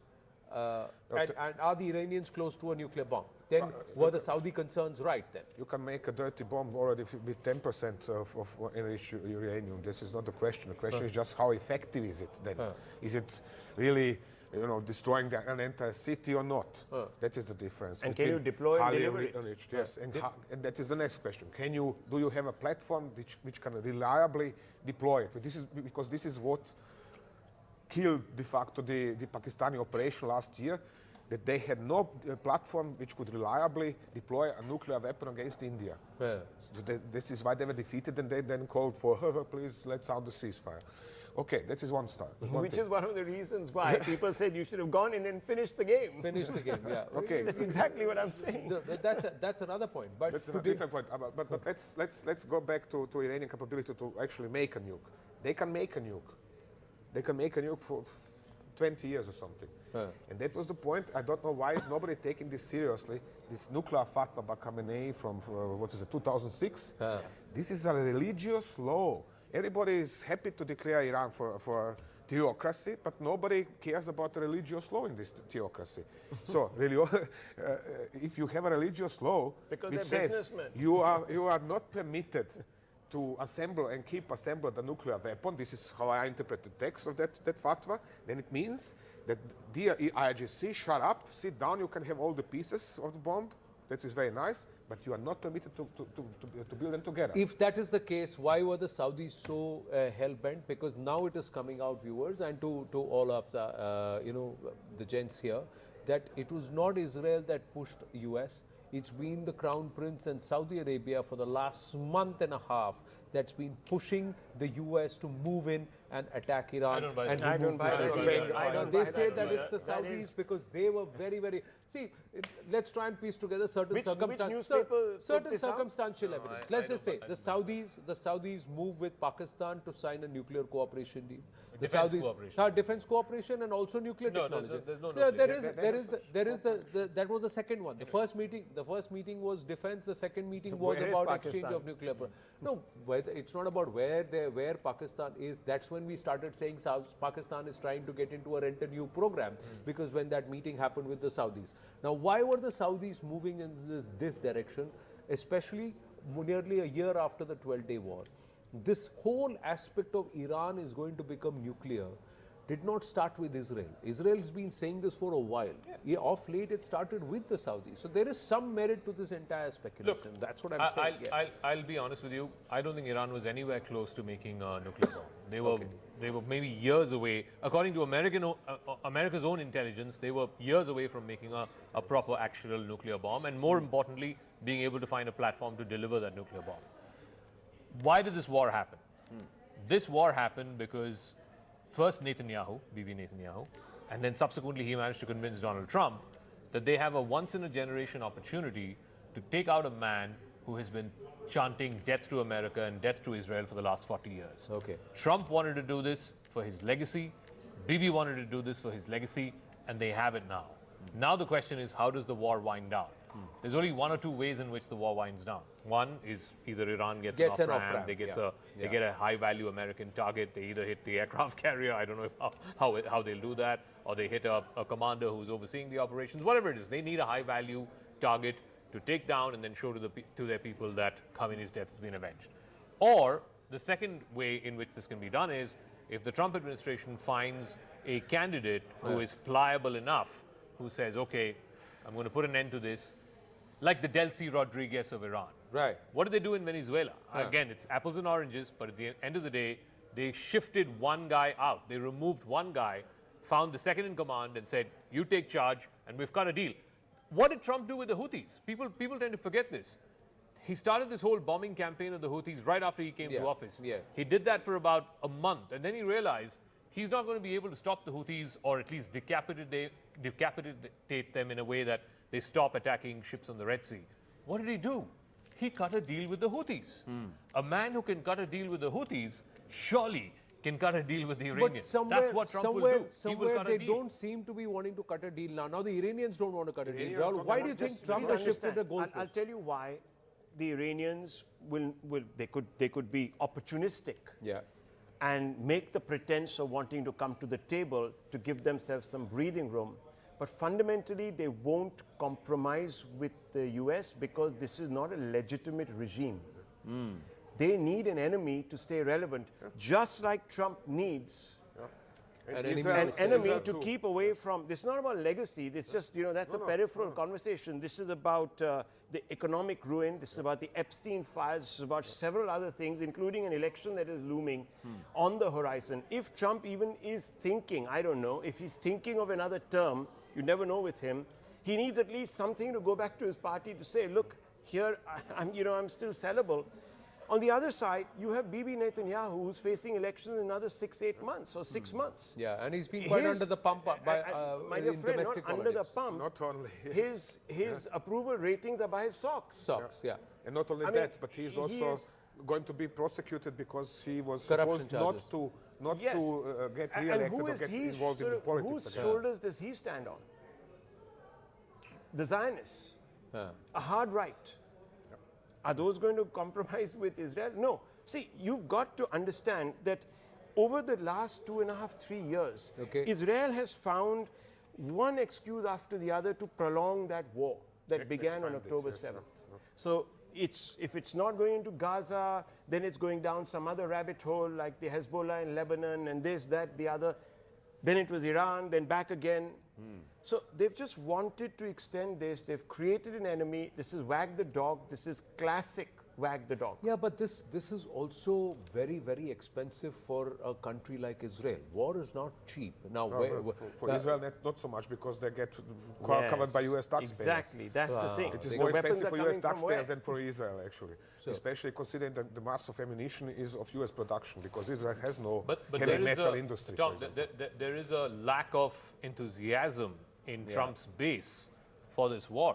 The MAGA base does not like long wars. Trump came to power saying that he's not going to get entangled in long wars.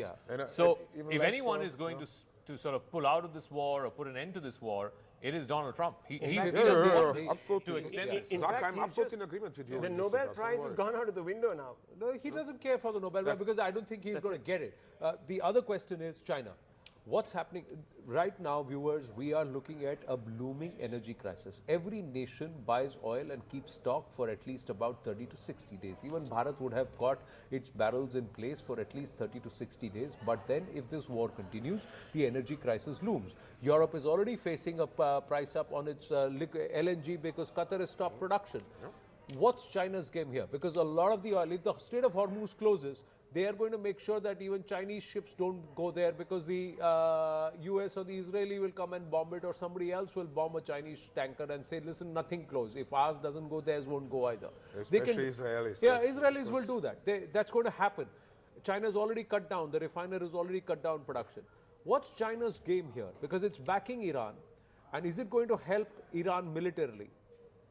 Is it going to ensure this war prolongs, or it's also in its interest that it tries to figure out an off-ramp for Iran?